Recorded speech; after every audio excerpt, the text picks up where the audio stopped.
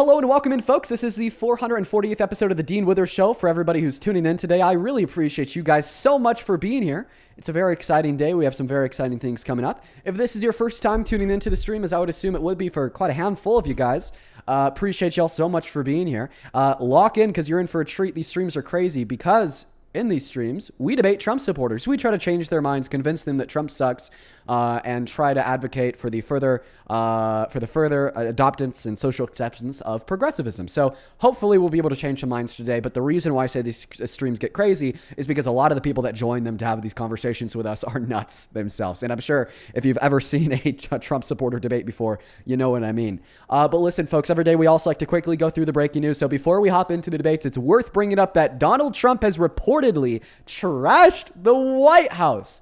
Multiple White House insiders have reported that they have started to grow very upset and annoyed with Trump and his wife, and they've had to start monitoring Donald Trump's trash because he has been throwing out their silver utensils. Who the fuck does that?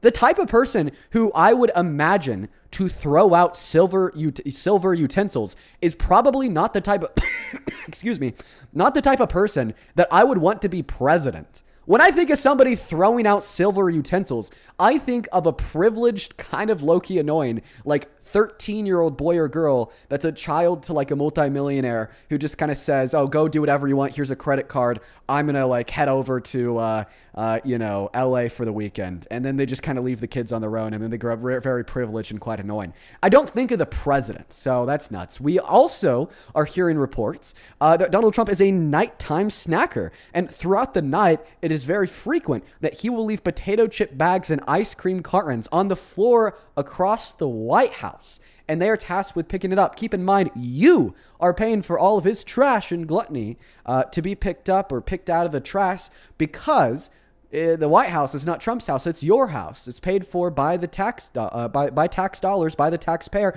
The same funding that is sent to the cleanup crews to, take his potato chip bags and ice cream cartons off the floor and to ensure that he's not throwing utensils away. So there's the breaking news of the day. Pretty insane. Really gross, too. Also, happy Juneteenth for all of the black individuals tuning into the live stream. Today is a day of celebration of the continued progression for racial equality in America and on the global stage. And it's also a day to reflect upon the history of the subjugation of oppression and terror that black individuals have faced, not just in America, but across the world through the transatlantic slave trade and continually in the global South today. I would highly recommend that you take some time out of your day-to-day to spend some time researching heroes and stories of black Americans and black people across the globe in history as well as today, because it is important that we focus on the voices of marginalized communities across America and across the globe, and today is a day to do that. In fact, before I went live, did a little bit of research, and I found one very predominant black individual throughout history that I really thought was very influential and very meaningful. So I wanted to share the story with you. I'm sure that many of you guys are very familiar with her. Her name is Katherine Johnson, and she was a mathematician whose work was instrumental to the first U.S. crewed space flights. She worked for NASA for over 30 years, contributing to numerous space exploration projects and authoring and co-authoring more than 26 research reports. And in fact, she passed away earlier this year at the age of 101. And she, as I just said, was integral to the very first U.S. crewed space flight, leaving the Earth and expanding the greater beyond. And the reason why I bring up this story is just because it underpins the great work done that has underpinned many of the massive accomplishments of our country throughout the history of our country by black and brown voices that usually don't get the praise that they deserve. While Katherine Johnson was working hard as a mathematician in the back rooms at the NASA HQ, it was the white man who is getting the celebration and applause for making that first space flight. Hidden figures. And I think that's a big theme that everybody should focus on today, is the hidden black and brown figures throughout American history and throughout the history of humans that have been subjugated to conditions where their work was not noticed because of the color of their skin. Once again, for all of the black individuals tuning into the live stream, happy Juneteenth. We're going to go ahead and pass the mic to the first Trump supporter today to tell us why they support Trump. Go ahead and take it away. You might have to repeat yourself. I know that we kind of started the conversation off before we started the live stream on YouTube. I just wanted to feel you out, make sure that you weren't a troll. Go ahead and take it away, and let's just start from the top. Why are you MAGA? I support his deportation laws and his views, but however, I do not support the way he's doing it.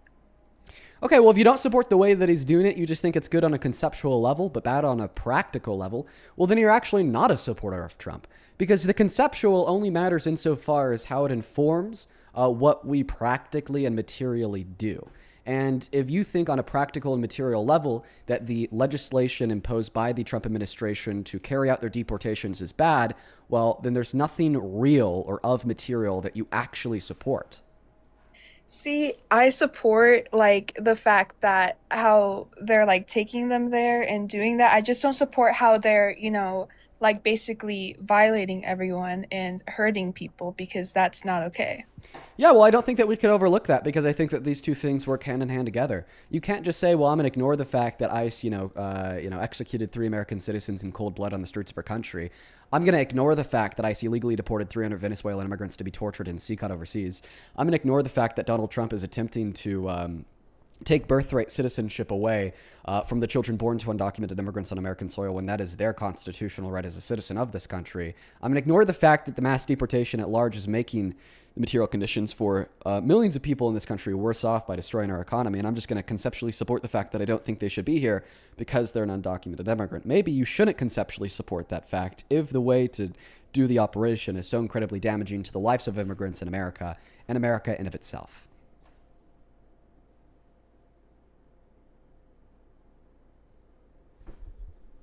Hello, can you hear me? Yeah. Okay, it works now. Um, well, you have to admit that he's actually been getting people who illegal immigrants who are doing poorly here and who are doing bad things Less than the are Democrats. say that again? I said less than the Democrats. Mm, Because Donald Trump is focusing on every undocumented immigrant and some legal immigrants. That's the scope of his deportation operation.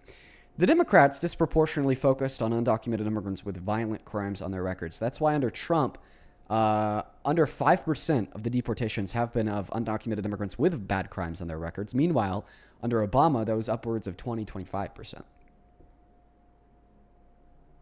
So the one respect of mass deportation that you support is getting the genuinely bad undocumented immigrants out of the country, you're actually a fan of the Democrats' deportation legislation.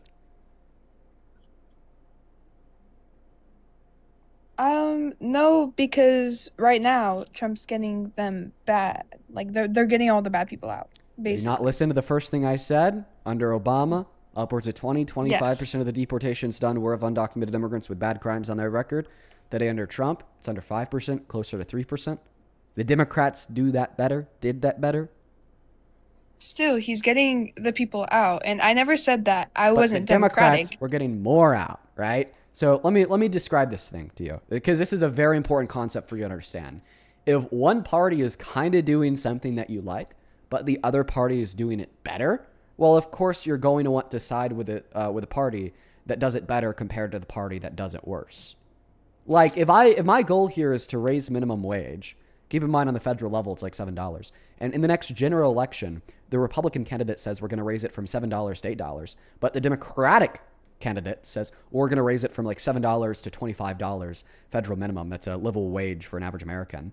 Okay? Well, of course I'm going to say, "Wow, even though they're both raising the minimum wage, honestly, I'm going to vote for the Democratic candidate, okay, who wants to raise it to $25. And honestly, in comparison to the Democratic candidate that wants to raise it to the $25 mark, the Republican candidate only wanting to raise it by $1 actually kind of looks bad, even though on paper they're both raising minimum wage."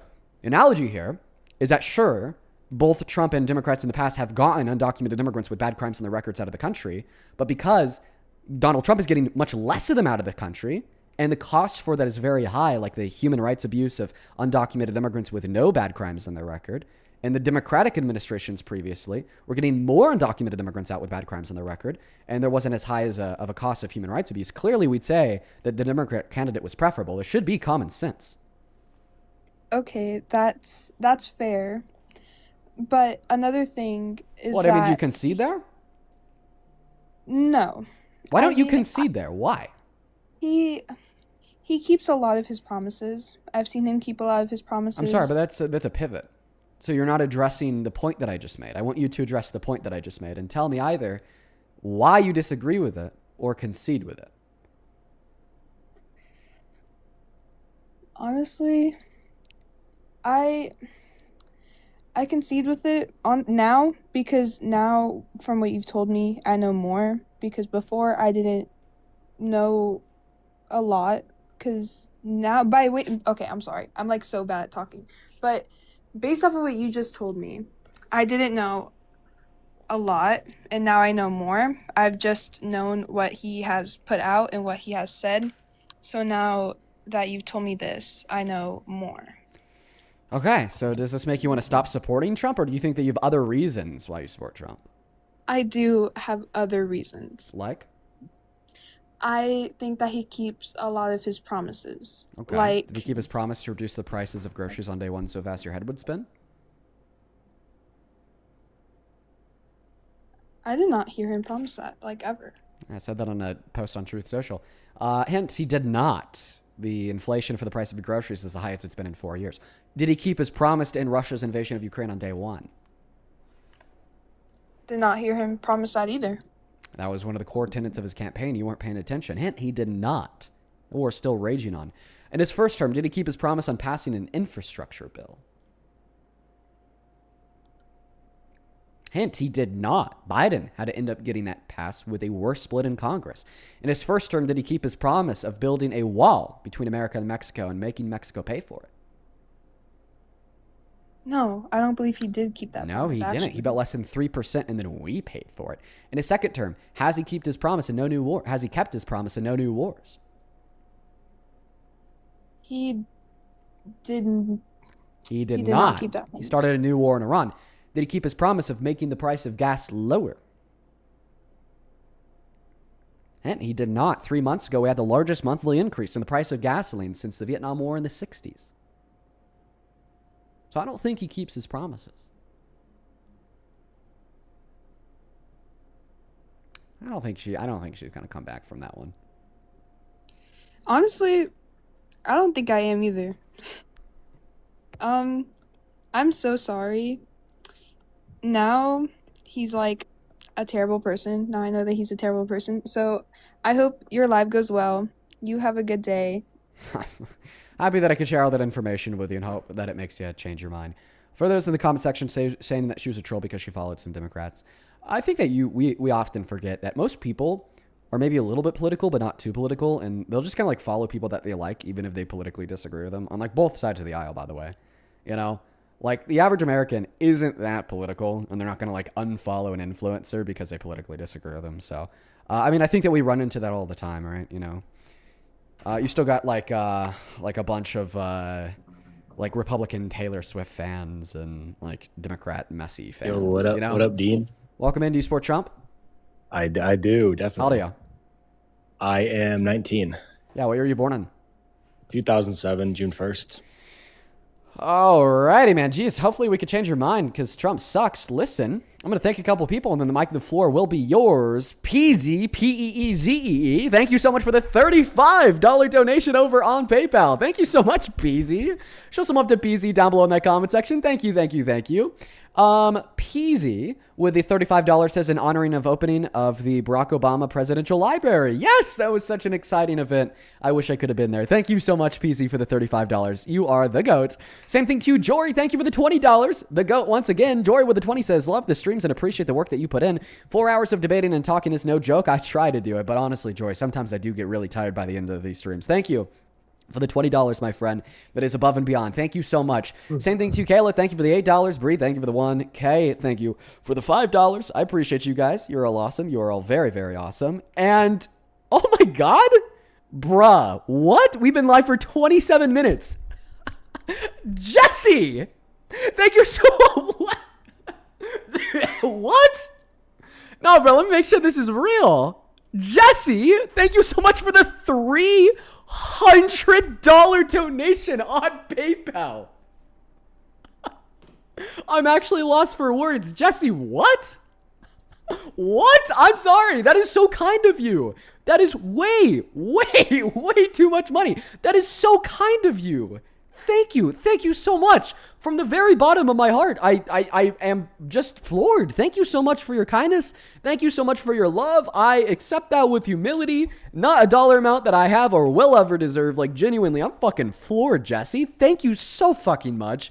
I want to see W Jesse's in the chat for at least the next 10 minutes while we hop into this next debate. Thank you so much, Jesse. Genuinely. Thank you. I'm actually going to send you a personal message. Thank you so much for that love and support. 3,000 Jesse W's. Jesse, you're the fucking goat, dude. Thank you so much. Let's go back into the debate. That's genuinely insane. 19, go. Wow. Wow, man. Go ahead and take it away and tell us why you support Trump. He's like super rich and he's smart. But he's a dumb person, but he's super rich and he knows how to control money. But I Okay, think so he's that's smart, but good he's for dumb? government. Oh, well, no. The choices he makes are dumb. He's smart with how he controls economically. Well, he Okay. knows how. Well, to. wouldn't his like actuation of control over the economy be a choice that he makes? Like passing economic policy, like the big beautiful bill? I guess it should be. No, not that it should be, but that it is. Like, literally, like, the way in which he controls the economy is through choices of what policy he wants to pass, of what tariffs he wants to impose. Those are choices that he makes. So if you think that he's dumb in the choices that he makes, well, then you think that he's dumb in the choices that he makes directed towards actuating control over the American economy, which would be true because the economy is much worse off today than it was when Biden left office. That is true. I do agree heavily. Well, I guess that didn't go my way. One thing I do like about Trump as well is his immigration policies. ICE, I don't like the way sometimes that it may be carried out, but like the idea of it and the way that it does work is good. Like I think that illegal immigrants that do come into the country should have their papers, and there are ways for them to get their papers, and I think that they should use those. Yeah. Well, usually when we say that things are good, we mean that they like produce like good outcomes, right? They promote benefit. So what is the benefit that Donald Trump's mass deportation has promoted? What's one way that it's materially made the United States of America better off? Enforcing a law that needs to be enforced where illegal immigrants can't come into the country. It's enforcing enforcing law isn't by virtue always good, because sometimes we shouldn't enforce a law. We should get rid of a law, like segregation. So just saying, well, it's enforcing a law, that's not necessarily a benefit, because there's many circumstances throughout history where the right answer wasn't to enforce it, was rather to get rid of it or revise it. Are you saying we need to get specifically rid of that law? I think that we need to revise that law. Yeah, I think that we should offer the vast majority of undocumented immigrants a pathway to residency or citizenship, not deport them. Why do you say that? Why? Because it's better for them, it's better for you, it's better for me, and it's better for us. I disagree. Okay. Well, the facts say otherwise, dude. Okay. When we deport them, we lose $1.1 through $1.7 trillion annual GDP contributions. When we leave them here, we gain around 500 to 700 billion annual GDP contributions on top of what they already contribute. When we deport them, we lose around $100 billion in taxes paid annually on the local, state, and federal level. We keep them here, real median wages go up, they're more incentivized to pay taxes, they'd pay closer to $150 or $200 billion in taxes on the federal, state, and local level.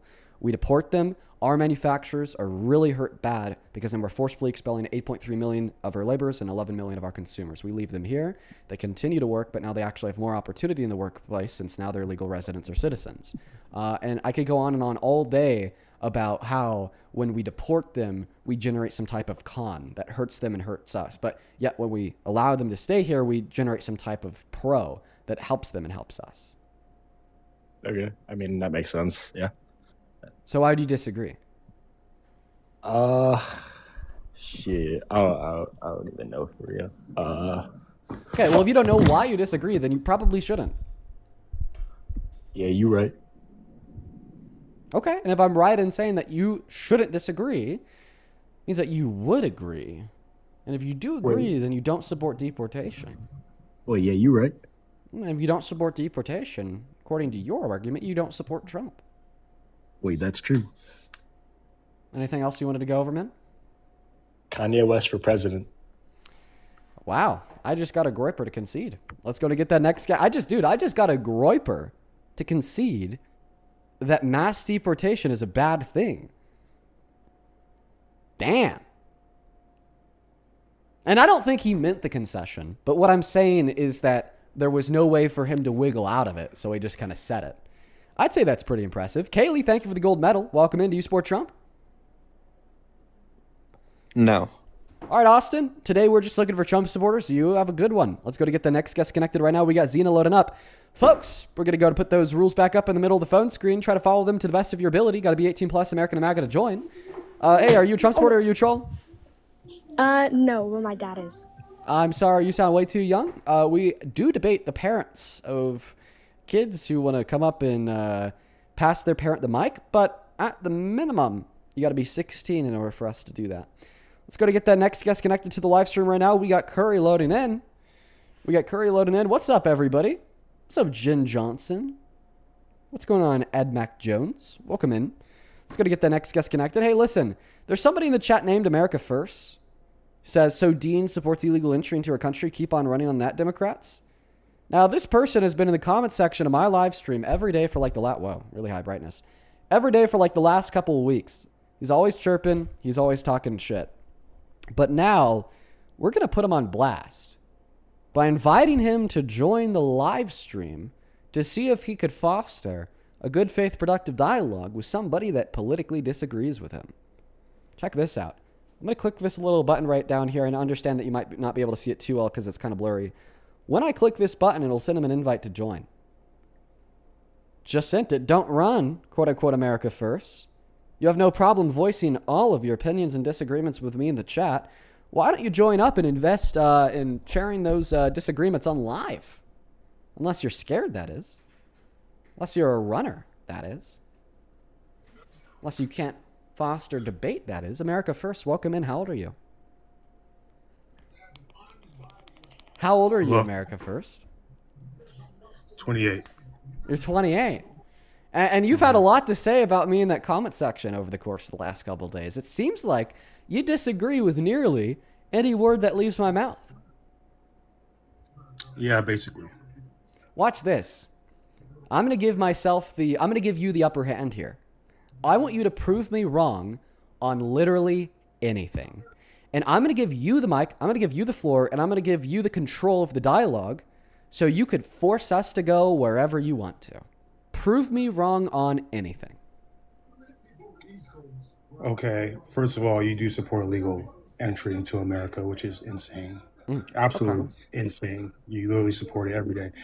How about we start there then? I have one more thing and then we could go back. Do you think that trans women are women and they should be playing women's sports? Okay. So to respond to your first claim that I support illegal entry into America, that's not true. Just because I support amnesty for the undocumented that are already here, because that's what's best off for us, the country, and them, doesn't mean that I think that our border should be flooded with people who are not vetted. In fact, I think that we should offer amnesty to the undocumented immigrants that are already here so we could vet the undocumented immigrants that are already here and then expand access and eligibility to the legal means of entry into this country so then we could further crack down on the very small amount of undocumented entry that would be remaining truly of those that aren't supposed to be here because they have those bad crimes on the record. I'd also like to point out here that if you do think it's insane to support illegal entry into America, why don't you think it's insane to support a rapist criminal entering into the Oval Office? You sound hypocritical when you make that point. We never raped anyone. Well, And that's so not what a also, court found. A unanimous jury have found him liable for raping a woman by the name of E. Jean Carroll. We're talking 9 jurors, including a juror that we know was on the right, that E. Jean Carroll's lawyer fought to get ejected from the jury, that Donald Trump then fought to keep on the jury, and Donald Trump won that battle in accordance with newly unsealed court filings. Bro, everyone knows E. Jean Carroll's a psycho. Like, we don't even have to discuss that. Well, if everybody knows that, the evidence must be clear. Let's think about something else that most people agree on. Wait, hold on. Something else that most people agree on would be the fact that the Earth is hold on. round, right? Of course, there's flat earthers, but they don't, not too many of them. Do you think a majority of people agree with your stance on immigration, Americans? I don't know. I would assume not because of political propaganda, but 500 years ago, 90% Right. of So people why alive do thought you the so earth why was do you flat. promote that? Don't you want Democrats to win? Because I don't think that what the majority of people thinks is true necessarily. The same way majority of people 500 years ago thought that the earth was flat. That didn't actually make the earth flat. And in response to your claim that everybody knows E. Jean Carroll is crazy, I don't know that E. Jean Carroll is crazy. Convince me. We could talk about that after we're done with immigration. So Oh. you if you were running for president, you would run on allowing everybody that crosses the border. You would just let them in, right? You just let them in, and then you vet them. Oh, that's not a fair representation in my view. That's certainly false. So what is your view? Tell me, because it seems like your view on immigration is really stupid. Okay. Well, it seems like you're really stupid because I've repeated it 4 times and you still can't follow. So my view is that What for is all it, of the bro? undocumented immigrants that are already here, they should be offered a pathway to residency or citizenship if they did not commit any bad crimes. And as well How? as we should How do you vet them? You should vet them beforehand, right? Though you don't vet them once they get into the country. Well, the thing is, That's how our the thing citizens is- get killed. That's how our citizens get killed, and people talk about that, and you guys don't give a fuck about it. see, the thing is, So not one illegal immigrant should kill any one of our citizens. Period. so the thing is we don't have a time machine. We can't like go back in time and vet them before they came in. So working forward, the only thing we could do is to offer them a pathway to residency now that they're already here. And see, the thing is if you really care about identifying the undocumented immigrants that are murderers, that are rapists, that are violent criminals, then you should endorse amnesty because that process of vetting would be substantially quicker than any process of removal through deportation because it's something that undocumented immigrants would actually be willing to cooperate with, leaving a very minute and small amount of them that would be unwilling to cooperate with it because they know they get caught through their vetting process because they are a violent criminal for ICE to detain and deport. Got it. But so I'm just so confused. Like, how do you? You admitted that a majority of Americans don't agree with your stance on immigration. I think that Yet majority of you Americans still- you would still agree. push it? I Like, think did that you I still think that push it? majority of Or you Americans just, would like, agree I with f- my stance on I immigration feel like if it you was just. explained to them. I feel like you just Listen, virtue I signal. actually. I feel like you just virtue signal. So mass right? amnesty Oh, is something that I we should think is let people- incredibly appealing to the average American. And by the way, if we shouldn't support things that the average American wouldn't support, then you wouldn't support Trump because his approval rating is 31%, which is not representative of the average American. Yeah, I mean, any president's approval rating is going to be low. So then you're not a supporter of Trump or any president, right? Because it's not what the average American supports. That's the argument that you want to run on me. I'm going to run it on you. I support the Republican Party. I support conservatism. Yeah, conservatism, the grander operation of hypocrisy. Conservatives say, if you came into this country with the use of illegal means, you're an irredeemable criminal scum. You deserve to be illegally deported and tortured and beaten and sea caught. But if you come into this country born here, born a citizen, and you grew up to rape women, commit 34 felonies, get held civilly liable to lie to banks, try to overturn the 2020 election, give full and complete presidential pardons to domestic terrorists that try to kill cops on J6, and then play cover-up by breaking federal law to protect the rapists and pedophiles and predators in the Epstein files, then you're so great, you're the best president in history. Make it make sense. There's no law and order. There's just hypocrisy and lies. Also, no one, like, to be real, like, no one cares about January 6th anymore. You, like, not understand that? Right, that's crazy. Like, you like care the more average- about like- you care more about an like, undocumented mother and father you- trying to provide for them tell and their people- family than you do about the you largest guys assault on on our the left- democracy since the Civil War. You guys on the left riot, fucking violent protests, and you think the average person would want to get on your guys' side? No. Wow, what a And point of then when- hypocrisy. and then when- Again, and then when you guys on the people talk left about this uphold stuff, violent do you protests see and riots, conservatives- but I'm actually do you going see to people on the defend a right? violent protest and riot on J6, yeah. No one cares about J6, Dean.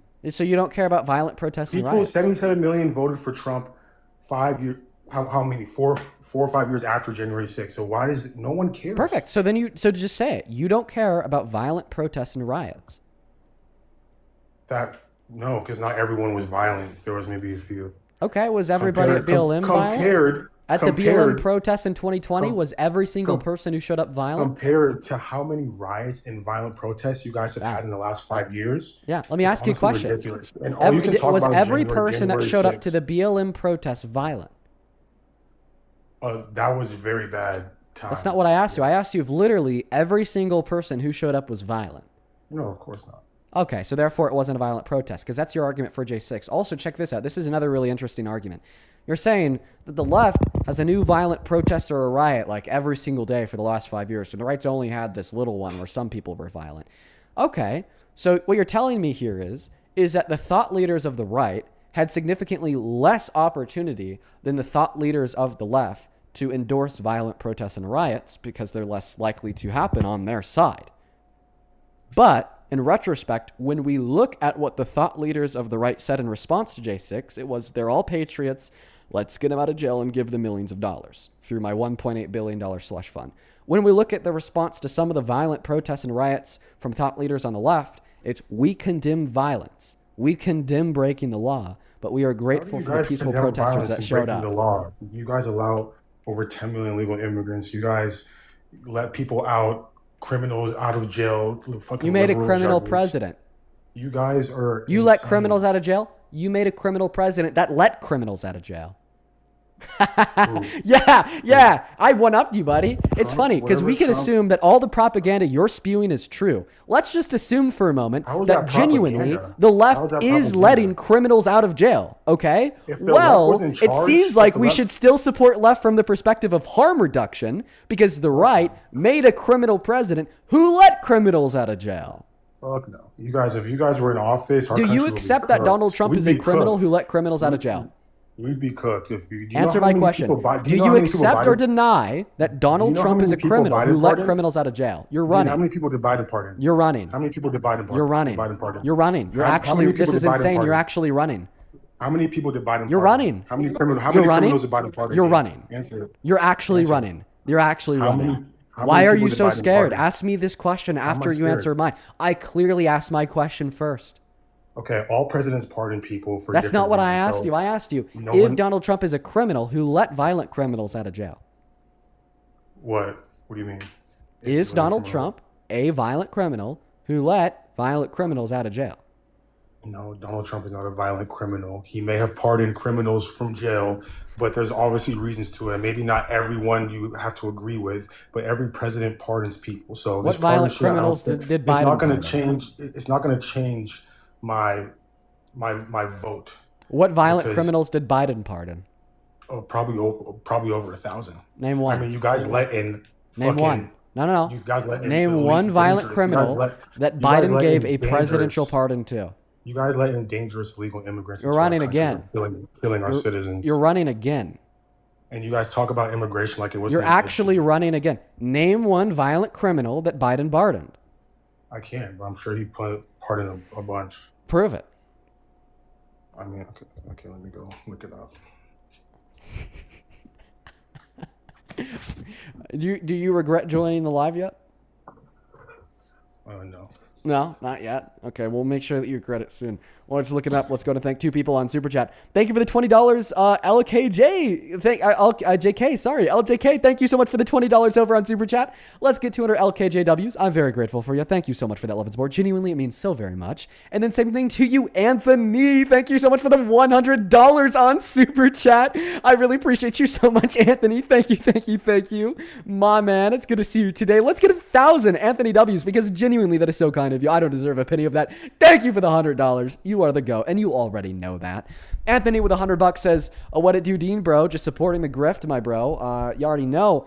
Appreciate your grind against MAGA. As a Navy veteran, I'm disappointed with how this administration is doing black military and history. E. Jean Carroll was not crazy enough already with the lies." I appreciate you so much for the $100, Anthony. Seriously, you are always here. You're always hanging out with us, and I'm so fucking grateful for you. I hope that you enjoy the rest of the stream. Show some love to Anthony down below in that chat. Were you able to find the name of one violent criminal that Biden pardoned yet?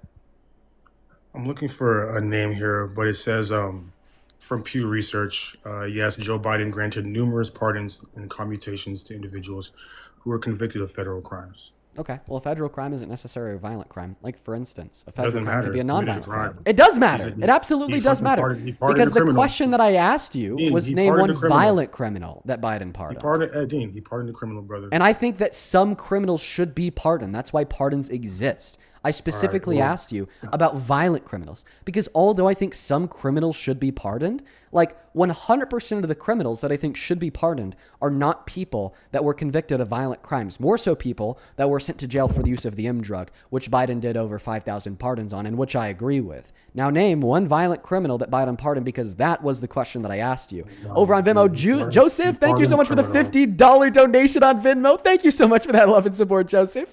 Joseph with a $50 says Juneteenth events downtown all day. So I'll be a VOD watcher tonight. Good luck with the Friday Crazy. So appreciate you, my friend. I hope that you enjoy the VOD when you watch it later. And thank you for the $50. You are awesome, awesome, awesome, awesome, awesome. Thank you, thank you, thank you. Let's get 500 Joseph W's. Jared, thank you so much for the $10 over on Super Chat. I appreciate you. Thank you, thank you, thank you, Jared. Karina, thank you for the 5. Billy, thank you for the 5. Jared, thank you another 10. And then Trey, thank you for the $10 who says, Wild seeing you in Thanks for Oscars the live gifts, this morning. guys. Dude's a goat. Dude's an absolute goat. Oscar was killing it, man. I'm going to have to talk to that guy a little bit offline. I thought that he was fostering some Appreciate great the debates. gifts. Appreciate the Same gifts. thing to Love y'all, you, man. Hannah. Thank you for the $17 and the 76 cents donation over on PayPal. Never Thank you so let much for that love, Democrats Hannah. in power again.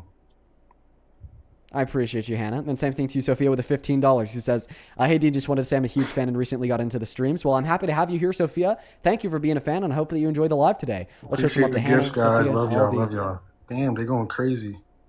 Why are you Damn, they thinking? going stupid. Okay. All right. I Well, appreciate you're it. kind of I interrupting me there while I was appreciate it. thanking my donors. My fault, fam.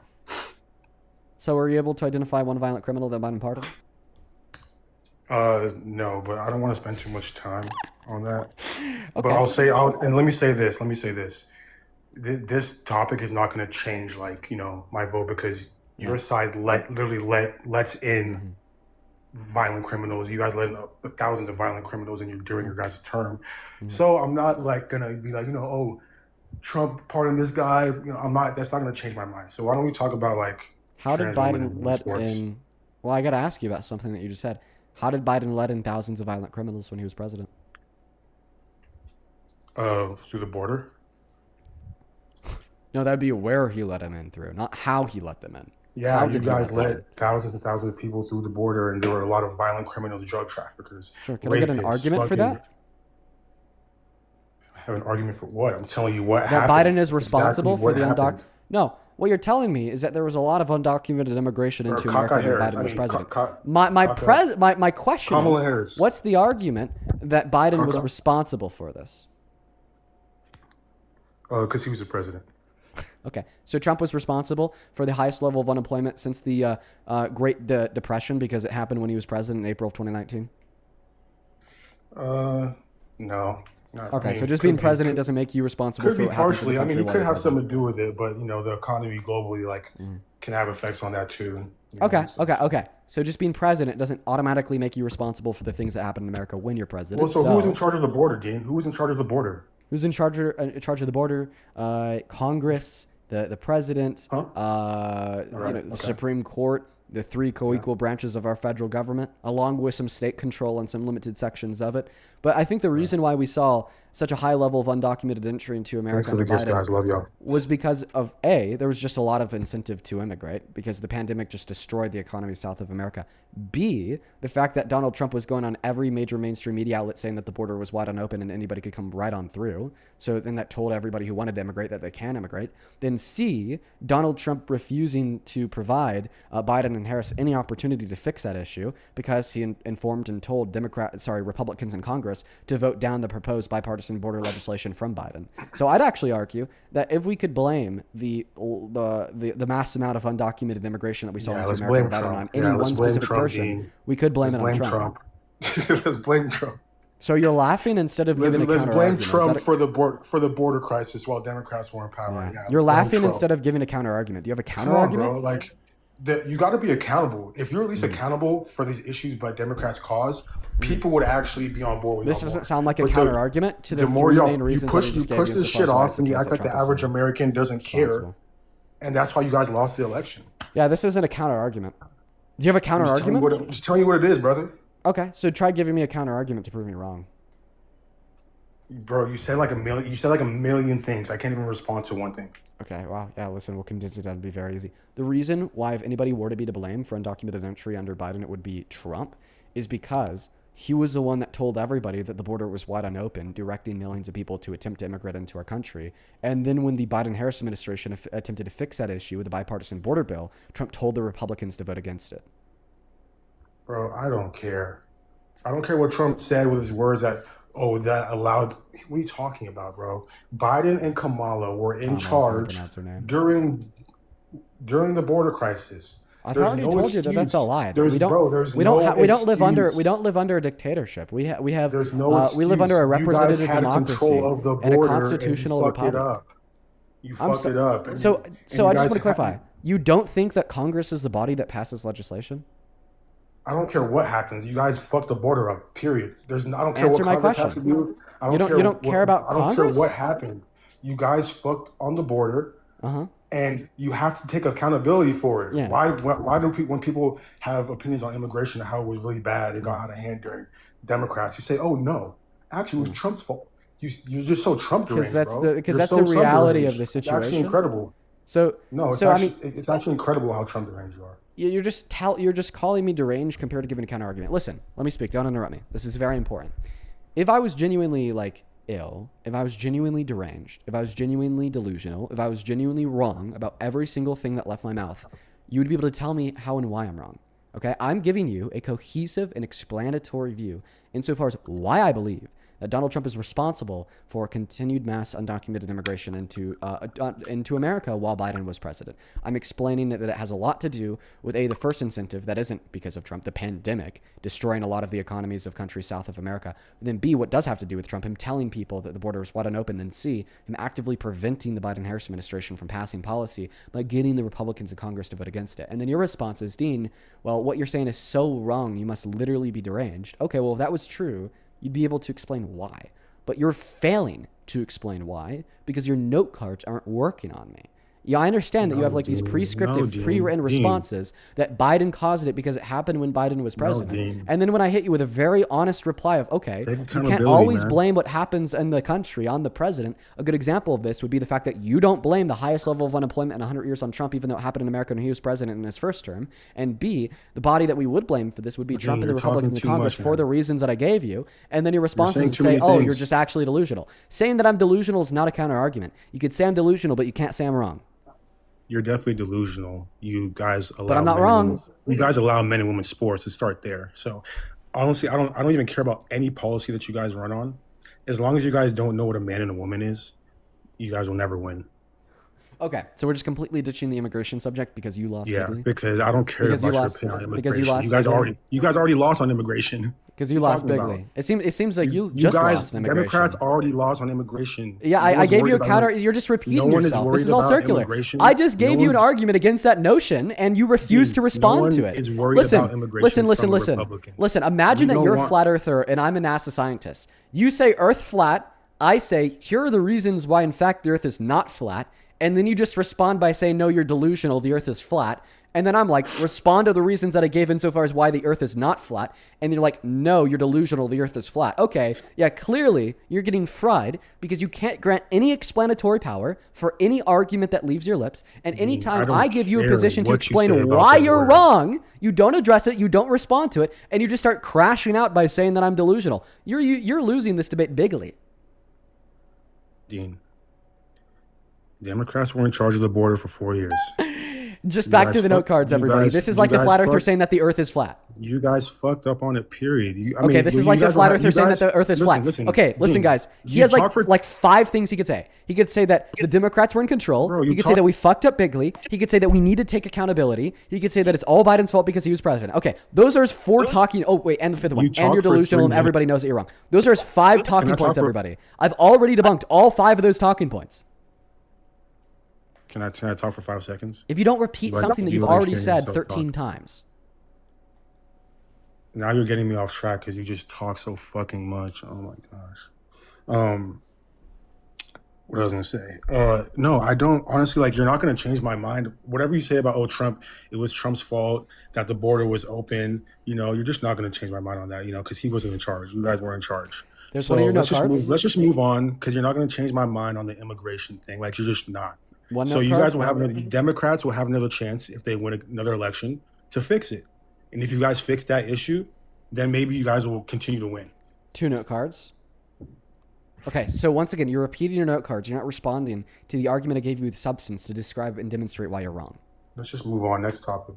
Why don't you want to give an argument with substance to describe and demonstrate why I'm wrong? What do you want me to argue about the border? I can argue. I want you to respond to the fact that the reason why a lot of people immigrated into America had nothing to do with Biden, had to do with because the Trump said the pandemic borders open. So onsetting everyone said, "Whoa, let's the go to America and conditions just to flood it." incentivize immigration. And what did Democrats do? Trump saying that Didn't borders were enforce- wide and open, and then the Democrats having their policy shot down in Congress by Republicans You guys did because not of Donald enforce Trump. security at the border. You guys did Thank you not so much for the enforce galaxy. high. You guys did not enforce high Okay, security. at the You just said, border. well, what You did guys did Democrats not do in vet- response? You guys did not vet listen. people right. You guys You just vetted said, people way you too just said, fast. you just said that what did Democrats do in response to the border crisis? They tried to pass Langford's bipartisan border bill, in which would have spent billions of dollars on hiring significantly more federal judges to man immigration courts at the Thanks southern for the gift, border guys. to expedite the legal levels of entry into America, which A, would have naturally disincentivize undocumented entry, and B, this bill also would have given the president a special authority to cap the level of total entry into the border on a daily basis and shut it down completely. This bill would have solved the crisis that we had on our hands under the Biden-Harris administration.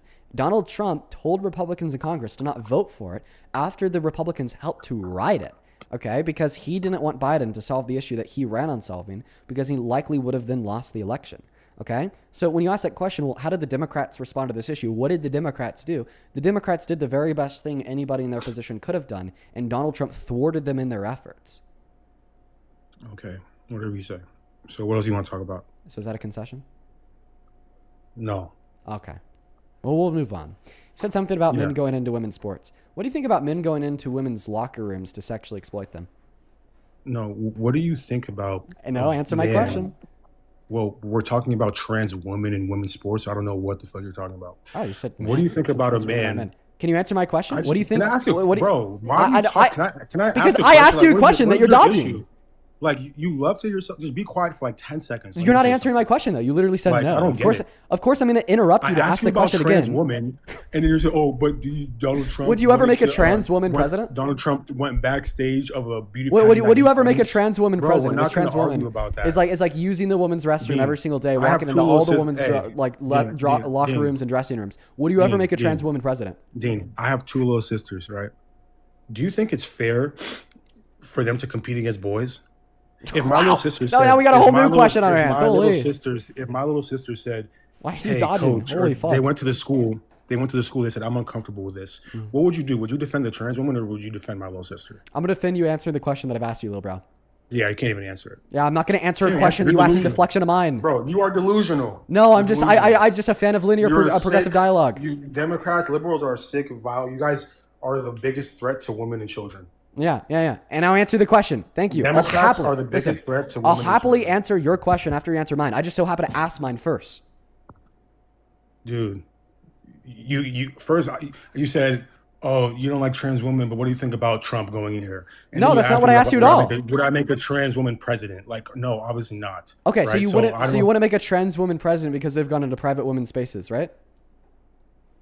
No, I just don't agree with Democrats' policies about thinking men can be women and women can be boys. And Okay, you just got a restriction. Unfortunate, folks, because we're setting up for a dunk there. Unfortunately, we got to kick him because you just got a restriction for harassment and bullying.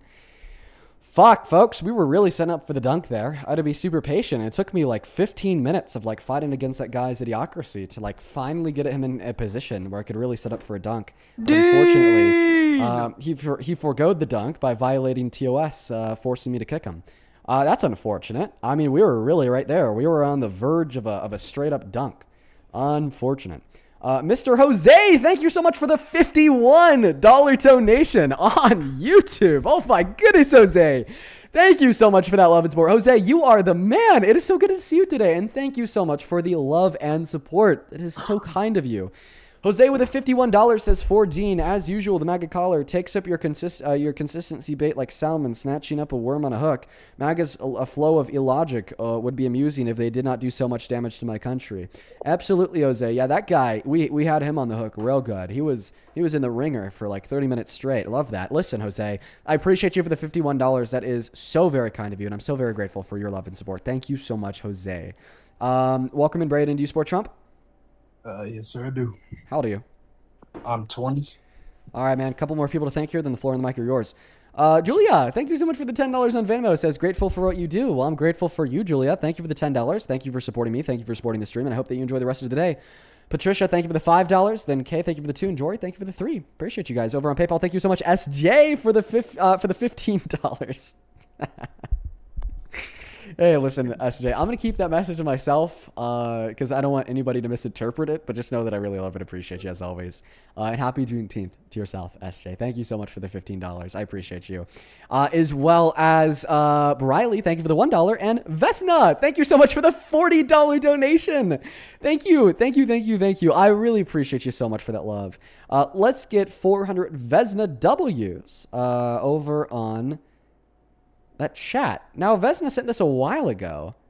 Kobe won't regret joining the live because you've schooled him a million times and he keeps on coming back. He's half black and hates trans people because he has little sisters.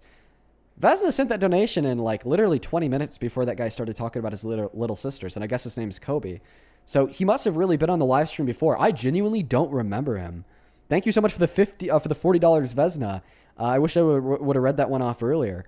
Brandon, go ahead and take it away and tell us why you support Trump. So I'll start by saying I watch this every day, and I can't stand listening to these idiots that come up here. I 100% support Trump, but some people just come up here and have no clue what they're talking about.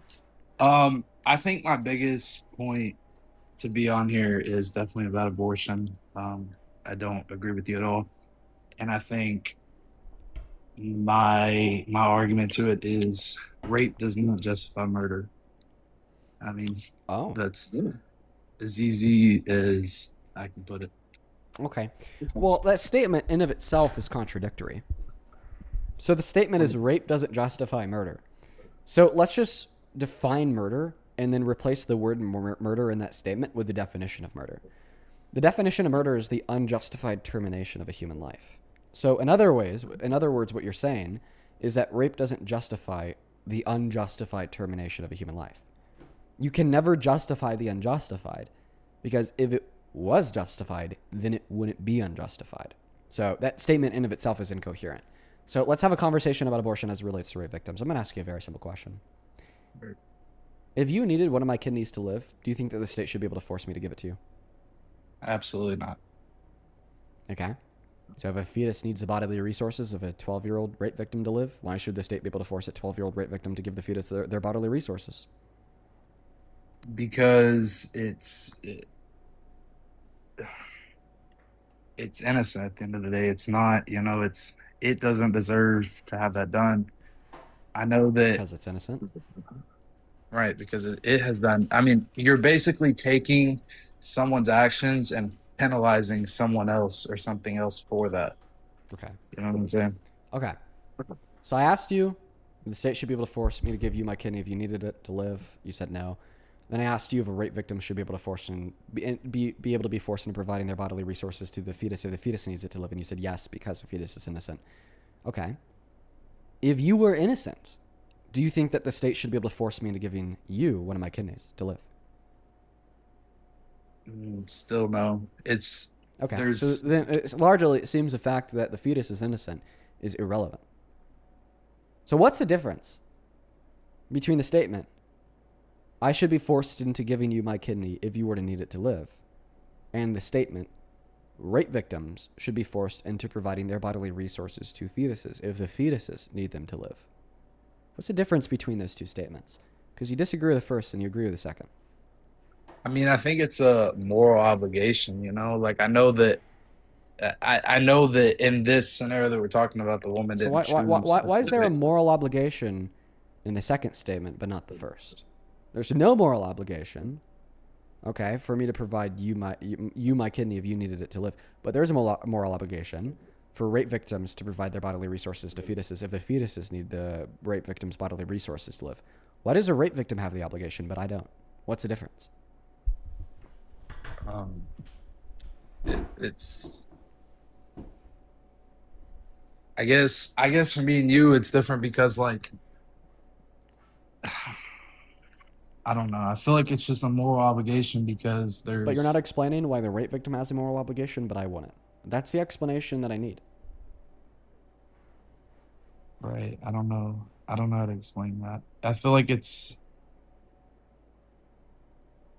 I don't know. It's just a biological thing. Like if just because I don't know, because I heard somebody say the other day that it's because it's the parent, and it's not because it's the parent, and it's not because it's biological. It's just I don't know. I don't know. I don't know how to argue that. Okay. Then you probably shouldn't, because that was the easiest argument I've ever given to anybody.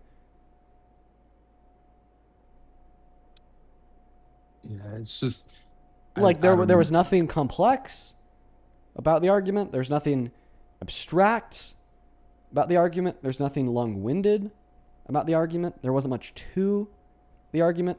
The argument is there's no difference between the state forcing me to give you my kidney if you needed it to live and denying rape victims access to abortion. That's it. Right. Right. I mean, I understand that. I don't know how to argue that. Well, seems like this is the defeater to your argument. If you're like left completely stunned and you don't even know what to say after 6, 7 words, then your argument's probably false. So another thing is, I mean, I don't know how to argue that, so I'm just going to change the topic. Another thing, Do you agree that you shouldn't like vote for policy to ban rape victims' access to abortion until you can argue that? I mean, yeah, it'd probably be better to be able to argue it than to just So like go with as it stands, like you don't endorse legal restrictions on rape victims' access to abortion because your view has been stumped. I mean, no, I still think that it's wrong, but I don't Right. I don't know how to argue it. Okay. Well, this is like me saying, "Oh, well, it's wrong to be black. Let's criminalize being black." Okay. Oh, but Right. you asked me, "Do you think it's wrong to be white?" I'm like, "No." You say, "Do you think it's wrong to be black?" Yes. Oh, well, what's the relevant difference between being white and being black that makes it wrong in one scenario but not the other? I'm like, you've stumped me. Don't know what to say. But I'm going to still vote for legislation to criminalize black people. Okay. Yeah, that's some stupid shit.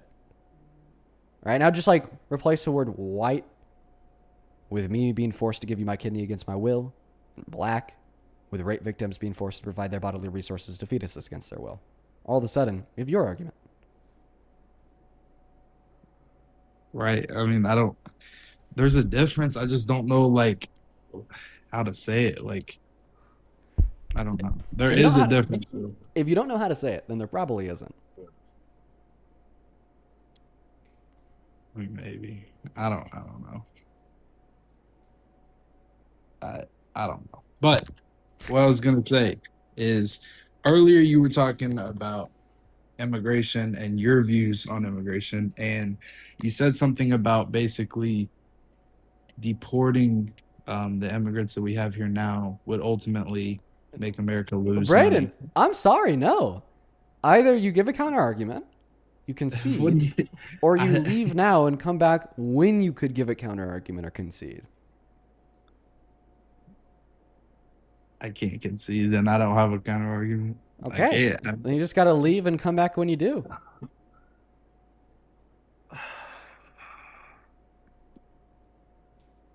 He left. Talk to you soon, Brayden. I'll keep your mind and name. I'll be looking for you in that queue. I'll keep your mind and name. I will be looking for you in that queue. Let's go to get the next guest, Gavin, connected to the live stream. That was short and sweet. We're really running through the gas today, guys. I feel like I'm locked in. I feel like I am locked in today, everyone. Jeez Louise, we are on the go. Dean, I love you. We're straight Happy shooting. Juneteenth. Bands, guys, only hop inside of the queue if you happen to be an American adult that supports Trump as president. Do follow the rules of the live stream. Only attempt to join if you happen to be an American adult that supports Trump. Let's go to get the next guest connected to the live stream at this point in time. Are you MAGA or are you banned? What's up? Hey, are you MAGA or are you banned? MAGA. All right, man. Why do you support the worst president of your life? You-wee. I personally think he's the best Yeesh. Oh, stinky. in recent history. Oh, my God. Really just gross, honestly. Think so? Yeah, what's the argument for that? What's the argument? I don't know. I feel like he's done a lot for the economy. Oh, This what's war one in Iran macroeconomic is- indicator that's better off today than it was a year and a half ago under Biden? I mean, the oil that we sold because of the entire war in Iran, we completely constricted Iranian and the Chinese economy, and Yeah. business is booming. Yeah, that only hurt us. No, it actually benefited us. I'll tell you why that hurt us. Because Okay. if those oil companies didn't sell that oil to other countries, then we would have had a larger domestic supply of oil, meaning that gas prices would have been lower for Americans. But because they sold that oil to other countries, we had a lower domestic supply of oil, which made prices higher for the average American. So And it's the either funny thing we is- don't sell the oil, okay, and we leave it for Americans, and oil companies are a little bit worse off than they would have been otherwise, but the average American is better off than they would have been otherwise. If Right. we do sell the oil to other countries, American oil companies are a little bit better off than they would have been otherwise, and the average American is a lot worse off than they would have been otherwise. So here's a question. Would you rather benefit billion-dollar oil companies at the expense of the average American, or would you rather benefit the average American at a very small expense to the billion-dollar oil companies? See, the thing with that argument is, if you look at the gas prices now, they're going back down already. And also, around the time that Biden was president, the gas prices are like similar to then as they are now. Gas prices, at least from the data that we have so far, are not coming down yet. We do expect them to at some point in the future. But They the will, same very thing soon. that'll make the price of gas go back down is the same thing that'll make American oil companies sell less. Because the Strait of Hormuz being shut down is what drove the price of gases here at home in America up. Right. And the Strait of It drove Hormuz it being shut everywhere up. down is what drove American oil companies to sell more overseas. So with the Strait of Hormuz reopening, that's going to slowly drive the price of gas down, and that's going to slowly drive the international sales of American oil companies down. So it's a two-way street. In the same way you're saying, oh, well, now gas prices are going down. Okay, so are international sales of oil from oil companies. So answer the question. Would you prefer the average American to be better off at a small expense to the large oil companies? Or would you prefer for the large oil companies to be better off at a large expense to the average American? I'd obviously rather the average American to benefit, but you got to think. So then you Like- don't like the fact that there was a very large pressure on American oil companies to sell more of their oil overseas, because that's what made American oil companies better off at a large expense to the average American. So you're actually against the last argument that you gave me insofar as why you think Trump is good for the economy. In fact, you think that this is an example of how he's bad for the economy and is terrible for the average American. That he's terrible for the average American. So explain that to me again. As far as Yeah, okay. I'll try to explain it to you one last time. You said it's a good thing. Okay. One of the good things that he's done is increase international sales of oil from American oil companies. I said, well, when we sell more of our oil overseas, we have a lower domestic supply, and with a lower domestic supply comes higher domestic prices. If we were to have kept that oil domestically inside of our country, we would have had a higher domestic supply, which means lower prices. But if we're going to keep that oil in the country, American oil companies aren't going to be selling as much overseas, meaning profit goes down. I see. And Okay, I if see what you're saying. And if we have a lower domestic supply, then the American oil companies are going to be selling more overseas, which means their profit goes up. So its profit of oil companies goes up while gas prices go up. Or I see what you're saying. profit of Okay. American oil companies goes down as gas prices go down. When gas prices goes up, average American's hurt. When gas prices go down, average American is helped. So it's either Then I we changed help my the average American. argument, or I changed my answer. Then Okay, so I think you'd it's- rather it's- minimally help large oil companies at the expense of the average American than maximally because- help the average American at the minimal expense to the large oil companies? yeah, because the prices that we have gas at right now are around the same that they were under Biden. You know what I mean? So, that fact is completely like irrespective to any debate that we're having on if you would rather help the average American now or not. It doesn't matter if Biden was the best president in history for the average American. But if our or the country is worst winning, president. like Listen if we're to me. selling oil, Listen to what I'm saying here. Listen to what I'm saying here. Listen to what I'm saying Okay, here. you've been talking for like 5 minutes. It doesn't matter. Answer the question. It doesn't matter if Biden was the best president in history for the average American or the worst president in history for the average He was American. the worst. Okay, I disagree with you completely, but it doesn't matter relevant to my argument, because my argument is today, regardless of what has been done in the past, should we help the average American or should we hurt the average American? If your answer to that question is we should help hurting. So you think that higher gas prices don't hurt the average American? You're wrong. I mean, by a couple dollars, and it's around the same price as it was a few years ago. Like, is it really that big of a deal if we're making money?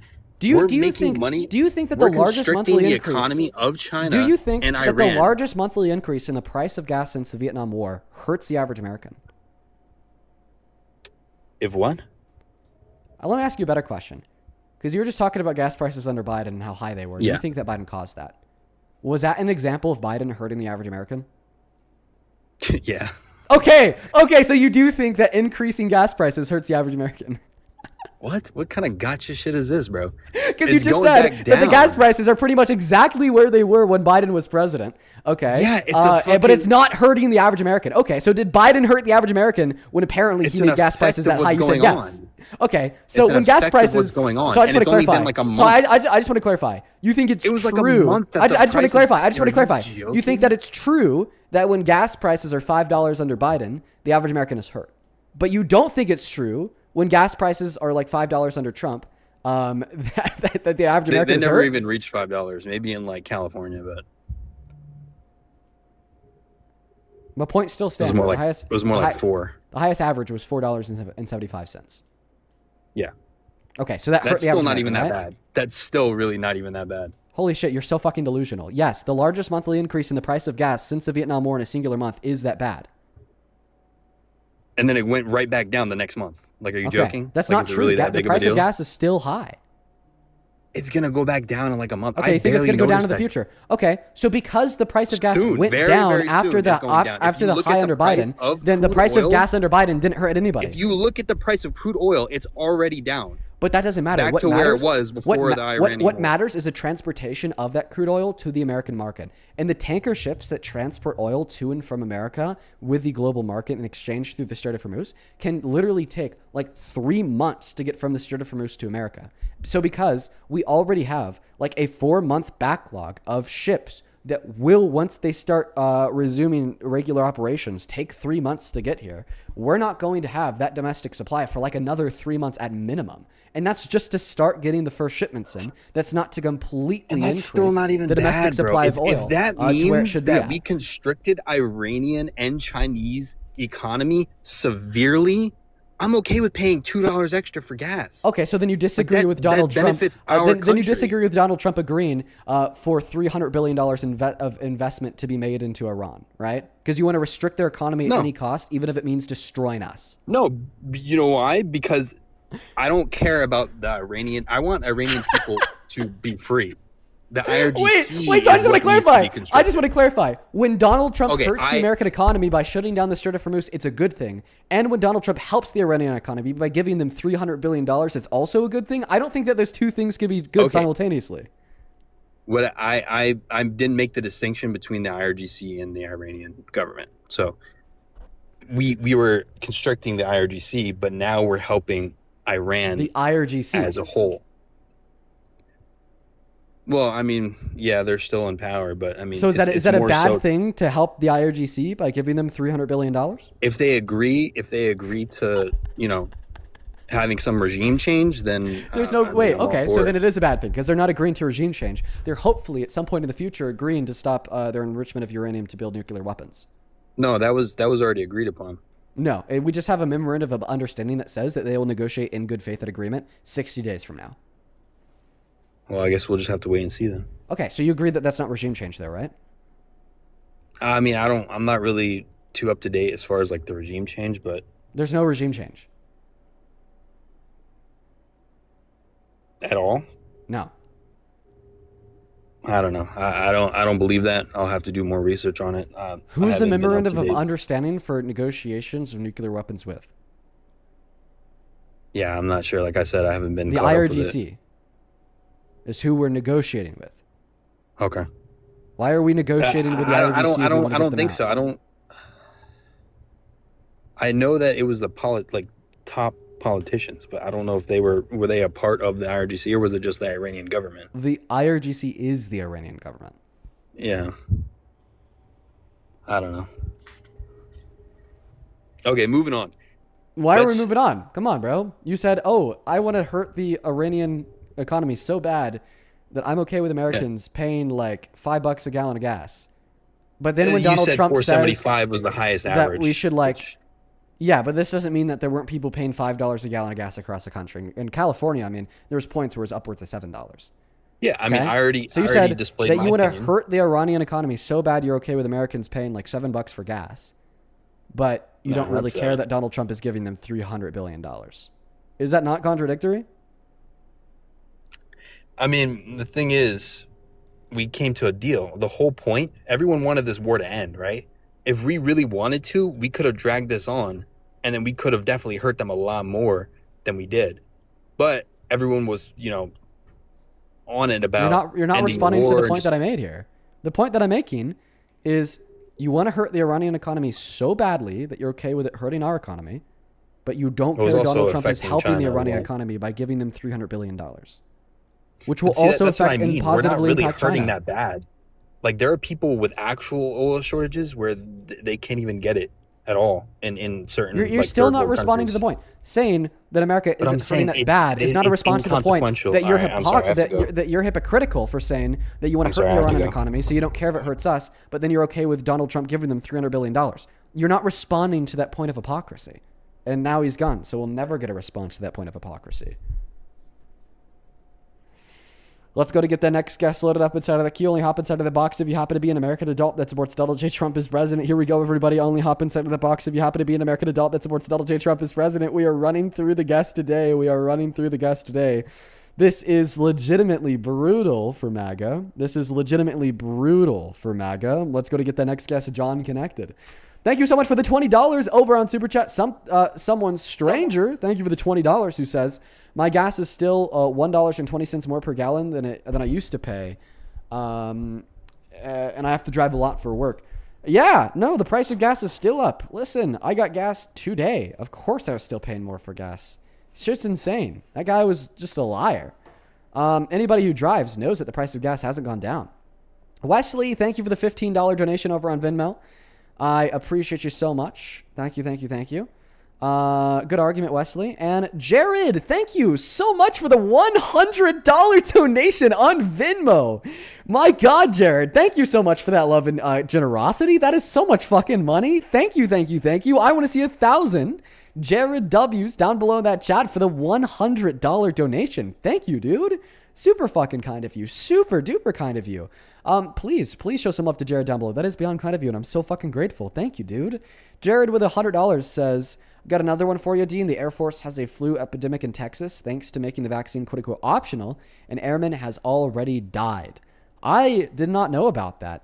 Thank you. I'll need to take a look into that. Jared. It's like every day now there's this new outbreak of some really bad virus that's killing people because Trump defunded the systems to prevent that from killing people. And thank you so much for the $100. And I appreciate you so much. Thank you, Jared. Let's see here. Also, thank you so much, Kate, for the $20, who says, I think that people forget that you cannot like abortion to be pro-choice. Thank you for everything that you do. A lot of people forget that. Being pro-choice is not a moral view. It's a legal view. It just means that you think that abortion should be legal. Mary, thank you for the $25, who says a lot of these Christians that are on their high horse about abortion don't care about the child after it's born. Otherwise, they become foster parents and not endorse politicians that take food stamps away from children. Yeah. Thank you so much for the $25, Mary, and the great point. I absolutely agree with you. Absolutely so true. John, welcome into Sport Trump. Wow, they really threw. Listen, folks, my stomach is hurting pretty bad today. I don't know what it is. It's just kind of been hurting all day long for literally no reason. Usually, like, I'm a little bit loud. I scream in the mic, but it's kind of hurting my stomach, so I'm going to have to bring it down a level. I guess we're going to have to be a little bit more chill for the rest of the stream because of that. Let's go to get the next guest connected to the live stream right now, everybody, over on PayPal. Thank you, Douglas, for the $10, who says, thank you for speaking up for the marginalized, from Doug and Cooper. Shout out to Doug and Cooper. Shout out to you guys. Thank you so much for that love and support. Thank you for the $10. Welcome in, LMR. Do you support Trump? No. All right, then you're banned, folks. We're just looking for some Trump supporters. Either you're a Trump supporter or you're banned. Nancy, thank you for the $20. I appreciate you. I appreciate you for that distinction, Nancy. Thank you so much. Let's get 200 Nancy W's. Thank you for supporting the show. Hey, are you MAGA or are you troll? We are John. We got Luke loading up inside of the queue. If you want to support me, folks, if you want to support the live stream, if you want to ask a question, get a message across, you can find my Venmo and my PayPal in the link tree in my bio on TikTok, pin message on YouTube, and the ads at the top of the phone screen on TikTok as well. It's just Dean Withers. Yo, my bad, without the D. letter I E didn't in the even know last I name was in Withers. this. I'll leave. It's just the Dean Withers without the letter E in the last name Withers. Make sure to double check that out, though, because there's a bunch of scamming accounts out here. Jesse, thank you for the $15 on Venmo. Says, I saw you join Oscar Quinton's live earlier today. Thank you for giving him a shout out and for sending viewers his way. He's criminally underrated. I love you and I watch your VODs every day at work. Momo for president. Jesse, I'm inclined to agree with you. He is one of the best debaters that I've come across in a very long time. I think that Oscar has a very, very, very bright future in the space. I think that he could be very successful at what he does because, like I said, he's genuinely one of the best debaters I've come across in a very, very, very long time. Welcome in. Do you support Trump? Or are you a troll? Not a troll. Dean, I keep donating to you and you keep mispronouncing my name. How's your name pronounced? Cariana, not Karina. Cariana. Thank you. I won't ban you.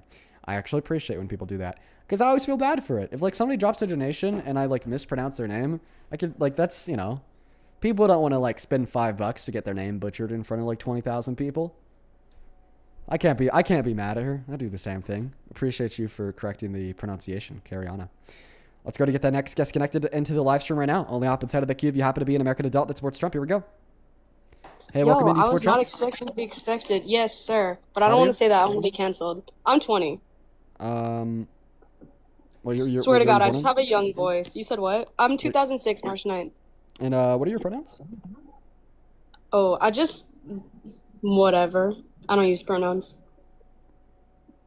You don't use pronouns and you're a Trump supporter? Yeah. Is that a problem? Considering the fact that Trump thinks that you're a domestic terrorist, kind of? I think you might have misunderstood. I just don't do them. So, not... Oh. Oh. You get it. Oh. It's not like you don't do pronouns in the sense that, like, you're agender or non-binary. It's that you don't do pronouns in the sense that you're a Trump supporter. So, if you don't do pronouns, please refrain from the use of pronouns. Because when you said, I don't do pronouns, you used a pronoun. Okay, Jamie can do that. Jamie can do that. I is a pronoun. So, Jamie wants to ask Dean. This is so silly. Jamie wants to ask Dean what Dean's... This is a fucking troll, bro. Get off my stream. Let's go to get that next guest loaded up inside of the queue. Only hop inside of that box if you happen to be an American adult that supports Donald J. Trump as president. We got Jags loaded up inside of the queue. Welcome in. Do you support Trump or are you banned because you're a troll? No, I'm not a troll. I do support Trump. Yeah, how old are you?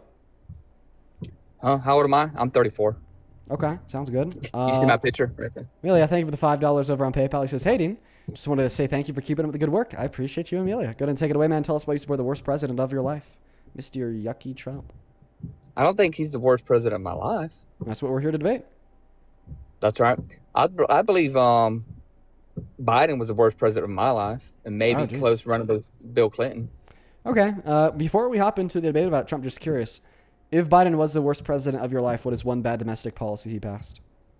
One bad domestic, like that hurting the common American? So domestic policy is like a bill influenced to get passed through Congress and signed into law. So it's one bad domestic policy that he passed. All right, I think when he opened the borders, that was a bad policy. Okay, so that's not a policy. Once again, policy is a bill passed through Congress and signed into law? Well, okay, I'll have to give you that. I can't think of one that he passed that was bad. Okay, all right. Why do you support Trump? I support Trump because my daily life hasn't really got any worse. It's actually gotten better under Trump. The manufacturing jobs have went up. Manufacturing jobs have gone up? Yes. Okay, what if I told you paper that's mills are- what if I told you that's a complete lie? Last year, we had the most layoffs since the pandemic, the worst jobs report in 20 years ignoring recessions, and the most manufacturing bankruptcies in 15 years. I don't think that's because of Trump.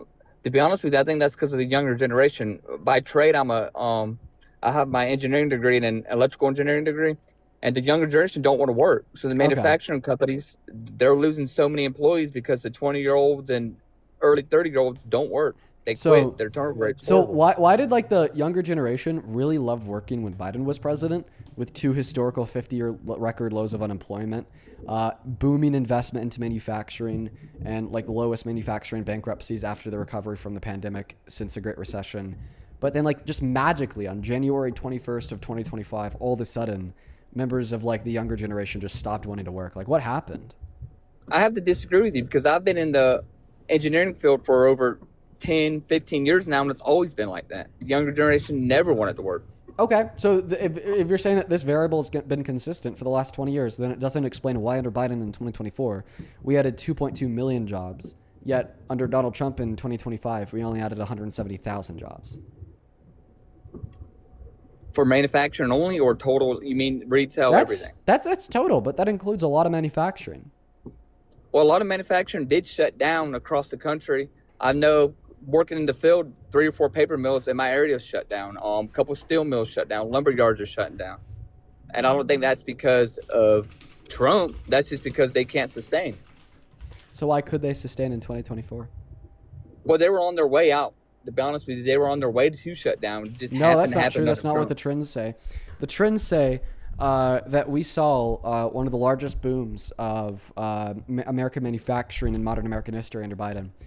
Most investment into American manufacturing in recorded U.S. history. And that investment's only been going down every financial quarter since Trump was inaugurated.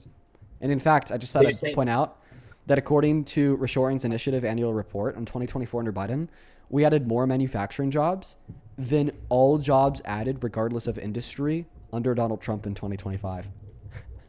Isn't that crazy? Yeah, that is wild. Okay, so obviously things were doing much better for manufacturers under Biden. Much better for manufacturers under Biden. If your facts are correct, then yes. All right. So if my facts are correct, would you still consider yourself a Trump supporter if what you care about is how manufacturing is doing? I guess no, sir. But let me say, don't kick me off yet. Let me say one thing. Do you think it's because I went to college and got a good degree and a good job where the economy don't really affect me? Do you maybe think that's why? Listen, when economy is booming, some people will be doing bad. And some people will be doing fine. When the economy is in a recession, some people will be doing great. And some people will be doing fine. Bad economy doesn't mean everybody suffers. It just means that more people suffer. Good economy doesn't mean that everybody excels. It just means that more people excel. So we would expect in a bad economy for some people to be doing just fine. Right, so I could open my eyes and I guess think outside the box and think about the people that ain't doing good. You're right. Maybe I need to just get out there and see that more. Yeah, and I'll give you my 2 sources for you to research, because you said if my data was true, then you would be a Trump supporter. Sorry, not a Trump supporter. So look up the Reshoring Initiative's annual report for how many manufacturing jobs were created in America in 2024.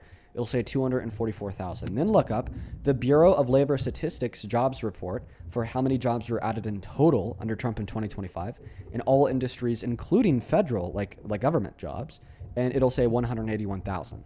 And that's the only information that you need in order to demonstrate that I am right, which would make you not a Trump supporter.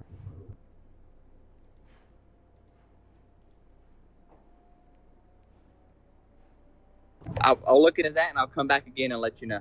I appreciate you, man. You seem like a nice guy, and that you're just misled. So I hope when you see that information, you'll change your mind. You take care, okay? Thank you. Yeah, take care. Let's go and get the next guest loaded up into the box right now. Only hop inside of the queue if you happen to be MAGA. Guys, we are really killing it today. We are really doing well. Wow, we have changed so many minds. We're on a fucking roll. What is that? Like 3 or 4 minds changed in the last 1 hour and 23 minutes of the stream?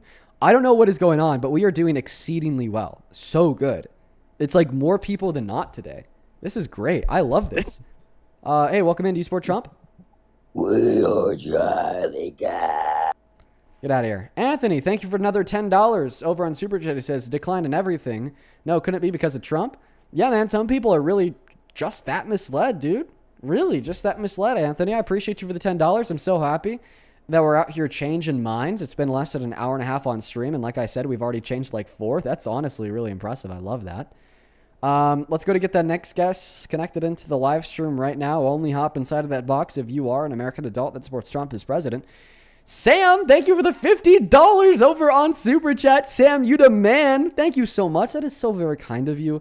It goes a long way. It really supports us in what we do. $50 is a shit ton of money. Really, like I said, goes a long way in the small town that I live in. Thank you so much, Sam.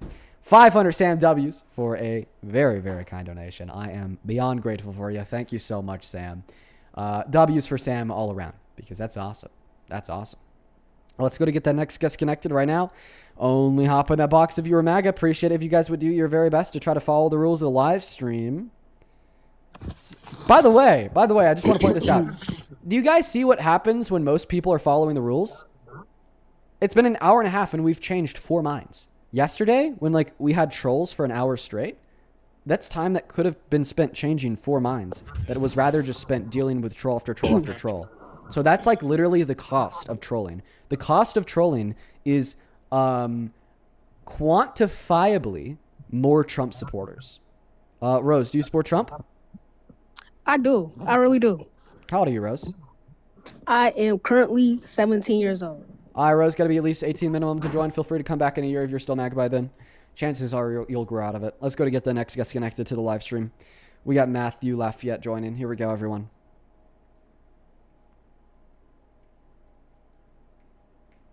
Here we go. Here we go. Quite frankly. Okay, Matthew Lafayette's not joining. Let's go to get that next guest connected. Sam Tech, do you support Trump? Yo, what's up, Grifter? Hello. Are you a Trump supporter? Hell yeah. How old are you? 21. What year were you born in? September 1st, 2004. LARP? What do you mean? Don't worry about it. Said that I was a grifter. Yeah. Why? You know why. I don't. Or else I wouldn't be asking. Well, I mean, you can think about it. Okay. Yeah, you know, I've really thought about it long and hard for a long time, and I just continually come to the conclusion that I'm not a grifter. Change my mind. I can't. You can't, because there's no substance to underpin your frivolous accusation against me. Is that why? No, just like you can't prove that Trump raped someone. Then what's the substance for the claim that I'm a grifter? Everything. Could you be more specific? I mean, not really. Not really? Okay. So if you can't be more specific, then your claim is probably false. Are you just mad that people donate to me? No. That seems what it's about. You seem very upset that sometimes people donate to me. And it makes you feel really bad. You know, jealousy is a real thing. Listen, man, it is a symptom of the human condition. You know, at every point in time, we all get jealous a little bit. It's how you deal with the jealousy that matters. I mean, and I'm real jealous that you're scamming a ton of teenage girls and middle-aged women out of their money. Oh, so now it's about them too. So now I'm a scam artist, and now they're teenage girls and middle-aged women. Wow. Yeah. So how do I scam them? Because as far as I'm concerned, they're making the conscious decision to send me donations on their own accord, in accordance with their own will, as they'd wish to, with the Venmo and PayPal, in which you could actually find a link to in the link tree in the bio of my TikTok account. And the @'s on the top of the phone screen too, Dean Withers without the letter E in that last name Withers. And it's also in the pinned message on the YouTube stream. If you use the @, just make sure that you quadruple check your spelling because of all the fake accounts out there. So how does it make me a scammer? Because you're a smart man and you know that a lot of these teenage girls and middle-aged women are not Well, I mean, smart. I'd like to clarify. Typically, teenagers don't like have a bunch of money or anything, right? So, I mean, Yeah, I would because they assume gave it all that to you. because all the teenage girls just send me like every dollar to their name. So, like for instance, Jesse, who is a 47-year-old married man with 4 Middle-aged kids, woman. who sent me Oh, a it was a man. $15 donation. Jesse's actually a 17-year-old girl. I mean, can you give me factual evidence that he's not? Yeah, predominantly the Have you fact ever that he's met a him in married person? man with a wife with 4 children. Do you know that 100%? Have you met him in person? Oh, I know. Were you I at haven't his met him in wedding? person. That's just what he said before. Oh, so he could be lying. He really could be lying. So he really could be a teenage girl, huh? Hey, disgusted veteran! Thank you so much for the $50 over on Super Chat. Thank you, disgusted veteran with the $50 says, not a teenage girl or a middle-aged woman. I'm a boomer that has mad respect for somebody dealing with 2-digit IQ magas all day, every day. Nope, sorry, disgusted veteran. Today it is your sweet 16. It is your sweet 16, Justin. Sorry, not Justin, disgusted veteran. And you are a girl. You are a 16-year-old girl, disgusted veteran. We understand that you're actually like a 72-year-old man or woman, possibly. But nope, today you are a 16-year-old girl. Thank you so much for the $50. Same thing to Anthony. Thank you for the $10. Who says, stop scamming me, let go of my arm.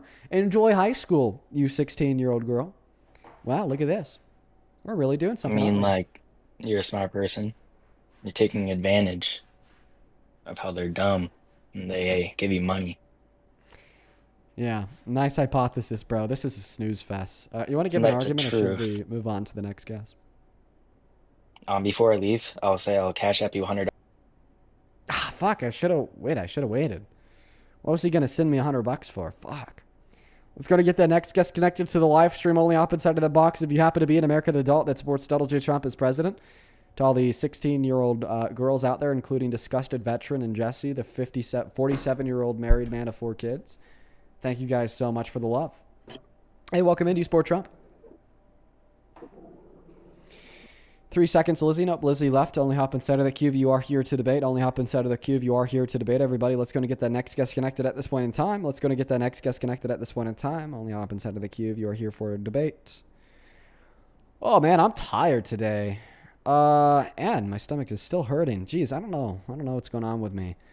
My body is failing, everybody. My body is failing so bigly, so terribly. All right, Lenny's not loading in. Tyler K is not loading in either. We'll leave him there. Just give him a moment. What about Tori? There's a lot of people who will join the queue, then just kind of scroll to their next live, and then that makes them like essentially just like quote unquote load into the stream for like 3 hours. What's up, Dean? Jerome, do you support Trump? That's not my name. That's Austin. Austin, do you support Trump? Sometimes. What about you, Jerome? Are you here? Yeah. Jerome, do you support Trump? Yeah. How old are you? 22. And why do you support Trump? Because he helps capitalism by making the average American have a terrible time right now, and so everyone will whine and cry about it, and then all be better in a few years. Okay, so your claim is that he makes people cry, therefore he's a good president? Not cry. He just, like, everyone's complaining, oh, gas prices, oh, this, oh. They're not focusing on themselves. So eventually they'll realize that they need to either pick up the slack or they're just going to fall behind. Okay, so you support a president that just makes it harder to live? So then, like, Americans, like, either have to pick up that slack or get left behind? Is that the position? Well, he's not going to be president forever. It's just a temporary wake-up call. You're why communists and socialists exist, Jerome. You embody the issue. You embody the issue, Jerome. Either that or he's trolling. I would assume he's actually trolling. So let's try to get that next guest, Ethan, connected to the live stream. Only up inside of the box if you happen to be an American adult that supports Trump. Do you support Trump? What's up, little bro? You ready for the singing battle? I'm ready to ban you. Permanently, frankly. Moving on to the next guest. Only up inside of the queue if you happen to be MAGA. Let's go and get the next guest connected right now. We got Diego Hernandez loading up inside of the queue. Here we go, everyone. Hey, do you support Trump? All right, guys, just keep in mind for every troll that we get, it delays us from being able to change the mind of another Trump supporter. Thought that y'all knew this by now. When we didn't have as many trolls, we changed 4 minds in an hour and a half. Let's try to keep it there. We are Charlie. I mean, you want more people to support Trump. Let's go to get the next guest connected. Only up inside of the queue if you happen to be MAGA. Apparently, we could quantifiably describe how many more people will support Trump if you guys continue to troll. I honestly feel like today was a really good test of that. For the first hour and a half, when we had minimal trolls, we changed 4 minds. So let's see how many minds we changed now that everyone's a troll. Hey, do you support Trump or are you a troll? We are Charlie Kirk. Yeah, let's see how many minds we change now that everybody's a troll. I'll give you guys a hint. It's gonna be 0. I didn't mean to join. My bad. It's gonna be 0. That's what it's gonna be. Hey, listen to all the Trumps. I just saw a Trump supporter in the comment section say, "Keep trolling." The Trump supporters want y'all to do this. You are helping out the Trump the Trump administration right now. I really do want everybody who's trolling to know that you are very legitimately and, as I just said, quantifiably helping the Trump administration by trolling. Yeah, look at all those Trump supporters in the comment section saying keep on trolling. You could see them in that comment section. Like, literally, read them. Look at the people saying keep on trolling. Click on their accounts. They are actually MAGA. Like, I'm not even trolling. This is what Trump wants you to do. Why would you do what Trump wants you to do? Strange. Just got to get that next guest connected right now. Welcome in. Do you support Trump? Sure. Age, please. Oh, no, they just left. It seems accidental. Let's go to get the next guest connected right now. Only hop inside of the box if you happen to be MAGA. I'd really appreciate that. Welcome in. Are you a Trump supporter? I'm a phenomenal black. You're doing what Trump wants you to. Doing what MAGA wants you to by trolling. You're preventing us from changing minds. Quantifiably, changed 4 minds in an hour and a half when we didn't have as many trolls. Are you a Trump supporter? Yes, sir. How old are you? 18. What year were you born in? 2007. What month? November. Okay. And why do you support Trump? Well, I would just like to point out recently that he painted the reflection pool blue, and a lot of people are freaking out about that for it turning green. And I would just like to point out that that is the environment, and it is June. So, no, there's not always algae in the reflecting pool. I know this because I've only been to D.C. around 5 times and taken a tour of the National Mall 5 times. Every time I've ever seen the reflection pool, it's never had algae in it. But now even like the blue at the bottom of the reflection pool is like ripping off, and they're like just picking up and taking big old pieces of that blue paint away. It's peeling. It looks like shit. I mean, the ducks won't even go in the reflection pool. If you've ever been to the National Mall, you'll know that the reflection pool always has like billions of ducks in it swimming everywhere. Now they're all like sitting off to the side. It's nuts. It's bullshit. So why do you support Trump? I support him for overall just making schooling just more easy for me. I'm a recent graduate. Schooling more easy? Yes. Do you mean easier? Yeah. Mm-hmm. Schooling. Yeah. You mean school? Yeah. Yeah. Yeah. So in the statement, would it be schooling more easy? The statement would be school easier. Yes, making school easier. Yeah. So what's that about education? Yes, pretty much. So Trump is good for education. Yes. And that's why he makes schooling more easy. Yes. Yeah. I don't think that there's even a warranted counter argument. I think that you kind of gave a counter argument within your statement. Yep. I think that maybe we should make schooling more hard. I mean, a lot of people are uneducated out there. Yeah? Yeah, a lot of people are uneducated out there? Yeah. Yeah.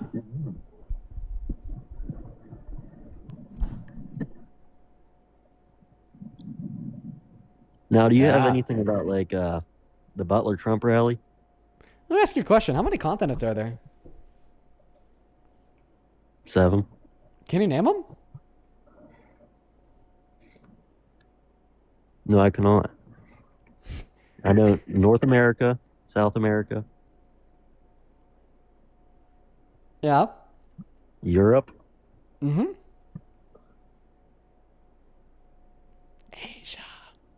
Indonesia. Oh, that one was wrong. I whispered it. Oh my god, Oh, bro. yeah, Asia. Holy fucking. Okay. Yeah, yeah. And how many American senators are there? So you're just ignoring my question? No, I'm asking you questions. How many American senators are there? I don't think that there would be 50. No. There's a 100. 2 from each All state. right. 2 from each state, yeah. Yeah. How many states are there? 50. What? Wow. And what's the capital? Of what? The United States? Yeah. That would be Washington, D.C. And approximately where's Washington, D.C. on a map? Maryland, which is right next to Pennsylvania. He must live there. He must live out there. Name 3 countries in Africa.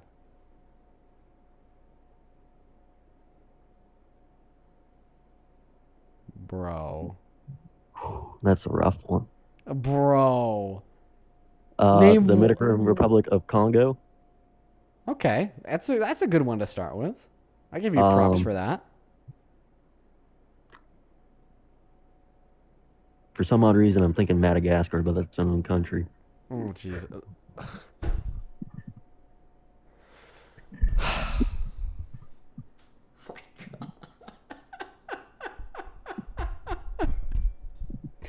And just to wrap just to wrap it back into the point. The point is that you support Trump because of education. Yes. Yeah. I hope you have a good rest of your day, man.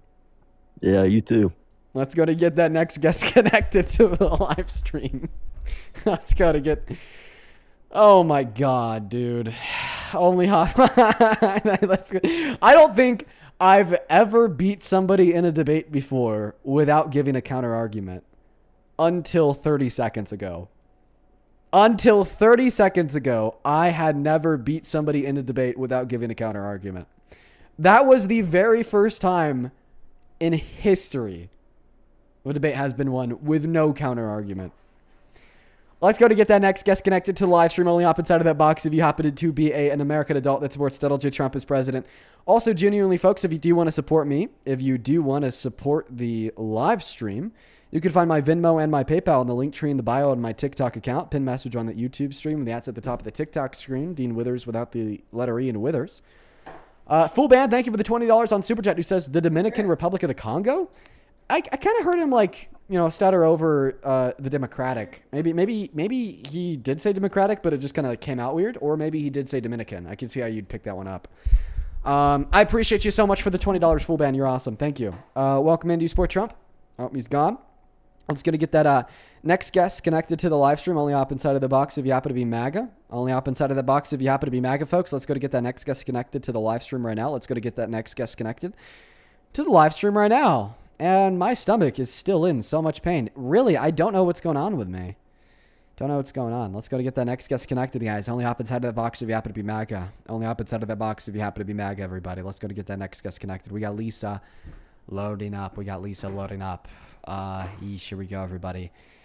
Long day of debate. How about that? Lisa, are you MAGA or are you trolling? I'm MAGA, but I have a video permission from my... She was about to say video permission from my parents. Listen, unfortunately, you can't be 18 to debate on TikTok. You can't even, according to their TOS, if you're under the age of 18, you can't even be on a TikTok live. Let's go to get that. But it is pretty cute that you went the extra mile to try to get approval from the parents. It's pretty funny. It's pretty funny. Good kid. Good kid.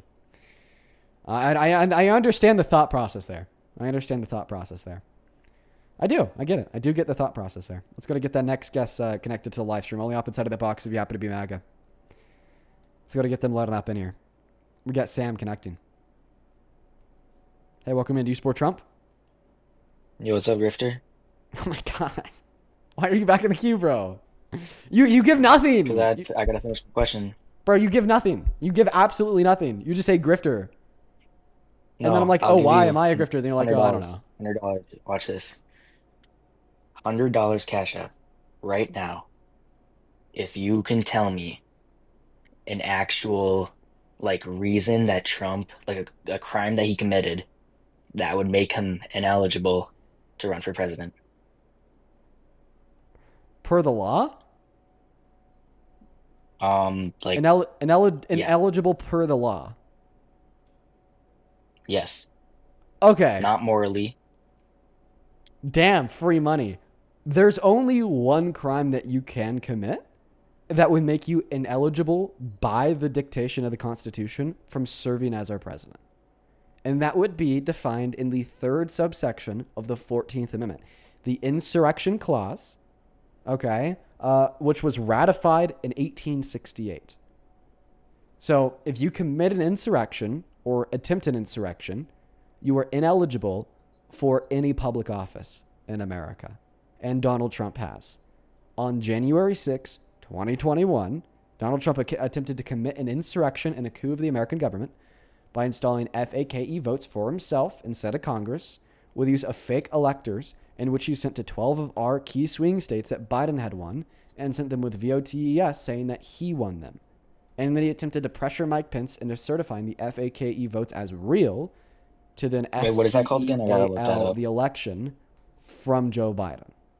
And I have to spell those words out or else I'll get kicked off by TikTok. What is that called? What is the law called? The Insurrection Clause of the 14th Amendment, ratified 1868. Where's my $100? I can bring this first, bro.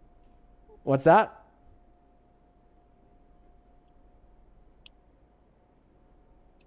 All right, so it says that there's other presidents that have committed insurrection that haven't gotten impeached. Many of Because of the Civil War. Because of the Civil War. I would assume like that's if what you it's ask me, I referring feel to. like if you ask me, I Wait. feel like I'm in the Civil War What with the other Democrats right now. presidents? I didn't check. I literally looked it up in first glance to a news article. A news article says other presidents have done insurrection?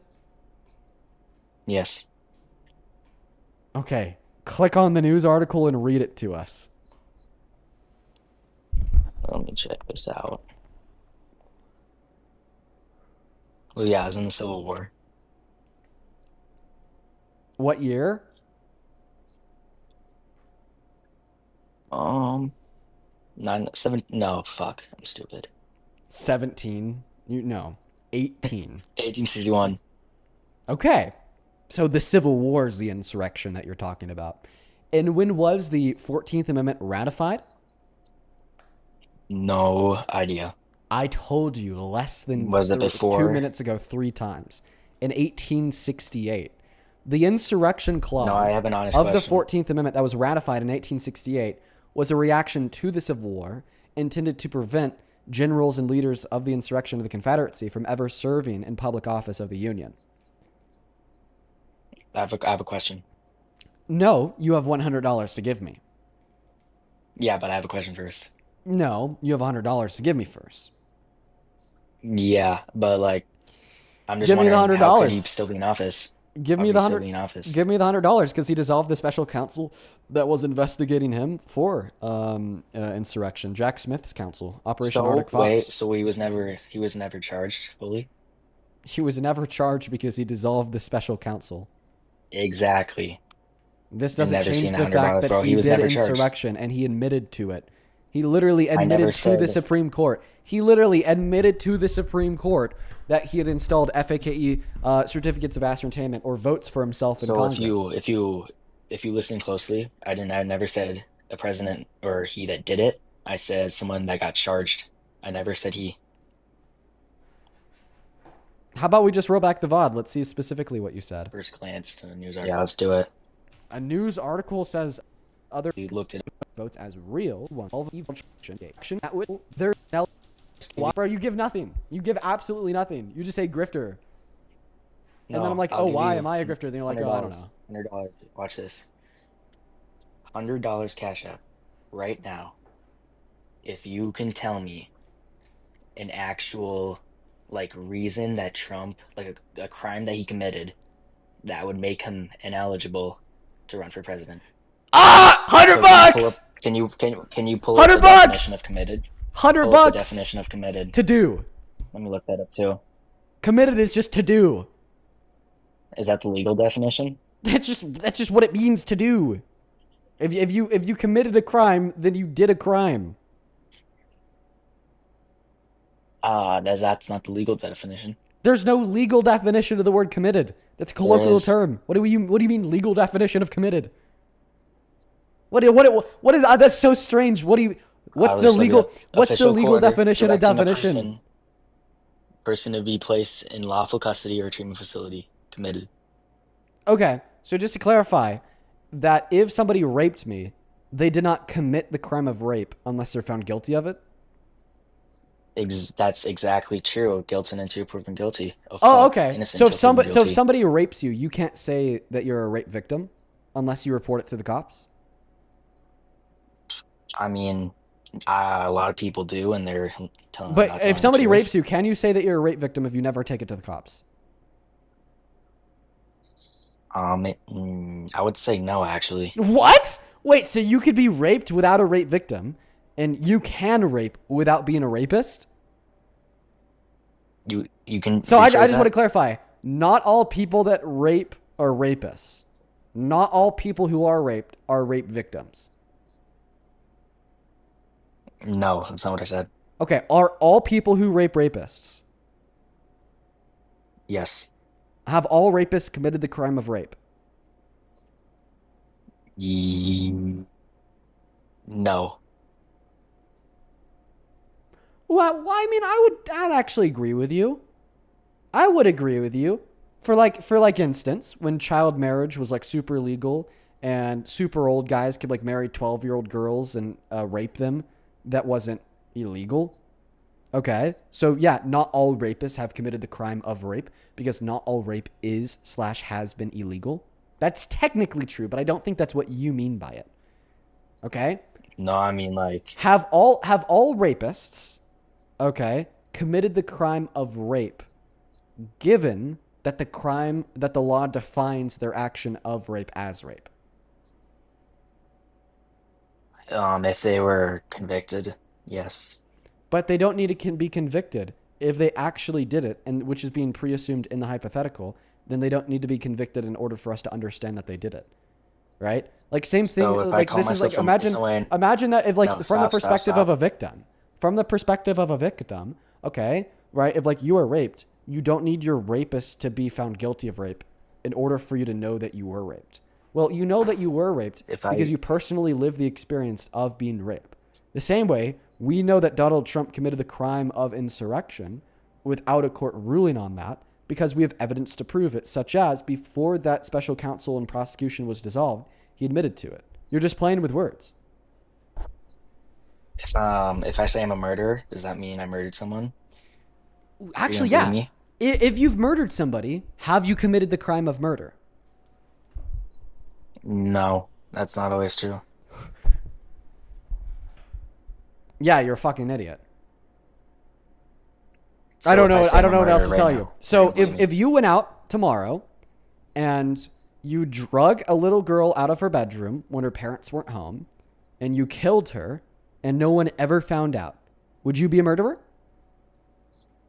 Yes. Did you commit the crime of murder? I did not commit the crime because I was never So when you convicted. drug the little girl out of her bed, okay, and you killed her, that was not the crime of murder. I mean, considering that this is a That two-way is argument, the crime we would of never murder. know. When you pull little girls out of their beds and you stab them to death, that is the crime of murder, correct? Okay, but just saying that there's a crime. Do you agree? Do you agree that dragging little girls out of their beds and stabbing them 10 times, can we agree that is, and then they die? Can we agree that that is the crime of murder? Yeah, 100%. Okay. So you did commit the crime of murder, because commit just means to do. I mean, it would ask, and depends who you ask. Some people would say that commit means to receive a sentence. No, Commit that's what it means means. That's to- what it means to be found guilty. So committing a crime. Okay, so is commit different. could be either Listen, found guilty or committing innocent. no, committing a crime is different from being found guilty of a crime. Commit just means to perpetuate. So if like for someone instance, is- when cops tell Can I say you, something? you know, if you steal from the store, you're committing a crime. Okay, well, you are perpetuating the crime of theft. When Republicans and Trump tells you that if you come into this country as an undocumented immigrant, you're committing a crime, you are perpetuating a violation of federal law. Okay, if I tell you that you're committing the crime of being a dumbass, this means that you are perpetuating zero IQ nonsense. And to perpetuate a crime is different from being found guilty of a crime. It's convict versus commit. You use the word commit, which just means to perpetuate. And it is true that Donald Trump has perpetuated an insurrection. What about the people that were found of a crime, but then not found guilty and were previously called like murderers, for example? Okay, well, then the people that called them murderers were wrong if they were in all reality innocent? Yeah, which means that there has to be some sort of legal effect to take place that proves that they're not, which never happened to Trump. No, that's certainly not true. I just think that you're low IQ. Courts are not the only instruments of rationality in which one can use to determine that I'm an not going actor based off engaged in an rationality. action. You're not going based off of rationality? Then what are you going based I don't off care of? if he did it or not. I'm going based off of if he got charged. No, the that's only not thing that true matters. because you said, Dean, I'll give you $100 if you could prove that he committed the crime. No, I said I would give you $100 if you can prove that there's a reason he shouldn't be in office or a crime that he committed that would get him out of office. Yes, and he committed the crime of an insurrection. Okay, him doing the insurrection did not get him out of office, and will not. That get doesn't him change out the of fact that he office. committed a crime in which would make him ineligible for office. Him doing it does not make him ineligible for office. Him getting Yes, it convicted for does. it does.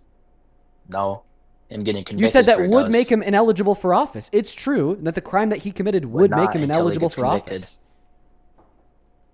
No, There's a difference between would and is. The crime that he committed would make him ineligible for office. Given that he was found guilty of it, then he is ineligible for office. Yeah, okay? but he wasn't. But you didn't say what's a crime that he committed that makes him is ineligible for office. Okay, that would be a dumb question to ask because he is in office. Okay, no, the question that you asked, what's a crime that he committed that would make him ineligible for office? And the crime that he committed that would make him ineligible for office was his attempted insurrection. You owe me $100. Pay the fuck up. I'm gonna be honest, Dean. I got Venmo, two PayPal, $2 bills link and a tree in the $1 bio. bill.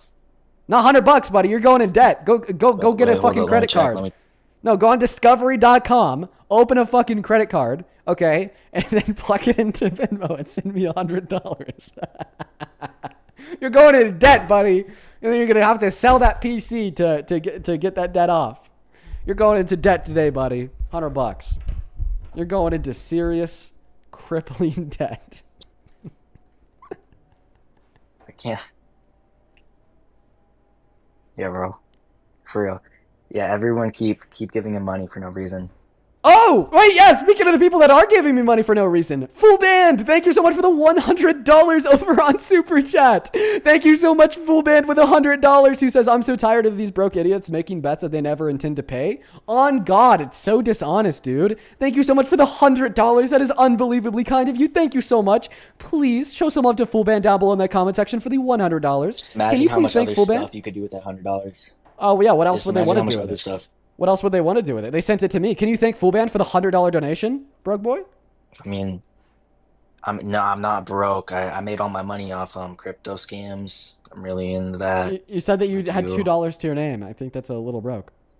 Yeah, that's in my Cash App. I have like $1 million bajillion dollars in crypto right now. Oh, okay. So then you just send me some crypto on Cash App because it also works as it also works as an exchange on the would've blockchain. You could actually legitimately send people like Bitcoin, Ethereum, and Solana on Cash App.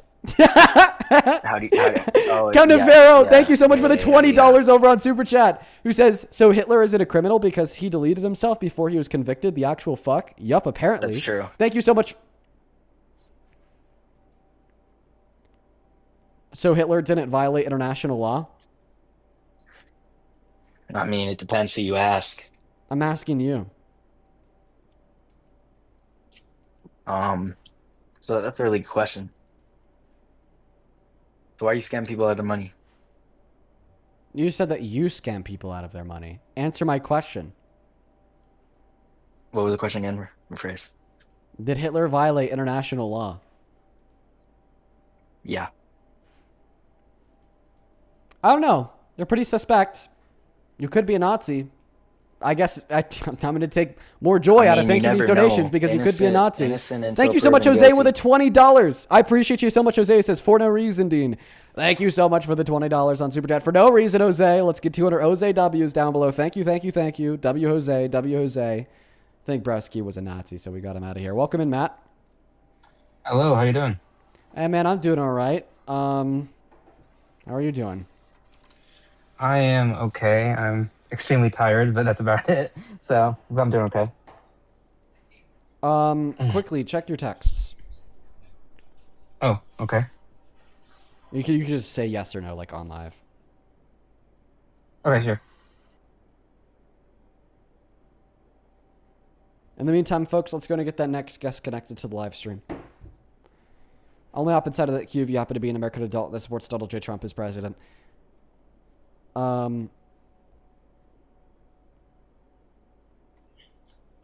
Okay, you did? I have. Yes, I have. Yeah. I mean, I put it in my story, so I mean, I don't have a large audience, so not a lot of people saw it probably, but it's not a big deal. People, I don't know if people know me. People know. I mean, you might know who I am. You gain followers so quickly that people might not know who I am. My house was hit by a tornado on Wednesday. We got pretty big damage. A tree came through the house. I was hit a little bit by it, so my arm's a little bit, kind of cut up and everything, but I'm fine. But we have power and everything now. Everything's okay. But it's been a very stressful week. My grandfather's in the hospital. He's okay. He's stable, but I think the stress and the mental thing kind of weighed on him a little bit. So and I've been running around trying to, get quotes and doing scheduling for like a bunch of repairs and stuff. So, I mean, things are okay. It's just, it's been been like one hell of a week. So, oh shit! But, I mean, wait, it was your house? I thought you said it was your grandpa's house. I didn't know it was your house. Oh, it is. Well, that's what I meant. I meant like it's my grandpa's house. I was in the house when it happened. So, Okay. but both my parents' house was hit. Not as bad, but it was hit, and then my uncle's house across the street was hit. So, I mean, it was essentially all of my family's buildings were hit. So Yeah. Jeez. Like I told you over the phone, really wishing you guys the best. I'm sorry to hear that your grandpa's in the hospital. Oh, no, that's fine. Yeah, I mean, everything's okay. I mean, it's just been, like I said, just a lot of like running around, doing stuff, doing a lot of things. So, but that's it. But as I said, it's totally okay. Trying to get my mind off it with like doing other shit, Let's do it, man. The debates help, dude. It really helps. So you're welcome to stay I up here agree. for as long as you'd like. Well, thank you. You're welcome Well, to stay thanks. up here for as long as you like. Archer, do you support Trump? Yeah, but it's kind of leaning left right now. How old are you? I'm 19. What year were you 12 born? 06. All right, and then you said he was kind of leaning left right now. So does that mean you're not a Trump Yeah. supporter? Well, no, I still support him. I don't know. I'm kind of like moderate right now. Like I supported the war up until like the way it ended. Like I supported the way that like it would have been if you would have gotten like all the gas from there and then kind of crippled China with that as well. But since that didn't really happen, I'm kind of like, I don't really like how that happened. But other than that, I kind of lean to that. Okay. So if the election was held tomorrow between Trump and Harris, who'd you vote for? I would probably still vote for Trump. Why? I just don't believe in Harris's ability to be president. I just don't think she's done enough to really do that. Why? Considering that she wasn't very good as governor for California, and She actually, was never the governor of California. I mean, sorry though, whatever she was Okay, something if you don't if you don't know what she was, then how do you know she wasn't good at it? Wasn't she like attorney general? My bad. Yeah. Yeah, she was. Yeah, that's what I meant to say. What's one bad thing she did as AG? She actually made it worse for African American people by actually making sure that she arrested more of them and actually made them have to work harder for it. What? When she was the DA of San Francisco, before she was the AG, she was one of the first DAs in the nation to set up a work program specifically for first-time low-level drug offenders to go to work instead of going to jail. She was by far one of the most progressive prosecutors in the entirety of the country when she was DA of San Fran and AG of California. Was the system that she was operating under still very racist towards black individuals? Absolutely. But was her job as a prosecutor geared by and focused on the most possible progressive revisions allowed by the law at the time? Yeah, absolutely. And then she went on to join Congress and in 2014 argued that it's time to end the war on drugs. And then when she was in Congress as a senator of California, she sponsored legislation to federally decriminalize use of the M drug. And the only reason why that legislation failed is because of people like you, MAGA, and Trump arguing that we need to continue the war on drugs. And if you care about the conditions of marginalized Americans, then you want to support Trump for wiping out slavery exhibits at national monuments. Then you want to support Trump for posting a picture depicting the Obamas as literal apes on Truth Social. And then you want to support Trump refusing to rent to black people in violation of the law, leading to a lawsuit in the 1970s. Then you want to support Donald Trump disenfranchising disproportionately black and brown people in America today by authorizing ICE agents to use somebody's race as an identifying factor on if they are or are not an undocumented immigrant. Don't act like you care about black people, bruh. Don't act like I don't care. Don't act like you It's do actually care. kind of wild. If you support Trump as president, knowing all of these bad things that he's done that have continually and perpetually disenfranchised marginalized people in this country, don't like sit up here and virtue signal that the reason why you didn't vote for the black woman is because you thought that she was unfair to African American individuals. Like one of Donald Trump's largest things that he's done in either of his two administrations, getting Roe v. Wade overturned, that disproportionately impacted black women. Okay? A disproportionate amount of black women access abortion, considering the fact that the leading cause for abortion is financial instability, and that's something black women are more likely to experience because of systemic racism, slavery, and its aftermath. So when we ban abortion, that disproportionately disenfranchises black women, violates their human rights to a disproportionate extent in comparison to any other race, including white women. Okay, but then you're going to sit up here and tell me that you don't support Trump because, Kamala Harris, because you don't think she was good for black people. No, this is some bullshit. Okay, so wait, hold on. Let me dissect that second half of what you said. Could you repeat that one more time? That through Donald Trump's abortion bans, he disproportionately disenfranchised and infringed on the human rights of black women. So, but are we not going to put some responsibility as well onto the fact that there's a lot of women that are single parents and don't have the father in that home as well? Why do you think? Wouldn't pro-life legislation influence there to be more single moms? Because that's a pregnancy that she doesn't want and the man doesn't want because it was unplanned. And then the man, is a man and just walks up and leaves, walks away. But now that woman can't access abortion because the state says no. So then she's left as a single mother. So if you disagree with single parent households, support access to abortion. They help prevent single parent households. How would that help though? I don't understand what you're talking about. I feel like because it allows women to access health care to terminate unwanted pregnancies. And unwanted pregnancies obviously produce significantly more single parent households than wanted pregnancies. Donald Trump's view on abortion is actually very moderate compared to other right-wing officials. No, it's not. His view is that states should be able to do whatever the hell they want, ban it in any and all circumstances, because now the state has a total autonomy and the ability to do so. That's not moderate at all. Plus, once again, that disproportionately disenfranchises black women and disproportionately incentivizes the creation of single-parent households. Okay? By giving people the choice on whether or not they want that, though. That's the difference. His abortion policy does not give people the choice if they do or do not want it. It takes that choice away because then that choice is placed in the hands of the legislators compared to American women and girls. Yes, but you can also have people voting for those people in. You vote for those people in. That's the difference. Okay. Well, I don't think that it should be up to a vote. I think that human rights should be enshrined and protected at the federal level. Plus, not in all scenarios, because in many cases, It takes more than a 50% majority to protect access to abortion because it's either has to be enshrined into the Constitution or taken out of the Constitution on the state level, which requires a supermajority. So that's why in like some red states, 65% of their constituents will be voting to enshrine abortion protections in their Constitution, but then it won't pass because it's not enough in order to do so. And not all states even allow voting for it because of their state constitution prohibiting that. Which states do not allow that? I actually do want to look into that. Don't allow for people to vote on it with like a Yeah. 51% majority. I mean, I think that one off the top of my head is like Alabama. Alabama sounds right. Is that right, Matt? I think you're correct. Yes, I was looking it up actually. I think also one of the states, a lot of the states actually they allowed you to vote on it, but then when they actually did go to vote on it, then then those in power actually took back the vote and they changed their constitutions. So they actually did that too. So like that happened, I think in like Missouri, for example. So you actually have this kind of like where they said it's for the people, and then when the people actually vote for it, then they take it back.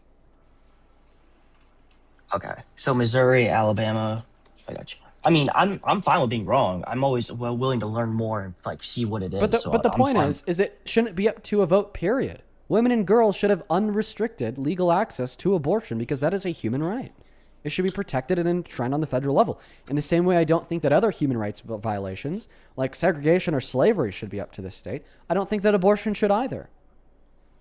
Well, how about this? Do you believe that abortion should be used as Plan B, or do you think it shouldn't? I believe that women and girls should be able to have access to abortion to use for whatever reason, intent, or purpose they want, because ultimately there's nothing morally wrong with the action of receiving an abortion due to the lack of deservance of a fetus's life. So you're saying that it's okay for a woman to glorify them having 8 abortions, is what you're saying? I'm saying it's okay for a woman to have access to legal abortion, even if she glorifies 8. Because I don't think that the issue there is the abortion. I think that the issue there is a lack of comprehensive sexual education, lack of access to free and fair contraceptives, not the action of abortion. Listen, if somebody glorifies lung cancer from smoking cigarettes and they chain smoke all of their life, would I argue that they shouldn't have legal access to chemotherapy to kill that lung cancer? No.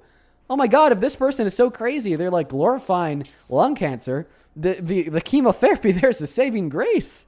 Why would we take their chemotherapy away? What the fuck? What's the argument that abortion should be banned? Can you give an argument?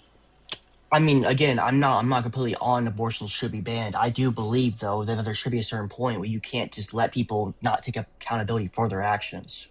Abortion is accountability. What? Also, we don't legally force people to take accountability for their actions in all senses. If somebody like cheats on their spouse, okay, the law doesn't send the cheater to jail, even though that would be accountability for their actions. Yes, it does. In the military, it does. The military sends cheaters to jail?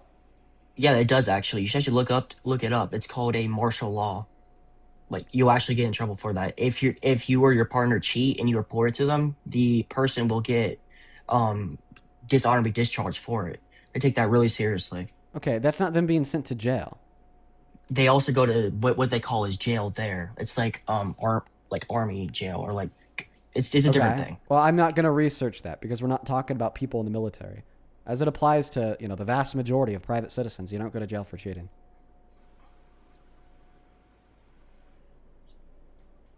Okay. Well, again, also, once again, abortion is responsibility for one's actions. It's the recognition that they're not ready to raise a child.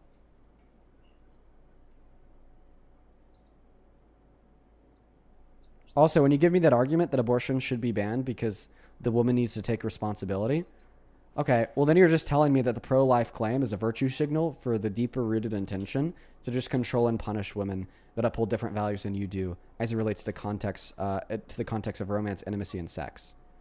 Because you're not telling me that abortion is wrong because you want to save the life of an innocent child. No, you're telling me that abortion is wrong because you want to control and punish women. Okay, yeah. Well, I mean, thank you for being honest. That's not what I meant at all. I think you're just trying to twist my words into something else. No. You told me that it should be banned because of something not to do with the life of the fetus, the innocent baby. No, it should be banned because of something to do with a woman. No. If you want to argue that you're pro-life, then I would assume that your reasons to ban abortion would have nothing to do with the woman and all to do with saving the life of the innocent unborn. So basically, you're saying that you want me to be like, oh, I'm gonna get all biblical on this then. Like, I may be a Christian like that, but I also don't believe that like it should be. Once again, all that I'm arguing here is that you said you'd never vote for Kamala Harris because she's bad for black people. And then I give you a crystal clear prime example of Donald Trump disenfranchising millions of black individuals across this nation. And now it's like gone into a convo about abortion. The point is that banning access to abortion disenfranchises black women. Do you agree or do you disagree? I did disagree on that. I don't believe it does that for African American women. Well, why is that? Well, because I mean, it's you said why I don't believe it disenfranchises. Yeah, them? tell us why abortion bans do not disproportionately disenfranchise black women. Well, because a lot of times they're not entirely banned, and they do have a window for them. Okay, so you're arguing that the ways that bans don't disenfranchise black women is by not being a ban. Okay, so in other words, bans do disproportionately disenfranchise black women. No, you have a window. In every state, you have a window to do it. That's not necessarily true. But you even understand that after that window passes, then that woman is disenfranchised. But you had a chance to do it. It doesn't fucking matter. In a lot of states, there's many states with no window whatsoever for elective lethal abortions. And for the states with that window, it's until like 6 weeks when women only figure out that they're pregnant at like 6 weeks. But like, dude, if I gave you, right, like a 1 minute window per day to drink water, I'm still disenfranchising you for the other 23 hours and 49 minutes because I'm not allowing you to drink water.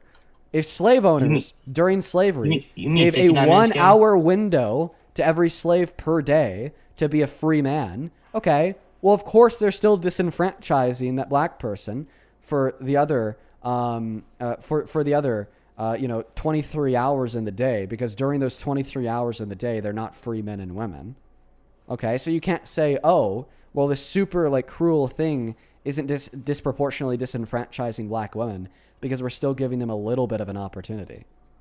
And by the way, I just want to mention there are 13 states that outlaw it from the moment of like full conception, and the overwhelming majority of those are in the South, primarily where black women live. So you can actually see a direct correlation between where they live and the states that outlaw it at the moment of like full conception. So you're wrong that they can have options. They don't have any options at all. Okay, Matt, I got you. Sorry, I'm like ADC's going everywhere. It's going from Matt to you. Sorry about that. Yeah. Okay, so do those bans disproportionately disenfranchise black women? Well, first off, I was gonna say, you said 23 hours and 49 minutes. Nick, you gave me 10 minutes extra to drink that water. Yeah, I meant to say 59. So do you agree that those total bans disproportionately disenfranchise black women? I mean, I guess, yeah. Sure. Okay, so then you don't support Trump as president because he's bad for black people.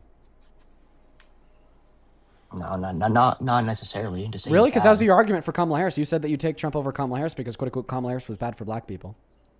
I mean, okay, but now that we figure out really who's bad for black people is Donald Trump, all of a sudden you still support him? Because I don't think he was bad for black people. You just conceded that he is. No, I conceded that maybe it was disenfranchising, but that's not abortion alone. You can't just you can't just look at one thing and then believe there's other things. Oh my fucking God. Oh my God. Oh my God. When you disenfranchise somebody, that's in virtue of that fact wrong to do.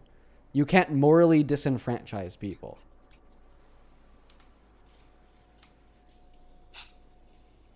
Morals, right? Morals. So by definition, that is a bad thing to do.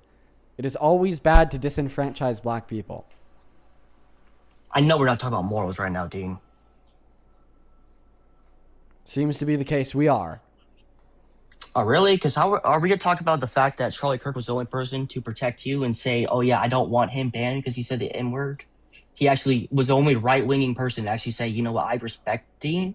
And then you still go off and say, I don't like this dude. We're talking about morals now, right? I don't really think that's too good of an example. Because although it is true that he was like, oh, I don't really care that when Dean was 14, he said the N-word. I would expect somebody to say that they don't care that I said the N-word when I was 14 if they just don't think it's wrong to say the N-word in general.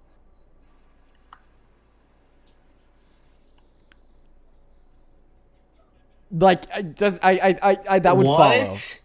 What? That would probably follow. So okay, so basically, let me get this straight. Of course, Charlie Kirk, the racist, wouldn't care that I said the N-word when I was 14. Wait a second, let me get this straight. Let me get this straight. Huh? You would rather want people to call you a racist than have someone defend you? Like what? That doesn't make any sense. No, listen. I obviously think anybody who would argue that I'm racist today because when I was 14 I said the N-word is wrong, okay, and crazy, 110%.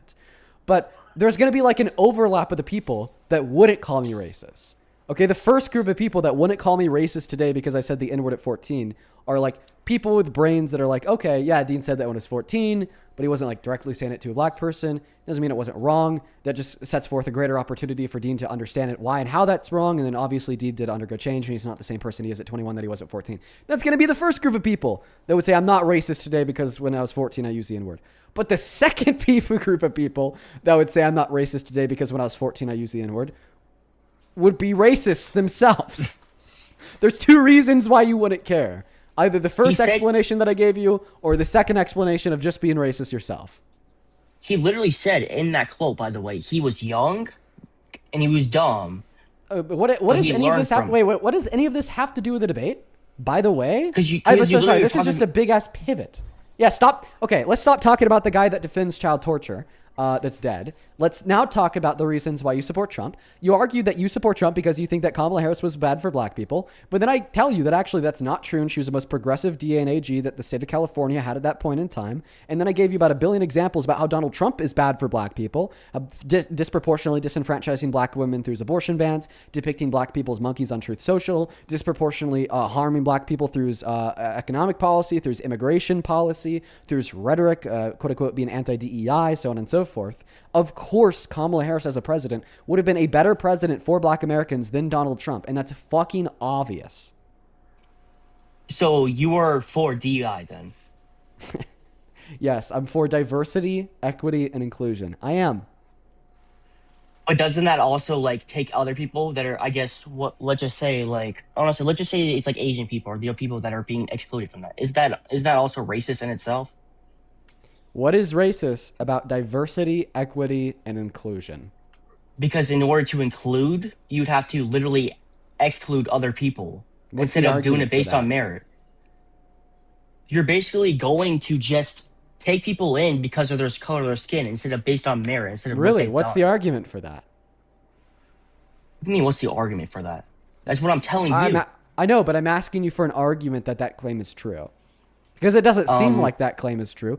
Like one of Charlie Kirk's big talking points was how major airlines in America were super DEI and they just hire black people not because of their merit but because of the color of their skin. Okay, so the FAA just doesn't exist now. Okay, the commercial pilot's license just aren't a thing. Necessary training like requirements just aren't real anymore. Now these aviation companies, we're just hiring black people with no merit, no skill, no licenses. Now that's some bullshit. Okay, all that it means is if you have an underrepresentation of, let's say, like black people within a workplace, because there are anti-black prejudice, in which we could see on the macro scale today in America that have also existed historically, and you have two candidates, they're both qualified, they both have merit, one white is one black. Okay, well then you're probably going to hire the black individual to account for that disparity.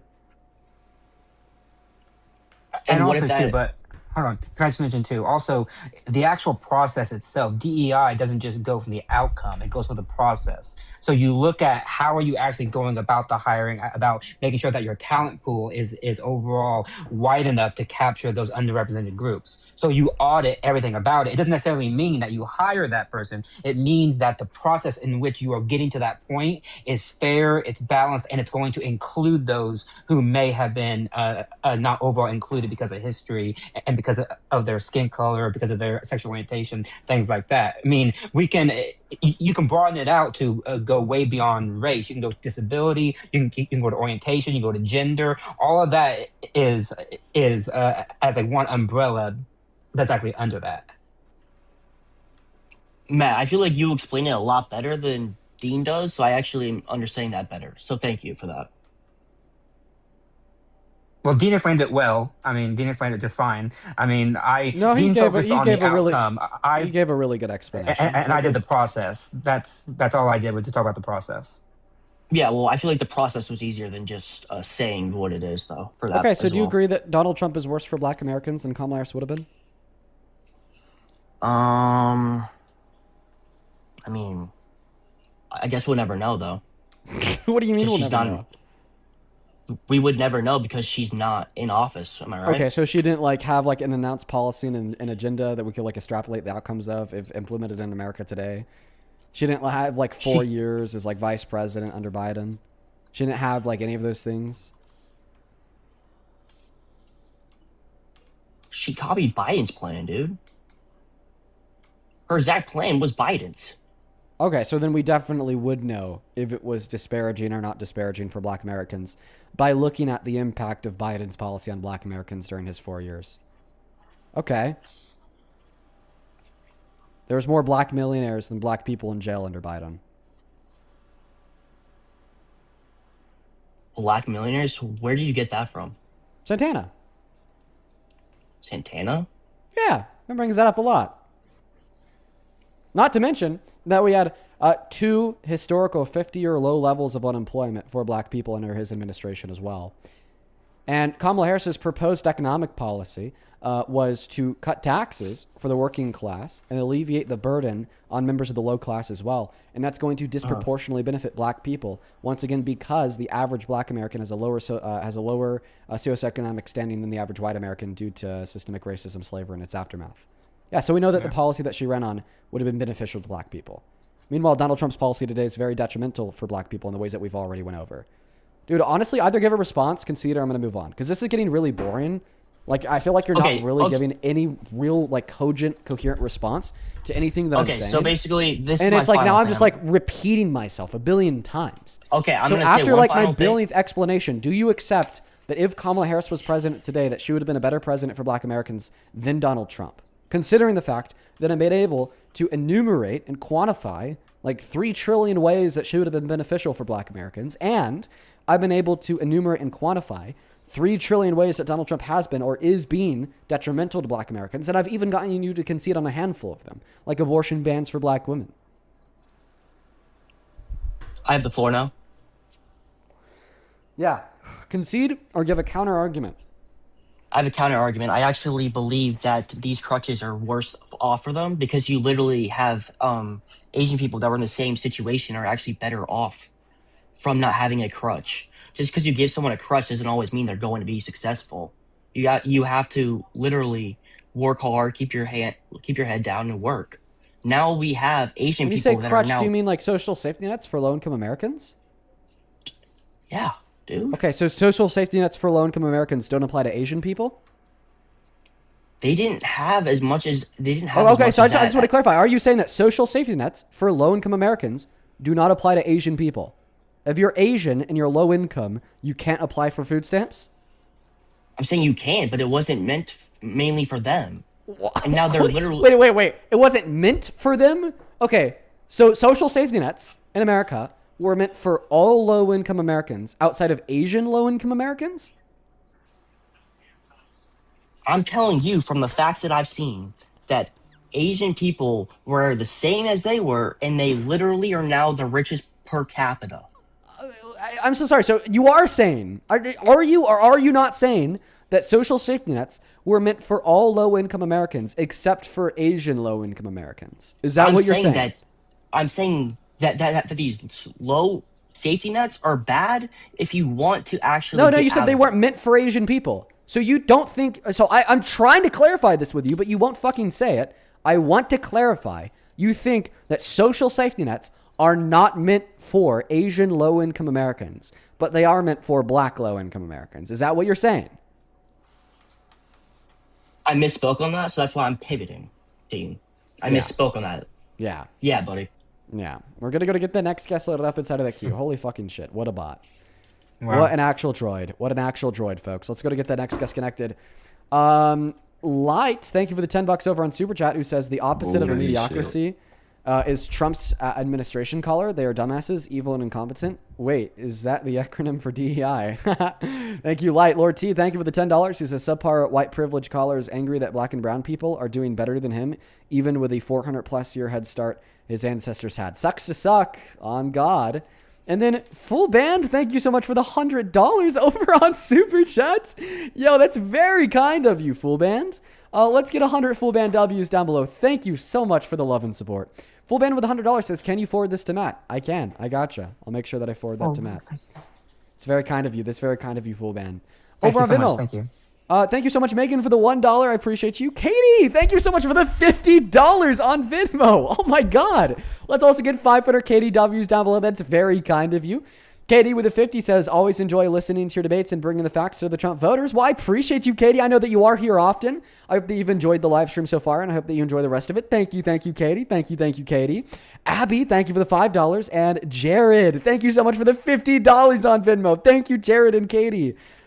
Jared with the 50 says, phrase it like this. Take an example of something that you like to do, football, hiking, eating steak, etc. Now imagine that you can't do it unless other people vote for it. Does that feel like freedom to you? On God, that is honestly a really good counterexample, Jared. I'm going to keep that one in mind. And then Mr. Joseph, thank you so much for the $100 donation on Venmo. Bro, what is going on tonight? You guys are awesome. Joseph with $100 says, working on a show tonight and busy setting up for that. Matt, sorry for the inconvenience, but maybe you could get him this $100. Yeah, we'll also send Matt that $100. Wow, that's very kind of you. By the way, everybody, I'm sorry, Dan, but I do have links in my bio. I know people might not know that, but if you want to, I have people to thank too, Dean. I'll let you finish. I just want to let people know that if you do want to, you can go to my bio to it. You don't have to go to Dean or anything. It's there. And you can also just ask me and I'll give it to you. Yeah, Joseph, I'll send your $100 to Matt, and Full Band, I'll send your $100 to Matt. And then Courtney, thank you so much for the $50, who says, for Momo, from a middle-aged woman. I must be so gullible to get scammed like this. Courtney sent that in when we were on the live when we were scamming everybody, and the guest was calling us out for it. Thank you so much for the $50, Courtney. That is very kind of you. Same thing to you, Ashley. Thank you so much for the $25. Thank you so much, Ashley. Jesse, thank you so much for the $15. We are all caught up over on Venmo to quickly get caught up on PayPal. Thank you so much for the love, Ruby, with a $1. Ryan, thank you for the $50, who says, just tuning in after watching the premiere of the Digital Circus final episode. Sorry you had to miss it. Nah, I don't really watch it. I appreciate you so much for the $50. So Ryan, you're the fucking goat. Thank you so much, dude. You're seriously so incredibly kind. That is so much money, and I'm so very grateful for you. Same thing to Samantha. Thank you for the $10, who says, it's so fun to watch you cook these idiots. Thank you. John, thank you for the $20, who says, love your content. Well, thank you so much. Aaliyah, thank you for the $20, who says, hey, Dean, hope you're having a good day. I'm having an all right day. Diane, thank you for the $20, who says, an old lady that supports you. Nope, you're now a 16-year-old high school girl, Diane. According to the last guess, you are indeed.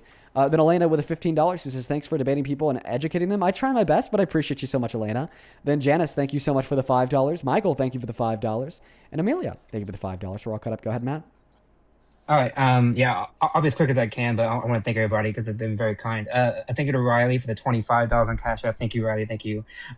I thank you to Gabrielle for the $20 on Cash App. Thank you, Gabrielle. It means a lot to me. I thank you to Adam for the $25 also on Cash App. Thank you, Adam. And then I thank you to Julie for the $35 on Venmo. Thank you, Julie. Thank you so much. Thank you to Julia. I thank you for the $25 also on Venmo. I thank you to Kelly to the $10. Thank you. I thank you to Salma for the $20. Thank you to Quincy for the $10. Thank you all. And I thank you to Amy also for the $10. Thank you all so much. I think one just came in, another one. Sorry. Hold on. Thank you to Kylene. I think that's your name. Thank you for the 15. Kylene, thank you. And I thank you to Dorian. I thank you for the 10. Thank you all so much. It really does help, and it means a lot to me. You all are very, very kind. So thank you so very much. And thank you to the two who gave the $100 each. Thank you all so much. You guys are just absolutely wonderful. So thank you. Tyler, do you support Trump? I just wanted to say a few things. First of all, I'm so glad I got my Wi-Fi to finally work. Second of all, Matt, I hope you're doing good.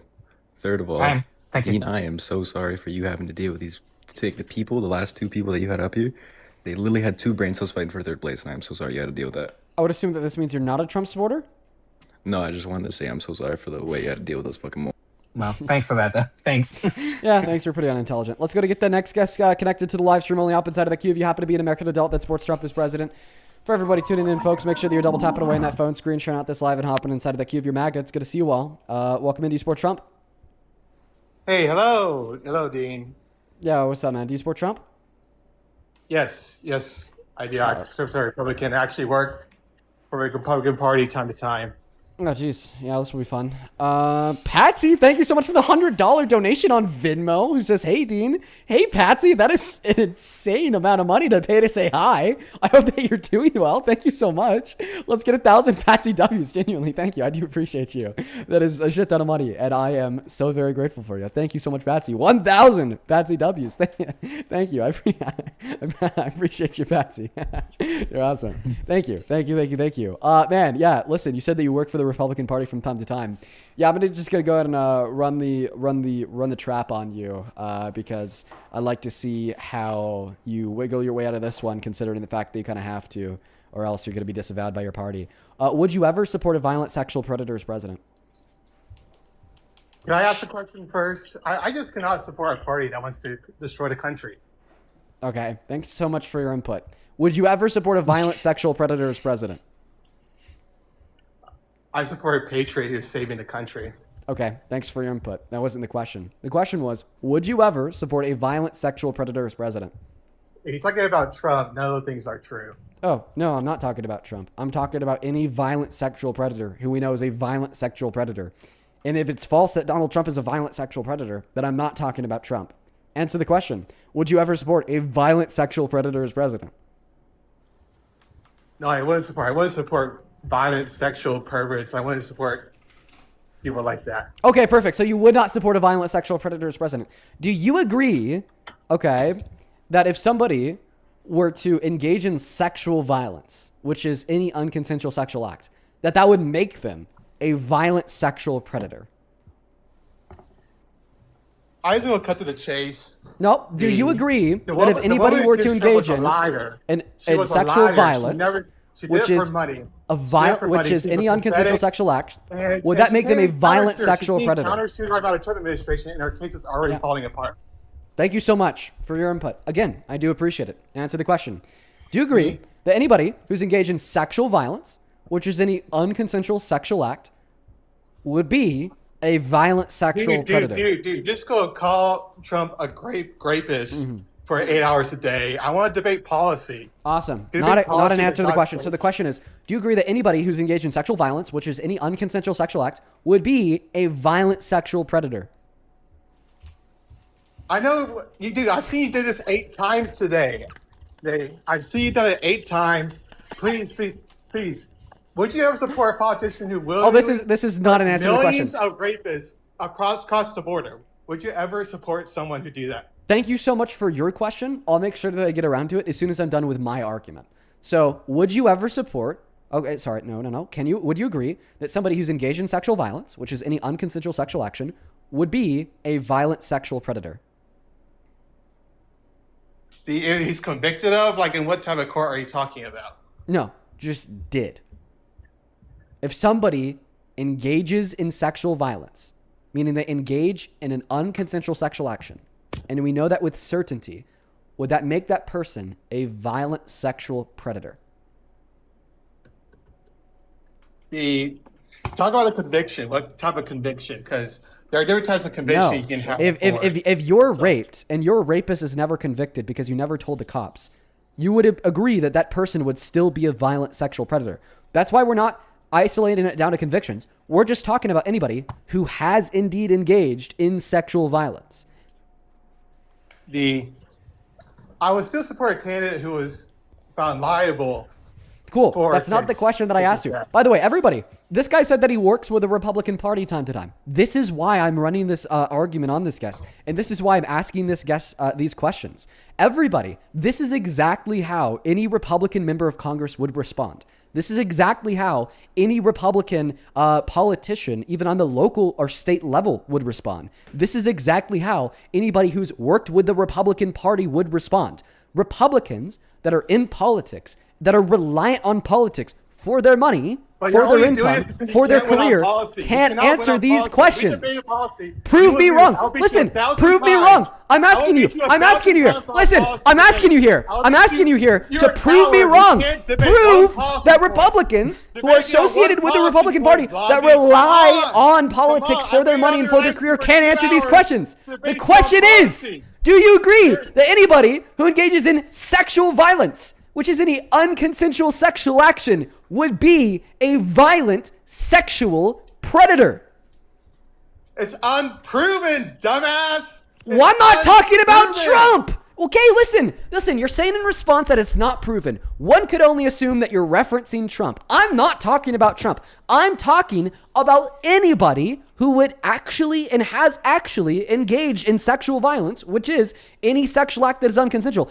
Anybody who's actually engaged in any unconsensual sexual action, can we agree that they would be a violent sexual predator?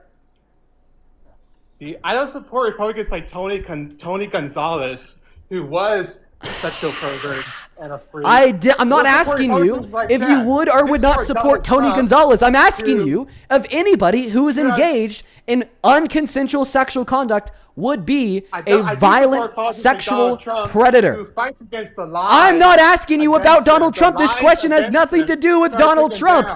down. Can you agree anybody who is engaged in any unconsensual sexual Debate me on action policy. would be Debate a me. violent I've answered sexual your questions predator? 8 times. Stop running. No, you have not answered this question. Listen, every single person who has ever engaged in unconsensual sexual action, are they violent sexual predators? I answered your question. Are they violent Now sexual predators? I wouldn't. Are they violent sexual predators? Are they violent sexual predators? Are they violent sexual predators? Dude, are they? They're not violent sexual predators. So Debate people. policy. Wow. Debate me Wait. I just want to clarify that your answer is no. So wait. I just want to clarify that so your answer is no. You So debate me on I just want to that? clarify that people could engage in sexual violence without being violent sexual predators. Wait. debate me So I just want on to clarify. actual You're saying that policy? people could engage in sexual violence You without debate being me. violent sexual predators? Listen, bro. You're running. Not gonna debate I me on just want to policy. clarify. Are you saying that people could engage in sexual violence without being a violent sexual predator? By the way, like I said, this guy said that he works with the Republican Party. That's why I'm asking him these questions. Nobody who works in the Republican Party can ever respond to them. Keep this in mind. This is why you shouldn't be a Republican. This type of person are those who represent you in the Republican Party. This person relies on that party for money and income. He said that he works with them. Nobody that works in the party can ever answer these questions. He can't answer these questions because his literal livelihood is on the line. If he says that anybody who engages in sexual violence is a violent sexual predator, then he gets pushed out of the party by people like Trump. Genuinely, fucking genuinely. Prove me wrong by saying anybody who engages in sexual violence is a violent sexual predator. I'm not scared of you. I'll just say a lie so I can find debate some policy. Prove me wrong. Can you say that anybody who engages in sexual violence is a violent sexual predator? I just said it, bro. If you engage in sexual violence, you're a sexual predator. I said Oh my it 'cause God. I'm not scared of you. Let's go. I'm not scared Perfect. of you. All right. It took us 15 minutes, but we finally got our 2 pre-qualifying questions answered. Okay. Why do you support Now it's time. Democratic Party? Now it's time for the argument. The first question that I asked this guy was, would he ever support a violent sexual predator as president? He said no. And then the second question that I asked this guy was, anybody who's engaged in sexual violence, which would be any unconsensual sexual action, be a violent sexual predator? He said yes. Therefore, this guy would not support anybody who's engaged in unconsensual sexual actions as president.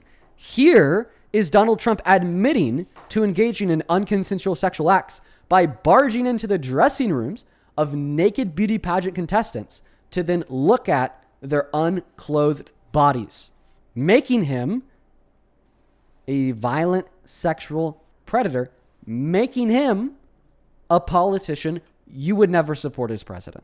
It's your obligation to do that. So you have done that. Now, I'll tell you the funniest is that I'll go backstage before a show. Yes. And everyone's getting dressed and ready and everything else. And, no men are anywhere.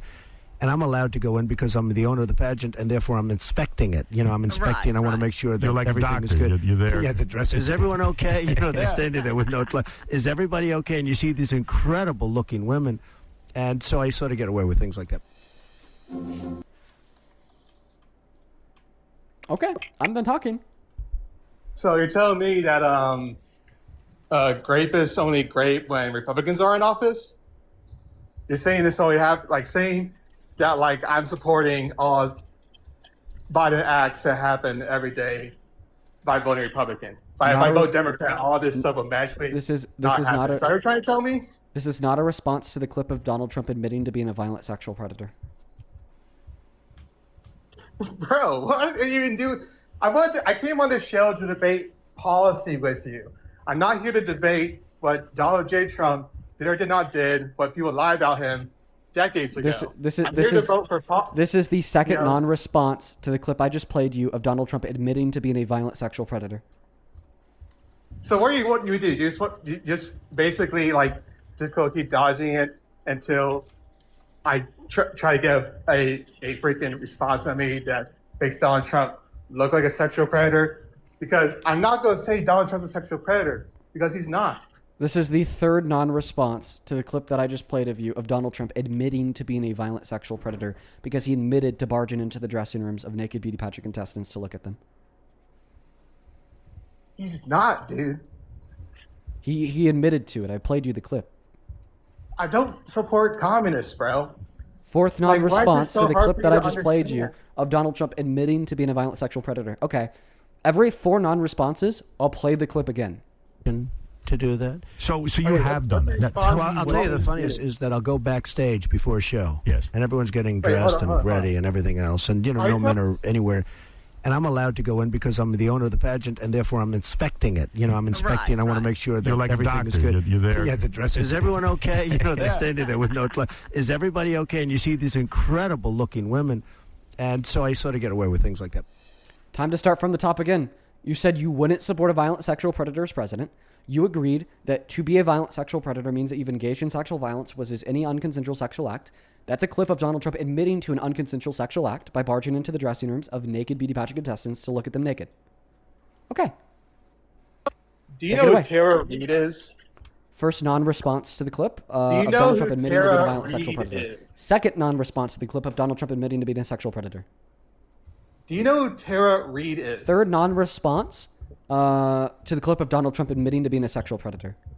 I heard the clip. I heard him bragging about going to the dressing room.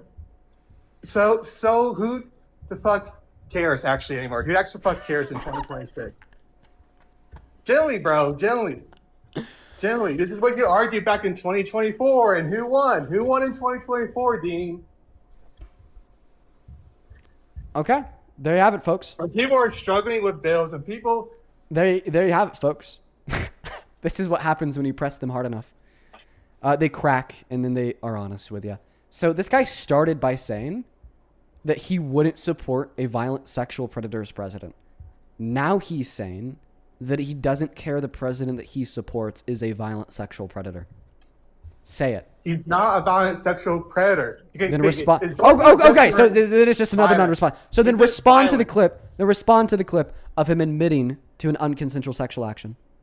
Is going to the dressing room violent? Is that violent behavior, Yeah. Dean? Any unconsensual sexual action is violent behavior. Yeah. Was he doing a sexual action, though, going to the dressing room? Yeah, the sexual action was to seek out the naked bodies of the women, a lot all over them, and tell Howard Stern about how great their boobs looked. If he walked in It's a type of voyeurism. started It's a type of voyeurism. the ladies in there, then yes, there will be sexual violence and a sexual action. Well, hold on. Let me ask a question. Is voyeurism sexual violence? What is that? I don't even know what that is. You know what voyeurism is? Well, okay. Well, that explains a lot. So that's where you unconsensually watch somebody get naked or be undressed. It is a crime. It is illegal.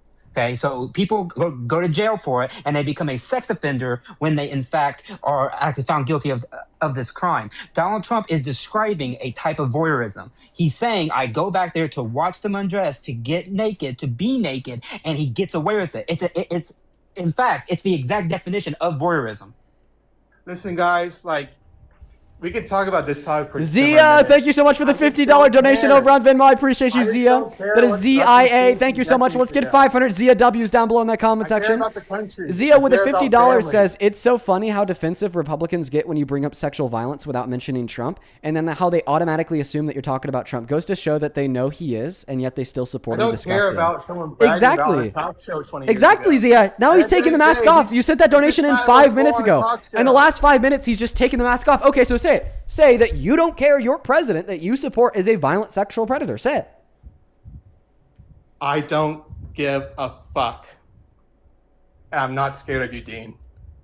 This is MAGA, everybody. This is why it is so direly No one important gives a fuck, bro. for Like, you genuinely, no to one vote gives- in the midterms. This is why it is of utmost Because importance you can't debate that policy. you We wake actually debate up, policy. I would crush you. The Democrats have no good policy. They you crush educate cities, yourself, they and crush cities, crime you women, open borders, vote. full of sexual assaulters. The city streets will be full of sexual assaulters. Why would you care? If you have Democrats. I'll say, why would you care? You put one in the White House. If it was happening in the White House right now, I would care. And there was a staffer that came out right now that Trump did something to her. I would care a lot. I don't So care because about it's in the him past, you bragging don't care? about a talk show. If a woman today said that in the White House in 2026 that Trump did awful things to her. Well, see, this I is would why care I'm very about that. confused because you're saying that you don't care what happened in the past, it has to happen now. But Trump is not just simply describing something, he's describing his behavior. And this is not like a one off. It's not like he did this once. He has, at this point, I think probably dozens of times, has described None of you guys have ever very actually lewd worked for sexual the government. behavior. None of you guys actually know how government works. You I go very on much the know how show government works. And talk all day. How many about amendments how are there in the you could do it Constitution? better, but none of you know how How the many government how works. many amendments are there in the Constitution? There are 20 amendments in the Constitution. There's fucking many? 27, you idiot. I don't, dude. Okay. Don't tell us that you know how the government works and we don't, if you don't even know how many amendments there are in the Constitution. How many votes in the Sorry, Senate does it take to break a filibuster? 22 questions. Okay, I will ask you a real policy question. Why should I Don't- care about don't what your throw view on trivia policy is when at you don't know the me, basics bro. of the Constitution? Like what? There are 27 amendments to the Constitution. Now that I told you, you know. Brendan, thank you for the $5 donation on Venmo. I appreciate you. Can you say thank you, Brendan, for the $5? Me. Why? I just support the Democratic Party because they actively brag about how their cities are declining. Their cities, they make decisions that make people lose their job, lose their livelihoods, their family gets Like? murdered, and they brag about it. The Like? mayor of Seattle Like what decisions? brags about businesses leaving her city. Like She what calls it a specific success. what specific decisions?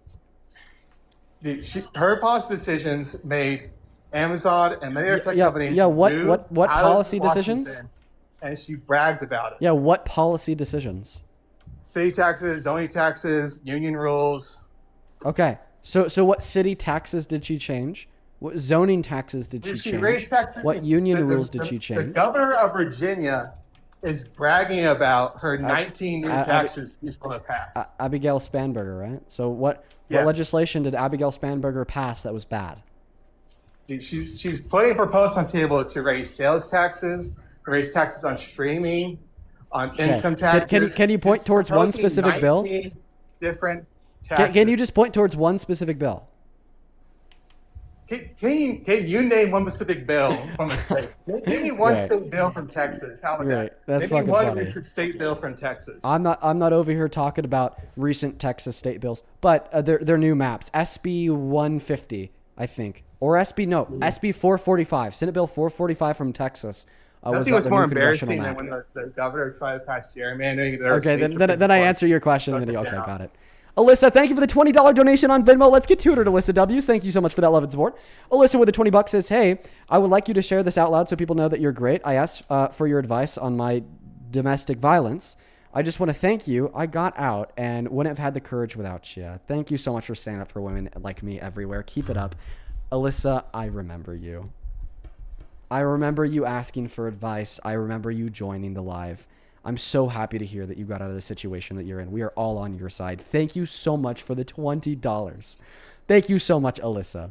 Sarah, thank you for the $1. Who says, is this the right account? I love you. It sure is. Sunny, thank you so much for the $15 on Venmo. Sunny, I'm not going to read your message out loud, and you know exactly why, but thank you for the $15. And then Amanda, thank you for the $20, who says, you're the best at what you do. It's all a great mix of thought-provoking and funny as hell. Happy Friday. Have a great weekend. Folks, is today Friday? No fucking shot. That's wild. Juneteenth, Thank you. yeah. Yeah, that's crazy. I just never know the day of the week, honestly. I never know the day of the week. Jesse, thank you so much for the $10 as well over on PayPal. Thank you. Marianne, thank you for the $14. Who says, I love how you are like a dog with a bone with all these idiots. Watching you not let them go and get away with non-answers is the best. Oh, yeah, you fucking know it, Marianne. You know it. I don't take that shit. I don't let them get away from me. Same thing to you, Naomi. Thank you for the $20. Who says, this morning I left a positive comment regarding Carmelo Anthony's situation, and so many right-wing racists got on there and called me a monkey, N-word, threatened to lynch me, and all kind of terrible things, I swear, man. Yeah, I'm so sorry to hear that happened to you, regardless of what you said, Naomi. Nothing that you could have, possibly said, even if you were saying that Carmelo Anthony is... like Carmelo Anthony murdered Austin, but he's spaced and he's the best, and Austin needed to die because he's white. Even if you said that, you wouldn't have deserved to have people calling you a monkey, N-word, and threatening to lynch you. So it's like, regardless of what you said, Naomi, I'm so fucking sorry that you had that response. I'm so fucking sorry. Carissa, thank you so much for the 50 Canadian dollars over on Super Chat. Thank you so much for that love, Carissa. Let's get 500 Carissa W's down below. Thank you. Carissa with a $50 says, hey, Dean, today is the 4th year anniversary of my mother self-unaliving, and watching you really helps my day. Thank you so much for what you do. Much love to you. Much love to you. And I'm so sorry to hear about that. That is such an incredibly hard thing to deal with. I don't doubt. I had parents, I had friends, that had parents that did that growing up in high school, and it was always such a rough thing. And I'm so sorry to hear that happened. And I wish you the very best of luck in your continued healing journey, which I bet would extend beyond 4 years and, take a lifetime. All right. Same thing to you. Heather, thank you for the $20 over on Venmo. Says, I'm not scared of you, Dean. Yeah, that's what this guy was saying. What a joke. Thank you so much for the $20, Heather. Please show some love to Heather. If you want to support me, you can find my Venmo and my PayPal and the link tree in the bio on TikTok. Pin message on YouTube, and the handle's at the top of the phone screen on TikTok as well. It's just my name, Dean Withers, without the letter E in the last name, Withers. Best way to ask a question, support me, and enable us to continue to be able to do this 4 hours a day, 7 days a week, in supplement of a real job. Republican J.K. Splinter, what's your favorite Trump policy? I'm a really big MAGA supporter. I really do like the new food pyramid, more healthier foods, more protein. And I think it's been an incredibly remarkable shift in the way Americans are treating their health. Matt, do you think that Americans are treating their health better today or a year and a half ago?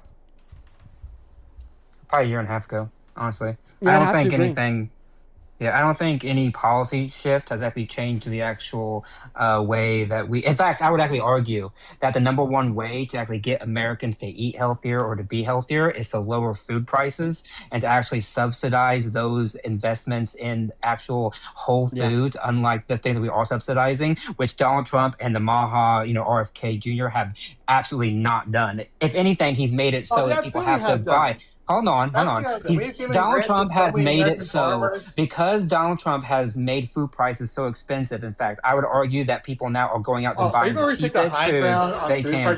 How is Donald Trump? Yeah, and just to compound off of what Matt said there.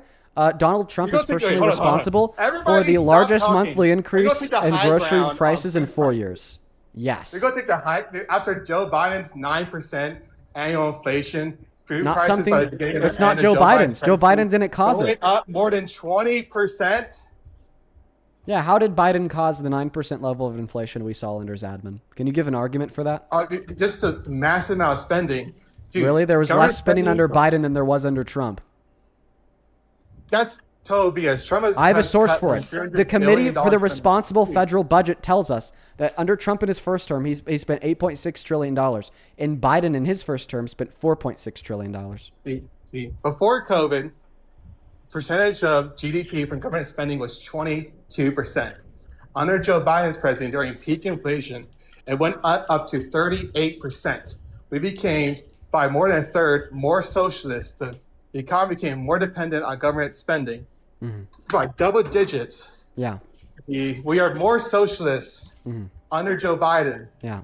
than we've ever have been. And are the city streets cleaner? Yeah. Did the cities get You're safer lying about under that Joe statistic, Biden? and I could prove it. You're lying about that statistic of spending as a percentage of the GDP, and I could prove it. Oh, come on. Pull it up. Pussy. Okay, I'll prove it. Was the GDP higher on average under Biden in his 4 years? No, or Trump in his 4 I'm years? saying percentage of GDP. I know. We're getting there. 22%, I know. Listen, we're getting there. GDP. We're getting there. That's We're getting No, there. you're This is a not. leading Don't question. do the wrong thing, dumbass. This Do you is know a how to this is a Google? leading this is a leading question. Do you know how to Google? This is a Do you know leading how to question. Google, Gene? Do you know how to? Okay, this guy's crazy. No questions for this guy because he can't answer those. So on average, the GDP was higher under Biden in his 4 years than Trump in his first 4 years, which is the expectation regardless if you didn't like Trump, liked or didn't like Biden. The GDP really kind of just continues to always grow year by year, especially in 4 or 8 year averages, unless we're in like the Great Depression or the Great Recession, right? Clear. So the GDP was higher under Biden and lower under Trump. But spending, according to the Committee for a Responsible Budget, was higher under Trump and lower under Biden. So if under Trump, we had a lower GDP with higher expenditure, and under Biden, we had a higher GDP with lower expenditure, we would fucking expect the overall spending to be a higher percentage of the GDP under Trump than under Biden. It's basic math.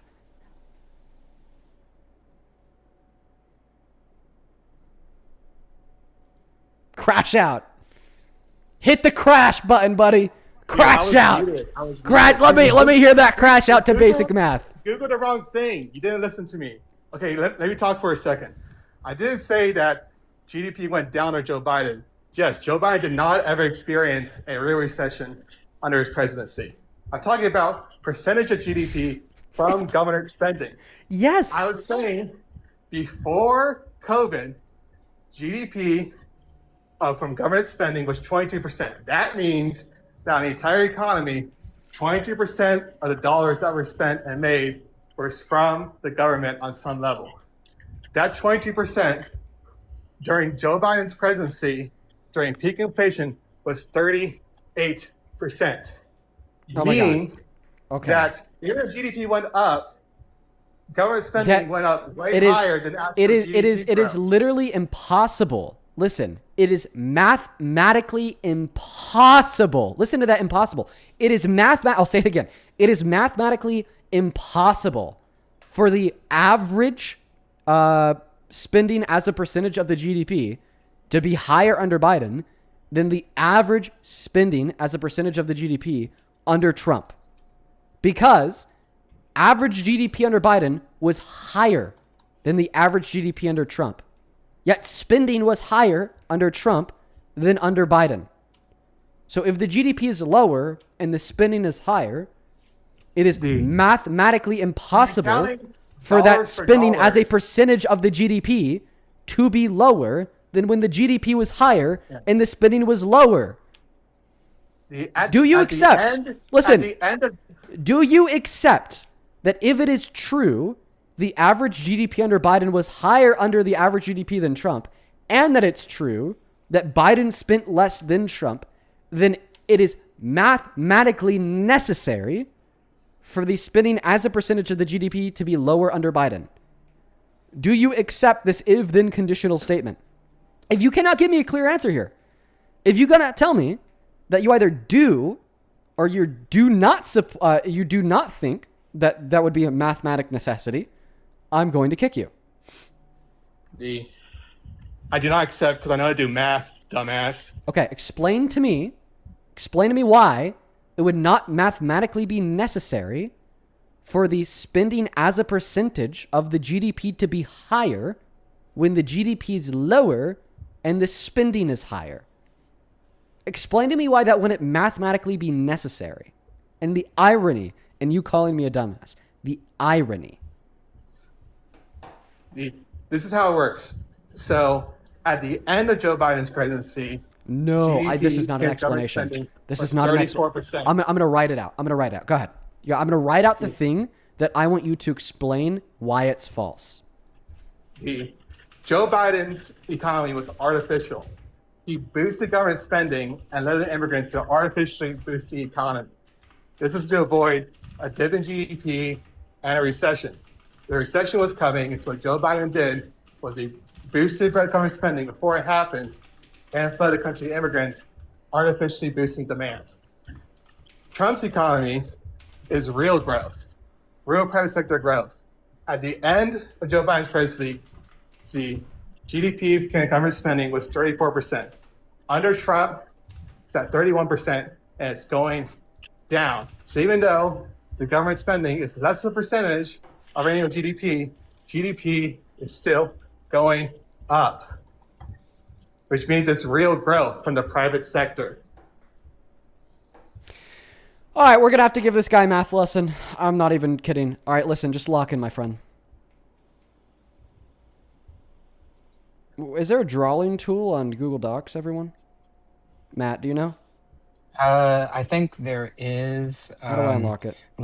I think, well, there's a actual drawing thing. I think, let me see. Oh, there's a pin, I think. Let me see if I can, if you go to insert drawings, if you go to insert drawing new, it says the line icon. You should be able to draw, I think, from there. Where do I do that? But, where do I do that? If you go at the top, it says insert. Do you see insert? No, let me honestly just put it up on the screen. In Google Docs. Yeah. If you go to Google Docs, there should be like an insert thing at the top. If you don't see that, then any of those options? Top left, people are saying. Let me open my Google Docs. I wonder. All right, everybody, you're about to get like a legitimate math lesson here. You're about like I'm not even trolling. Oh yeah, it is top left. Yeah, I see it. So it's above the print icon. So you see the printer icon? It should say above that. It says insert. What? I'm not seeing that. That's strange. Oh, I have that on mine. Huh. Okay. I guess we'll just have to like spell it out then. That's fine. Next to the italic, somebody in the chat says. No, I wonder why I'm not seeing. That's so actually, strange. Well, what is that? That actually looks like something someone said. Oh, that's highlight. Oh, okay, insert so image. highlight. Oh, there it is. No. Okay, it's fine. We're just gonna have to say it out loud. That's fine. We could do that. All right, guys, lock in. It's time for math class. It's time for math class. Somebody says that I need to expand. I don't know. Whatever. Your menu bar is hidden, probably. Whatever. Let's just lock in. Oh, show the menus? Oh! Boom. There we go. Insert. You said drawing? Yeah, there's drawing, and then you should be able to then you should be able to then draw what you want to actually draw, and it'll put it into the document. Oh. Wait, 1 second. That's one way to do it. We're gonna have to pull something else up then. This will be worth it, everybody. Math class with Dean. Can we get some W math classes? You should be lucky I'm being patient with you on this. In the chat. Can we get some W math class in the chat? Okay, perfect. All right. We have everything I need. All of my tools are ready. Okay. So here's the question that I'm asking the guests. Why is it false that if the GDP is higher and spending is lower, then the spending as a percentage of the GDP is lower? Now, the reason why I'm asking this question to the guests is because it literally cannot be false that if the GDP is higher and spending is lower, then the spending as a percentage of the GDP is lower. Let's do an example. Let's take a look at the notepad. Let's imagine that the GDP is 100 for reasons of simplicity, and that the spending is 10 for reasons of simplicity. We're all tracking? Phenomenal. And this is going to be Trump. And then under Biden, the GDP, we'll actually make this 20. Then under Biden, the GDP is 200. And then the spending is only 10. All right. So if we wanted to calculate the spending as a percentage of the GDP, what would we do? Well, we'd ask ourselves, 20 is what percent of 100? Wow. So 20 is 20% of 100. So the spending as a percentage of the GDP would be 20%. Fantastic. And then what about under Biden? So the spending went up from the GDP went up from 100 to 200, and the spending went down from 20 to 10. So now let's determine what the percentage is of 10 out of 200. All right. Let's be simple. If 10 is 10% of 100 and 200 is 100 times 2, then it must be 10% divided by 2. So it must be 5%. Right? Mm-hmm. Yep, it's 5. So what we see is that when the GDP goes up and spending goes down, you are then, attempting to determine what percentage a smaller number would represent of a larger number. And if this number continues to get smaller and smaller and smaller, and this number continues to get larger and larger and larger, this bottom number, the spending, will be a progressively smaller percent of the larger number. So back to the question, why is it false that if the GDP is higher and spending is lower, then the spending as a percentage of the GDP is lower? Sir, do you now understand that that can't be false? Because to say that that's false would be to say that if the GDP got larger and larger and larger, and spending got smaller and smaller and smaller, that some fucking how the smaller spending could be a larger percentage of the growing number. But here's what you're getting wrong. When you talk about percentages of GDP to spending, I'm just talking about the ratio of how much of our GDP is from government spending. That's what this number represents. This is the ratio. Well, it's actually not a ratio. It's a percentage. I let you talk for 10 minutes straight and do a math thing. You're going to interrupt me? Come on, bro. Go ahead. Okay. If the private sector increases greatly, and then government spending increases with it, but not at the same rate as before of its GDP, then yes, government spending can be a smaller percentage with higher GDP growth. Is Trump spending significantly less than Joe Biden? No, he's not. But with the growth of the private sector compared to the rate of the government's growth, it's at a much smaller rate. So that's how Trump is able to have GDP growth, but not have government spending be the same amount percentage. So I don't think that much of that made sense. Because the GDP, the gross domestic product, is not a variable of the government's growth. That's a variable of the overall transaction in the market. Okay? And spending, that's a variable that represents how much the government is spending. So are you saying that Biden spent more than Trump? Or are you saying that the GDP was lower under Biden than it was under Trump? I'm saying that Trump spends less than Biden when it comes to percentage of I know, government. but there's only two ways for that to be true. The lesson I gave you, was to show you that there's only two possible ways that that claim could be true. The only way that Trump's percentage of spending as a part of the GDP right here could be lower than the percentage of spending as a part of the GDP under Biden was if either Donald Trump had a higher GDP, this number right here, and spent the same or relatively the same, or Donald Trump had a lower GDP, which is what the fact of the matter is. The GDP on average was higher under Biden because it progressively grows the more and more time passes, but had lower spending. But Trump's GDP's grown too, Like he's not one quarter has had negative growth. Okay, well, that's not true. We did have negative growth in the GDP of Q1 in 2025, so you're incorrect. But holistically, the GDP has gone up, and I agree. So are you arguing here that Trump in his first term had a higher average GDP than Biden in his first term? Or are you arguing that Trump in his first term had lower spending than Biden in his first term? It has to be true, What I'm arguing that Trump either had higher first GDP term. or lower spending in order to have a lower spending as a percentage of the GDP.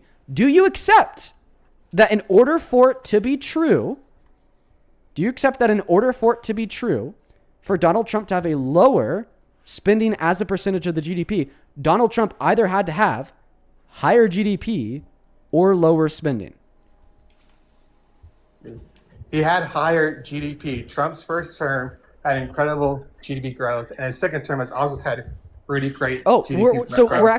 We're not looking at GDP growth. We're not looking at GDP growth.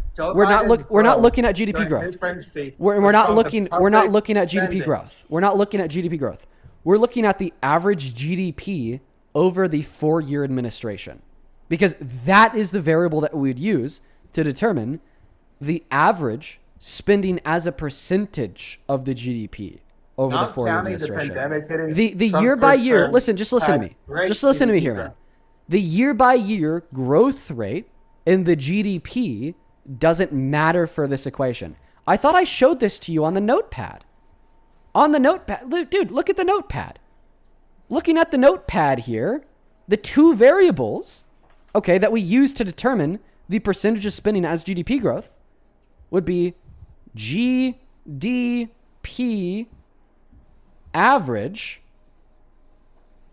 and spending over 4 years. Do you agree that the two variables to determine the percentage of spending as a GDP would be the GDP average and the spending over 4 years? Do you agree? This doesn't relate to my claim, though. No. Do you agree? Do you agree that the two variables used to determine the percentage of spending of the GDP would be the average GDP over the 4-year term and how much they spent over the 4-year term? Do you agree that those are the two variables to determine the percentage of spending as a part of the GDP? Yeah, like your equation is not made up. Okay, so you're saying that my equation to determine the percentage of spending as a part of the GDP is wrong? No, I'm not saying it's wrong. I'm saying it's not made up. Okay, so you agree. So you do agree that the two variables would be spending over 4 years and GDP. Okay, so you agree with my variable. Okay, so which one was it? Are you saying that either Trump had a higher average GDP over his 4 years or Trump had lower spending over his 4 years? Which one? Because now we know that one of those two things has to be true. First one's true. But here's the thing. Okay.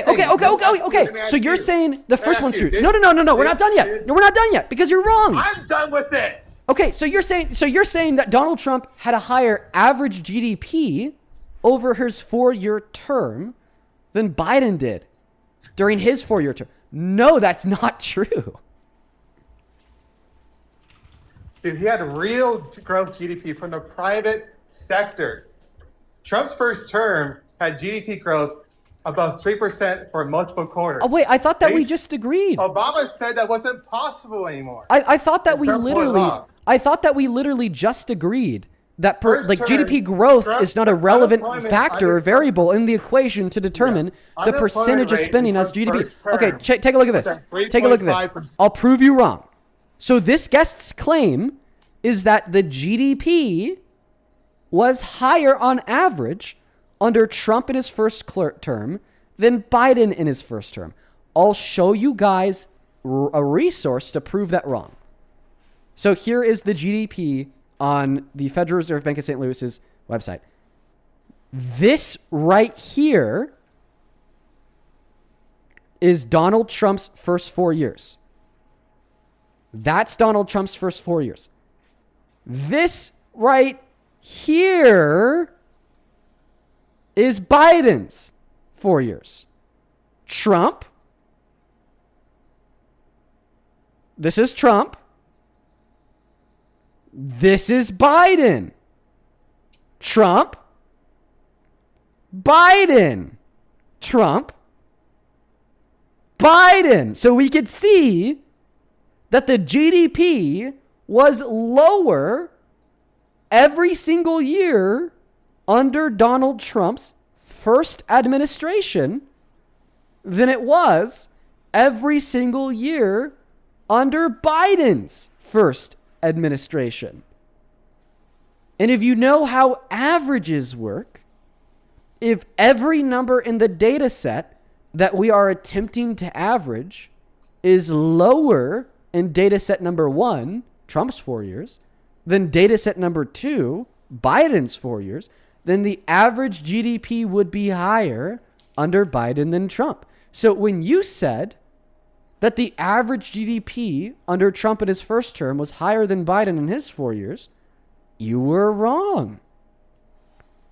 Now that we know it's not true that the average GDP was higher under Trump than it was under Biden, that leaves you with one option for your claim that the spending as a percentage of the GDP was higher under Biden in his 4 years to be true.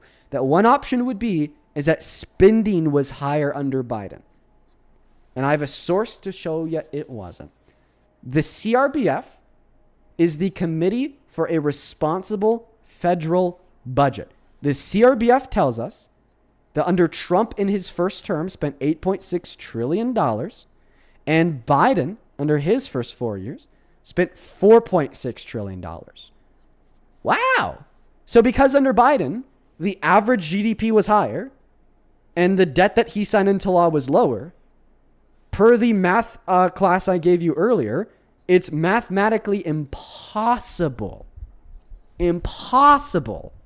for Biden's spending as a percentage of the GDP to be higher than Trump.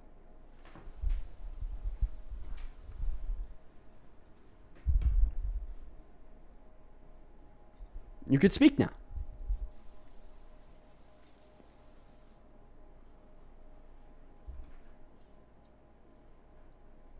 This is fun. Teaching Trump Bro, I was supporters muted. third grade I was math. muted. Can Okay. you do your job right?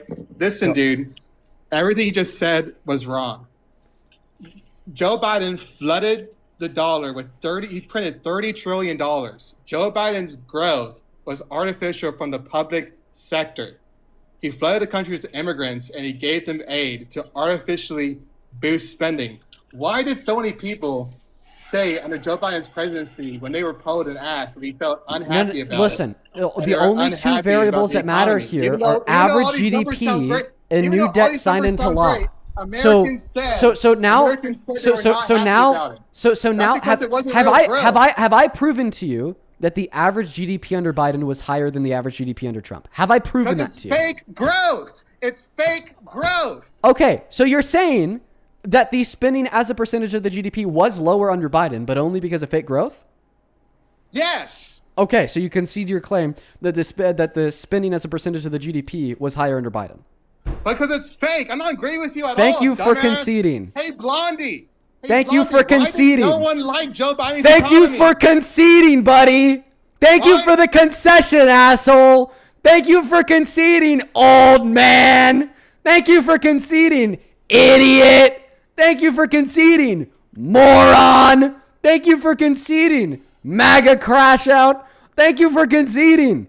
I appreciate you for conceding the point that you made, which was the spending as a percentage of the GDP was higher under Biden than it was under Trump. And I double appreciate you for coming up with some half-assed, MAGA moronic quasi-justification for why that's the case.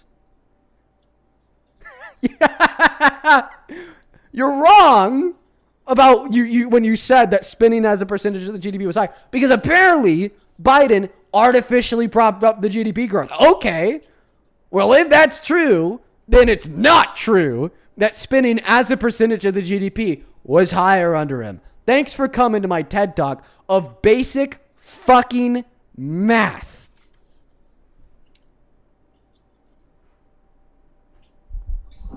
But I'm still right that Donald Trump's percentage of government spending to GDP to the rest of the GDP is smaller under Joe Biden. That can't be More true GDP because is the from average real private GDP sector was growth. lower and the spending was You're higher. not listening to me. You're not listening to me, Blondie. Dude, percentage of GDP growth I got this under guy Trump's fucking- current thing is smaller. I got this fucking guy at Pretzels. We're gonna kick him, bro. We're gonna put him out of his misery. I feel like I'm like putting down a dog that just got ran over by a car, whimpering for the sweet relief of pain. Damn, dude was fucking lost, man. Have you ever seen such an indefensible position, Matt? Nope. His You argument. explained it well. I was following it, and I was just like sitting back being like, it made sense, but he just didn't get Yeah. it. And guys, if you're curious why I made that analogy, it's because I saw that happen earlier today, and it was really sad. So I guess it was on my mind. I was on the way to get a coffee, and I saw a dog that got hit by a car. Bro, I started bawling. It was really fucking Aw. sad. That would be damn. Yeah, I guess so. I saw somebody in the comment section say, "Hey, Dean, that's a really sad analogy." Yeah, that was a bit uncalled for. I guess the thought was just on my mind. Anyways, yeah, look at that. I guess now MAGA is denying basic math.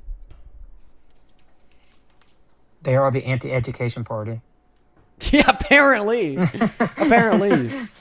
Let's go to get that next guest connected to the live stream. Just to like have a little bit of save faith in humanity. For everybody watching, were you guys following that very basic explanation of mathematics, everyone? I hope yes. Good. Good. Very good. Hello, Marky. Do you support Trump? Kinda. I really came in for an abortion debate. Age? I don't really like his actions as a person, but his policies I do somewhat decently agree with. Age, please. What'd you say? How old are you? I am 15. All right. Listen, I understand why Age he's is honest. pro-life.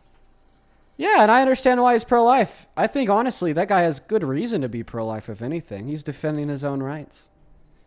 He's defending his own rights. Feed us on live. Feed us on live. Let's go to get that. Self-preservation. Yeah, self-preservation in action right there. Let's go to get the next guest connected to the live stream. Only hop inside of that queue if you happen to be MAGA. Benjamin, thank you for the $5 for the best math lesson. Thank you. Jacob with the $5, who says, it must be traumatizing for people who consistently lie to themselves every single time they're questioned about Trump. I know, right? Like, how do you delude yourself to the point of denying basic math? Joseph, thank you for the $25 donation on Venmo. Let's get 250 Joseph W's, who says, Dean, be careful. Averages might be higher mathematics for this idiot. Yeah, that's why I kind of like breeze past the explanation of averages, because I don't think you would have followed it. Then Autumn, thank you so much for the $10, who says, I have a hard time putting my thoughts into words, and I've been dealing with a bully at work, and watching you daily and hearing you speak so confidently, eloquently, has really helped me finally address it and find the words to come across strong and not like I'm playing the victim. So seriously, thank you for helping me in so many different ways. Autumn, I am so happy that what we do here helps you, genuinely.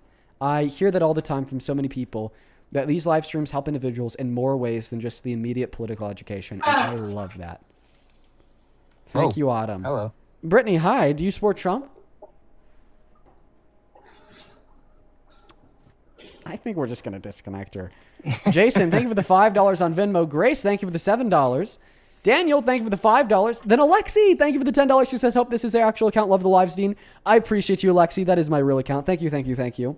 Brianna, thank you for the $4. And then Joseph with the $25 to support, for your support of education, especially 6th grade math for this moron. Right? That was insanity, Joseph. Thank you for the $25.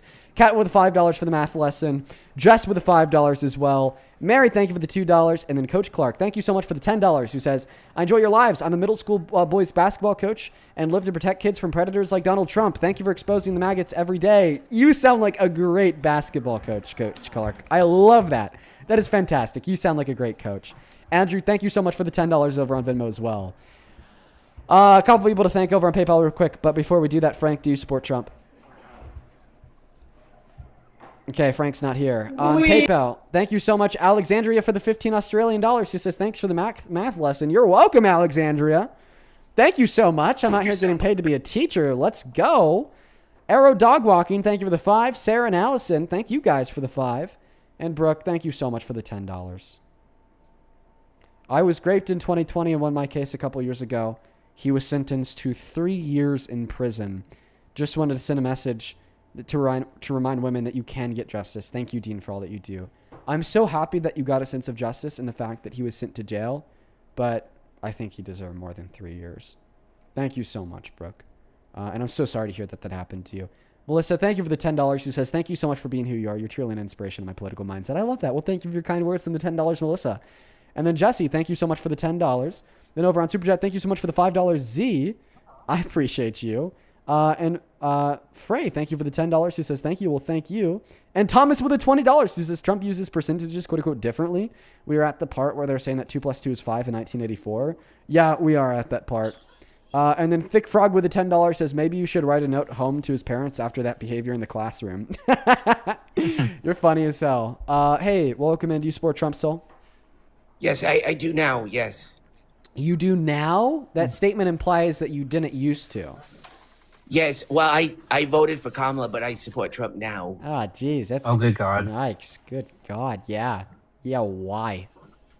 Well, I think he's a rapist, and I think he hates black people, but he does support Israel, and he supports the Jews. I support his war on these animals in Gaza and Iran and Lebanon. Oh my God! Every statement you just made is you're trolling. Yeah, they're I hope. trolling. Jeez.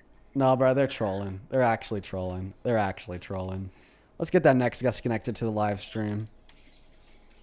Only I'm glad you know when it happens, because I was like, holy hell. Yeah, bro, they're trolling. Get out of here, bro. Stop messing with us. Stop messing with us. Abby, thank you for the $30 on Venmo. I appreciate you so much, Abby. Let's get 300 Abby W's. Abby with the $30 says, product pitch, Trump calculator. Instead of giving correct answers, it's more like a magic 8-ball response that appears randomly. I love that, Abby. That'd be a really good product idea for Trump. They'd love it. Then Anna, thank you so much for the $50 on Venmo, who says, thank you for a debate founded intelligence. Well, I appreciate you so much for your kind words, Anna. Thank you for the $50. Let's get 500 Anna W's in that chat. Genuinely, that's very, very kind of you. Listen, we try to root our debates in intelligence, but it's hard when we're talking to straight A-grade idiots. We'll say that's a fact. Thank you, though, for that love. You're awesome. If you want to support me, you can find my Venmo and my PayPal in the link tree in my bio on TikTok, pin message on YouTube, and the ads at the top of the phone screen. It's just my name, Dean Withers, without the letter E, and my last name, Withers. Great way to support what we do. Welcome in, Caleb. Do you support Trump? Dean, hello, Dean. Hi, Dean. Jesus. Yeah, what the hell's going on with you? I hope you get that figured out. Let's go to get that next guess. Whatever's going on there. I'm envisioning this cartoon of like a little kid just like bouncing off the walls. You know, have you ever seen one of those cartoons where it's just somebody like bouncing off the walls and the ceiling and they're just going all over the place? That's like what I'm seeing in my head right now. Let's go to get that next guest connected to the live stream. Oh man. Oh man. Where's the next guest at? Let's get Jan connected to the live stream. We are Dean Withers. Let's go to get that next guest connected. We got Jen loading in. Oh, Brittany's back in the queue. We'll get Brittany back up here. Jen, do you support Trump? I do support Trump. What about you, Brittany? Yes, I do. How old are you, Brittany? I'm 32. Okay, Jen, you're going to have to go next because Brittany was first. Brittany. Gross. Sorry, I was in the shower the first time. I Okay. did want to first say that I really respect what you do. I think it's really healthy to have open dialogue and challenge our views. Cool. Well, I'm happy that, you have a preferable view of what we do here, and hopefully I might be able to use that to change your mind. Go ahead and take it away and tell us why you're MAGA. So I personally, I'm going to be honest. I think that Trump can be an egomaniac. I think that he has a horrible media presence. I think he can be a self-righteous asshole, but I do think that he cares about this country, and I think that he puts our country first, and he helps other countries. I mean, people were celebrating in the streets of Iran because of what he's done. And the Prime Minister of Italy was celebrating him along with many other world leaders, and people in other countries want what we have. I've been to Europe and they're like, we wish we could have somebody like Trump. So yeah, somebody like Trump to tear up a denuclearization agreement with Iran because he's mad Obama's name is on it, and then kill 13 servicemen and women, kill 168 kids, and spend upwards of $300 billion just to get that agreement back. And that's what we want. So why do you think the people were celebrating in the streets in Iran when Ayatollah was executed? Because the Ayatollah was executed? Yeah. But then they just got a new Ayatollah. The Ayatollah's son. I know, but my other question is, why we do had you think the Khomeini, people of Iran... and now we have Khomeini Jr. Huh? We had Khomeini, and now we have Khomeini Jr. I know, but my question is, why do you think the people The liberation were of the celebrating American in the streets? people. He killed the dictator, and then the son of the dictator became the dictator. Liberated. So liberated. So true. But see, you're not answering my question. You get mad when people don't answer your questions. Okay, what's your question? So why do you think the people of Iran were celebrating in the streets? They've been under repression. Yeah, I told you, because they for killed decades. dictator senior. They killed the senior dictator. So why is that bad? Well, because now we're left with a junior dictator. And the same strikes that killed senior dictator also killed 168 kids and started a war that cost the lives of many, destroyed civilian infrastructure, included threats of genocide and actual war crimes. Do you and now think we're it just would be a giving good them idea? $300 billion. Like, I Do you think that think it would be- this is contradictory. If you're like, oh, I love Trump because I think that he's taking out the IRGC, but now he's giving them $300 billion. Well, listen, I want to make it clear that I'm a very open-minded person, and I've actually been shifting more to a libertarian viewpoint. Yeah. And, I can watch CNN, I can watch Fox, and everybody's just shooting like they're just, nobody's Listen, even making any I- points. They're I think attacking that- the other side. I just think that you're misinformed about I the don't subject know what matter. to believe. Okay, let me describe this to you. I think that you're just misinformed about the subject matter. I think all really you know about the war in Iran, correct me if I'm wrong, is that we took out their dictator, and that's really it. Well, we can't have Iran having nuclear warfare. Okay, so What do you think know, that's gonna do? So you know that Trump took out their dictator to prevent them from having nukes. Do you know anything else, or is that just kind of it? I mean, yeah, I guess that's all I know. Okay, listen, I get it. If that's all I knew, I'd probably be agreeing with you. Okay, that's why I say there's three. And that's why I'm glad I'm talking to you. Yeah. Because I want your input. I mean, you're very well informed. Yeah, if that's all I knew, I'd be agreeing with you. Okay, well, let's go over a lot of other nuance, because the nuance is what I'll use to hopefully change your mind. So, 10 years ago, I guess 11 years ago now, 2015, Obama got a denuclearization agreement with Iran to prevent them from building nukes until 2030. And they agreed to it. It was awesome. Trump walks into office, Iran's honoring the agreement, and Trump tears that agreement up. Because he doesn't like Obama. His introduction into American politics was to say that Obama was born in Africa and no way in hell should we ever make him president. After he tore that agreement up, of course, they then started to develop nuclear weapons. If I was in their shoes, I'd do the exact same thing. Okay? And then Donald Trump won his second administration in 2024. They've enriched their uranium to like 60%. And then Trump is like, oh, fuck. I really fucked up in my first term when I terminated that agreement that prevented them from building nuclear weapons. So then he's like, I have to stop them from having nuclear weapons again. He tried negotiating with them like Obama did, but he's really unintelligent. And the negotiations weren't going like he wanted them to. So then he just started bombing them. Okay? And then that started a war. Bunch of war crimes, dead civilians, dead children. Ceasefire, broken ceasefire because Israel just kept on going after Lebanon. It was a big mess. Okay? And then Donald Trump started getting a little upset. His approval rating is tanking because we got this big mess in the Middle East after history of a bunch of big messes in the Middle East that we the people don't really fuck with. Okay? So then Donald Trump's like, shit, I really need an off-ramp here. What if I just offer to give them $300 billion to stop building nukes, to put us back into the position that we were at under Obama that I took us out of? And they said yes. Preemptively. No agreement yet for the denuclearization, but we do have an agreement for the $300 billion. And that's where we're at today. But like my question is where do you get all your news from legacy media, or are you doing your own research with like government files? Because this is why it's so confusing to me, is that I can be swayed one way or another based on what I'm seeing, and I just don't know what's real information and what's not. I never watch legacy media. The only times I watch legacy media is when I'm on legacy media. By the way, I want to kind of like defend legacy media. I'm not like a fan or anything, but I want to defend it. The reason why we know a lot of this is because of legacy media, because government officials go to the New York Times, the Washington Post, CNN, the Wall Street Journal. That's how we know all this stuff, is because there's a reason why they are the like top of all news. It's because the government goes to them to give them like all this information. So that's how we know it. And so, I mean, in defense of that, that's one of the reasons why they're there.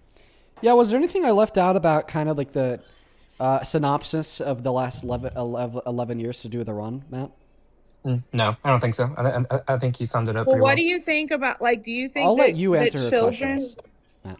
do you think that children need to be indoctrinated into transgenderism before they're even Well, of that's a legal pivot. age? Whoa. Ow, Well, my these are neck all the hurts. questions I came in here for. I mean, it's not just one thing. And like, I'm never going to be somebody that says, "Oh, I agree with everything Trump does." I think if you agree with everything your president does. Can we just get an explanation here? Do I think that kids should be indoctrinated into transgenderism? What is that? What the fuck does that mean? Do you think that public schools should be making suggestions about choosing your gender? What, like, could you be more specific? Like, what specific suggestions? Like the books in the library. Let's say that what? you What see are As the a books in the librarian, library? I can tell you that as a librarian myself, which I am, I can tell you for a fact that we promote books that are diverse, so that students have a wide range of options to look from. No teacher is giving a book saying that this is gospel, this is fact. It's meant to expose students to a large range of ideas early on. The same reason why we give students at an early age books about racism, for example, because Right. we want to show them that this is how the world works, and that you have no fear of the other, because many of these students will go on to have the actual feelings of this, and they want to feel safe. They want to feel as one big community, and to promote love and acceptance. I can guarantee you there is no school system where a kindergarten teacher or first grade teacher is promoting the idea that a child should be a certain gender. Okay. Like you Well, that's must be good, this because way. I've heard horror stories in California about children being taken away from their parents because they were not advocating for minor transition surgery. That only happens when parents are hostile to a child who is seeking some kind of transition, whether social or not. What happens is that parents are hostile, But why and the are state children seeking transition? I've never thought about that in my life until I was an adult. because you're not trans. I'm not trans either. I never thought about it in my life either.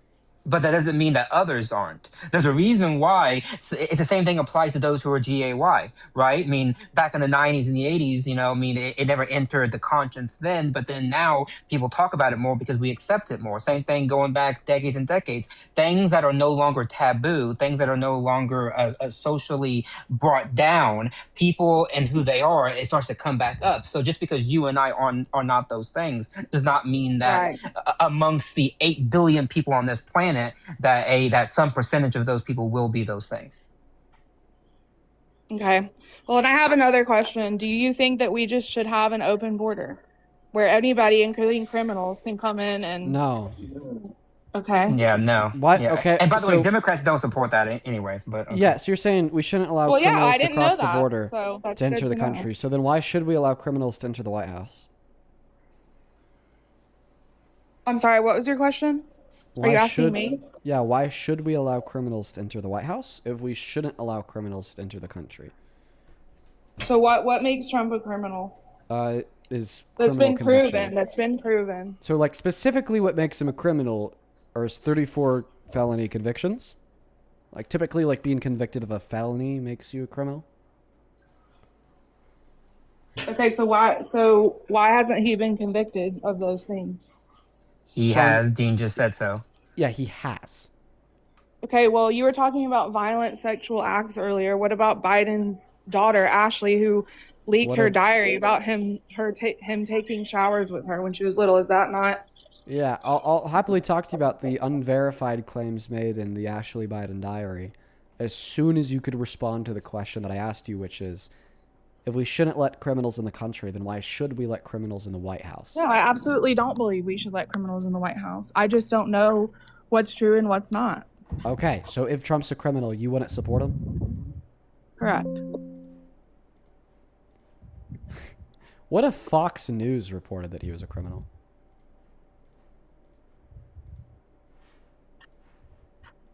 Would you trust it if... Wow. Would you trust it if it's something that Fox News reported? I don't know. No. I think Fox News is like, they're always attacking the left too. You know, like I said. Okay, but this is... but I'm saying like reporting that that Donald What Trump about is a Newsmax?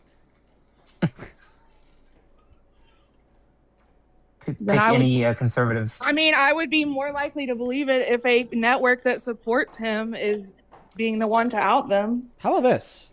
Read this URL for me.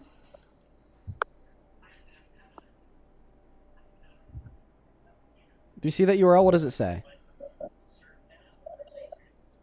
nycourts.gov. Okay, so a government website about the courts in New York. Is this like a reliable like source for like claims regarding like criminal convictions in New York? You got to tell me. I don't know. Yes. Oh my. So like this is the top of the first page of the verdict sheet. The people of the state of New York versus Donald J. Trump. Supreme Court of the state of New York. Count number 1, falsifying business records in the first degree. Guilty.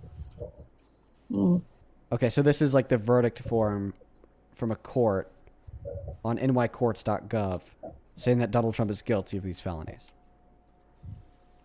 So first, I can't read because there's stuff in the way. Falsifying business records, first degree. Yeah, okay, but like, what's your argument against Hillary Clinton then? Where's your concession that make you're not one. a Trump supporter? Huh? Where's your concession that you're not a Trump supporter? You said if Trump was a criminal, you wouldn't support him. I just gave you evidence to show you that he's been found guilty of felonies. Well, I don't know what falsifying business information is. It's a crime, which is why it says guilty next to it. You could only be found guilty for crimes. Also, the crime details in the name that itself. There's no other presidents that have committed a crime? Like, It doesn't I'm talking matter. white collar crimes. It doesn't matter because you said that you wouldn't support Trump as president if he was a criminal. Well, I don't know about white collar crimes. Okay, so you're just revising your claim from... it just depends on the details. I mean, okay, well, it didn't depend on the details when you told us that you wouldn't support him as president. Well, if he I was was a criminal. thinking of like violence and harm to others. Okay, so if a court if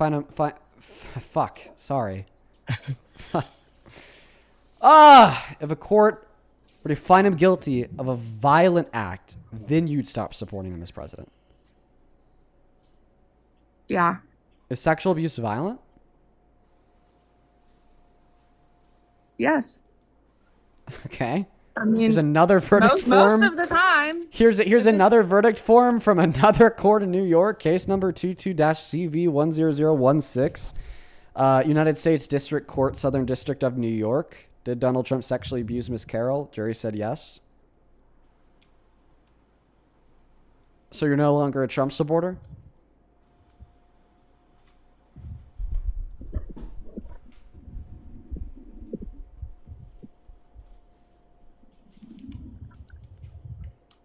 I mean, I would have to do more research than this. I don't. I'm gonna be honest. Like, I'm gonna be completely honest. How do people not know of this? Like, I'm sorry, but like, this was like front page news everywhere, and when this happened, I just don't understand how people don't know this. Like, even if you're not tuned in, like, it's okay that you don't know, but it's just like it baffles me every time. It always does. Okay. Yeah, no, I get that. I'm glad we're having this conversation. What do you mean you political have to do expert more like you. research? You said that you'd stop supporting Trump if a court found him guilty of something violent. Okay, so I just gave you proof that a court found him guilty of something violent.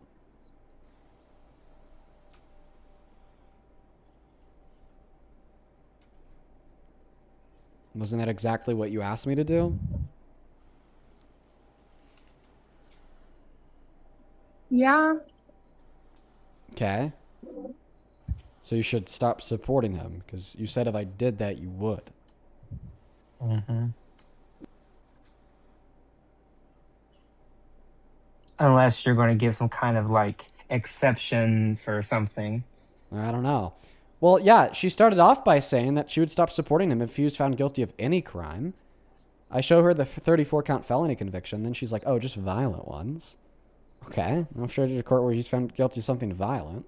Just no, and I'm not like if this is what everybody thinks it is, like absolutely I do not support violence. But a lot of things are not what meets the eye, you know, like So what does it meet Sexual the eye? assault is. Yeah. Oh, sorry, sexual- Dean, I'm sorry. No, I mean, you're right. Yeah, sexual assault is kind of what meets the eye. Like, I don't know how you can not get. I mean, like, if you know the story I am not going and to like say what that happened. somebody walking into a dressing room is the same as raping them. That's not equal. No one's saying that it is. We're saying that it's a type of sexual violence. Well, we're not even talking How is about that him. violence if there's no physical force? We're not even talking about him when he was sexually violent towards women and girls by barging into their dressing rooms. No. This is a court that determined he raped a woman by forcefully penetrating her vagina with his fingers. That's what I'm showing you. I'm not showing you anything about the dressing rooms. This is the jury verdict form for rape. So, I mean, you're starting to twist yourself into a pretzel that, like, doesn't even apply here. If anything, works against you. By the way, we can't hear you when you leave the app. You got to be able to see us in order for... Oh, okay. us to I'm hear sorry. you. I didn't know that. I didn't know you couldn't hear me. The reason I thought that is because when I looked it up, the Miss Carroll thing just now, it said something about a dressing room, but it didn't give details. And I know that's what you Yeah. were talking about that earlier. So Well, I didn't know if that was yeah. the same thing. He raped her in a dressing room. And actually, good point. Good point. I've never thought about that before. Donald Trump has a history of perpetuating sexual violence in dressing rooms. Dressing rooms. Yeah. Yeah. In fact, I actually thought, Dean, when she first mentioned that what she was saying was they were giving context about his history with dressing rooms. And so, Yeah. like, it was like, oh, by the way, he was found liable of this. And in the past, he's done this also. Yeah, I've never thought about that before. And yeah, I guess in the 90s, in some dressing rooms, he'd barge inside of them and violate women by looking at their naked bodies unconsensually. In other dressing rooms, he'd barge inside of them and violate women by raping them. Yeah. No, that's fucked up. I'm a woman. I am a victim of sexual abuse. I'm never going to condone that. Does this make you stop supporting Trump?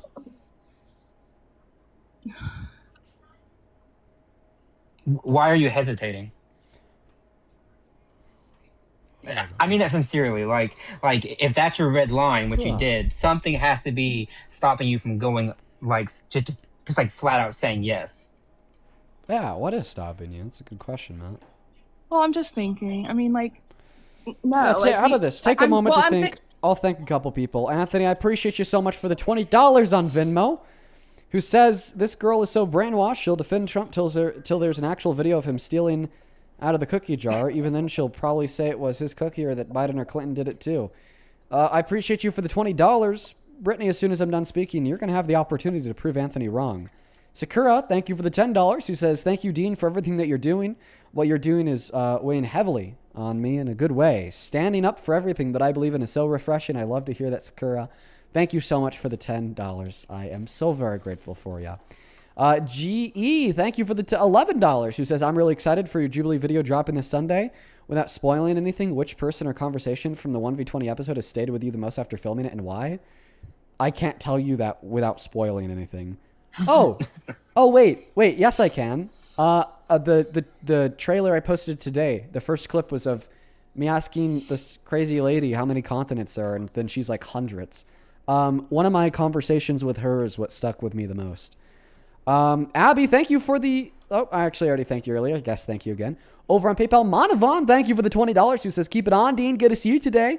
It's always good to see you, Manavan. You're always hanging out with us. I appreciate you for the $20. And then same thing to you, Keith. Thank you for the $20 as well. Let's get 200 Manavan and Keith W's. And then Naomi, thank you so much for the $20 over on Super Chat. Naomi, to answer your question, I'm very conflicted. I don't know. So, Brittany, what's it going to be? Are you going to stop supporting Trump or not? Let's cut to the chase here. Well, why? I just don't understand how, if he has these 34 felony counts, how is he getting away with it? Well, we weren't talking about the felony counts. We were talking about the court that determined he raped a woman. But he quote-unquote got away with the felonies. The judge gave him no sentence because by the time he was sentenced, he was president. And it'd kind of be a national emergency to send the sitting president to jail less than like 4 months into their term. So what? Why would they care if he's convicted of 34 felonies? Why does it matter? Because the judge has the discretion to not give him any sentence, since the minimum punishment for the crime was no punishment at all. And so the judge used his discretion to give Donald Trump no sentence at all, because sending a president to jail 4 months into their term is an unprecedented national emergency with repercussions that we couldn't even consider. Like, I mean, like, in retrospect, I think he should have, because I'll take that unprecedented national crisis over what Donald Trump has done with his second term, because it's been that bad. But I mean, even at the start of his second term when this happened, I was like speaking publicly about how I kind of agree with the judge. And it's like, because of how terrible of a national unprecedented emergency that would be. I mean, everything would just be in total disarray. That's weird to me. Yeah. Which part is weird? Yeah, now it's well, it's weird. Yeah, I mean, like, that's weird that they would just allow him to continue his presidency, knowing that he's guilty of all those things. Dean explained it pretty well. I mean, as I said, it would be probably, besides the Civil War, I think, and maybe Nixon. I mean, Nixon was close, but besides Civil War, it'd be the greatest constitutional crisis like we've ever faced. Because can you imagine having a sitting president who controls the executive branch, like one third of the United States government, sitting in a jail cell and being unable to execute his function? It'd be worse than Nixon, Matt, because even Nixon's VP had time to get ready for that. They knew it was coming. Yeah, you're right. It is worse than Nixon. So, I mean, it rivals like the Civil War. Like, I mean, like that's how bad it is. Yeah, it would just be like a disaster. Especially because he was only 4 months into his term. So it's not like Vance could have taken over and just continued what Trump was doing, because Trump hadn't done anything yet. It's 4 months into his term. It would have just been a catastrophe. Genuinely a catastrophe. Like, we all agree that like Trump should be in prison and in jail. Like we all agree about that. But what we're saying is that constitutionally, functionally, the ability of our government to function as a system would be so severely impacted that it makes it just totally not valid as a method, which is why the judge said that like he this is the only option that he has. Yeah.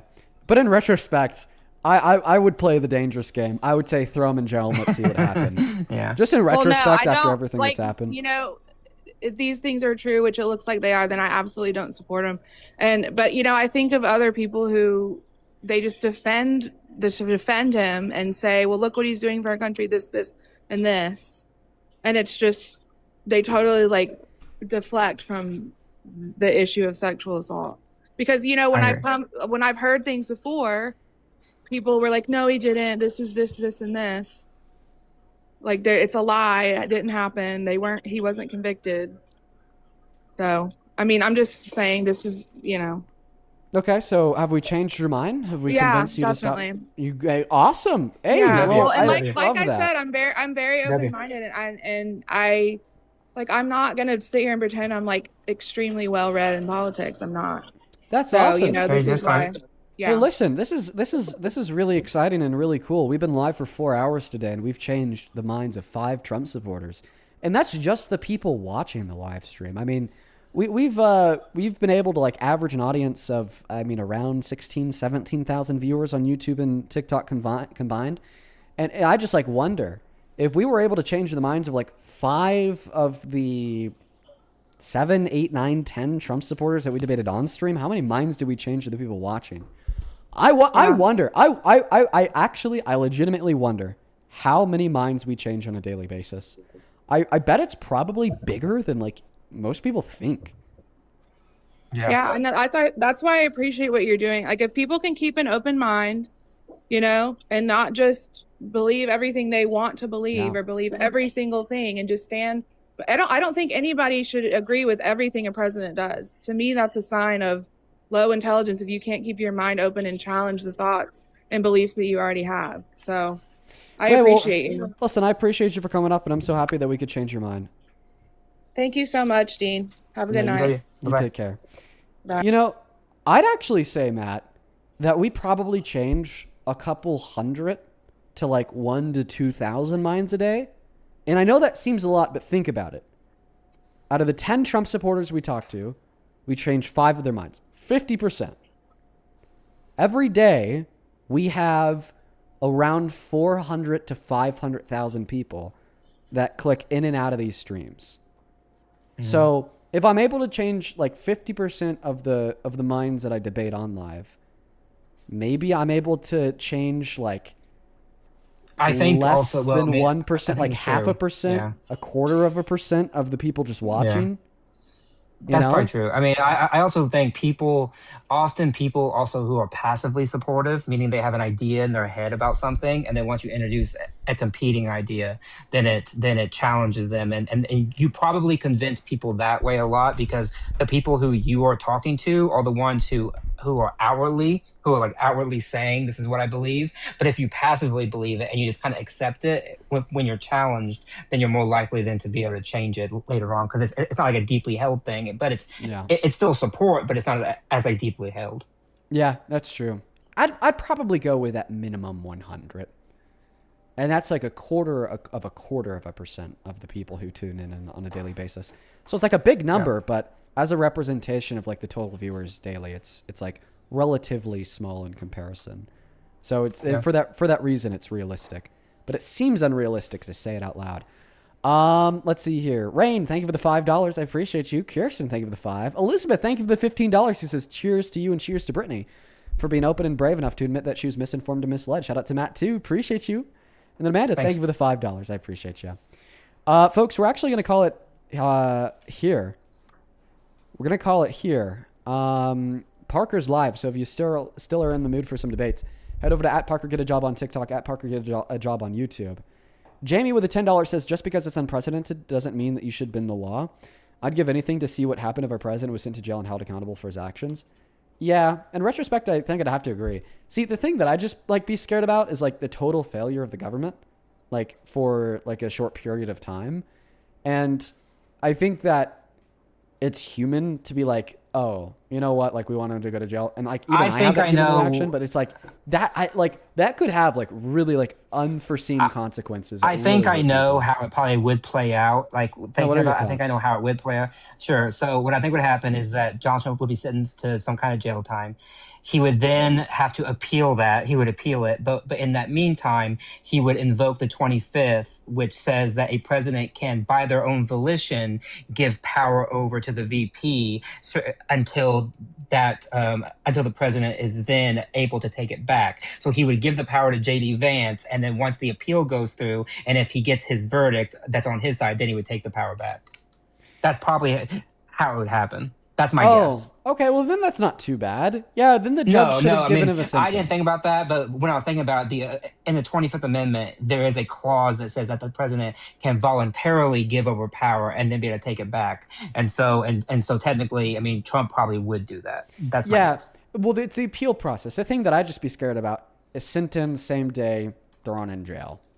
But if there's like an appeal process, that would give like a buffer for them to like prevent the total collapse and failure of the government. It would probably be, and because it's so unique and never happened before, it'd probably be fast tracked to up to the Supreme Court. So it probably goes straight up, and they would consider it like that next day, and then he would have like a verdict within like a week. Like it would be very quick because of the unprecedented nature of it. Yeah, Joshua, thank you for the $10 on Venmo. Says cheers. I appreciate you so much, Joshua. Thank you. I see everybody in the chat saying doing more, folks. I'm not going to lie. I'm really tired. 4 hours is my red line for the most part because after 4 hours, I am delusional. I know that like you guys can't see it, but I'm so tired. I'm like super lightheaded. I am like having like I'm struggling to pay attention, to like find the right words to like speak and communicate, and it's just these live streams are really mentally draining on me. They are. I mean, just I rarely nature do of the them, beast. but like I've done it for like an hour or two, and I can feel it too. Like it does drain you very, Yeah. very quickly. Very Yeah. very mentally draining to do debates for 4 hours. Yeah. Listen, Matt, I agree. appreciate you so much for joining. Yeah. Yep. Thank you for having me, and I'll talk to you soon. Thanks. You take care. Shout out to Matt. We love that guy. Yeah, go grade Parker, everybody. At Parker Get a Job on TikTok, at Parker Get a Job on YouTube. Like I said, he's going to be doing debates for the next 4 to 6 hours. I'm out of here. Once again, for all the black people tuning in, happy Juneteenth to to you and your friends and your family. And don't forget about Juneteenth. Don't forget about that, everybody. If you want a reminder, head back to the VOD, watch the beginning of it. It's important. Peace, love, good night, and goodbye. Go Red Parker.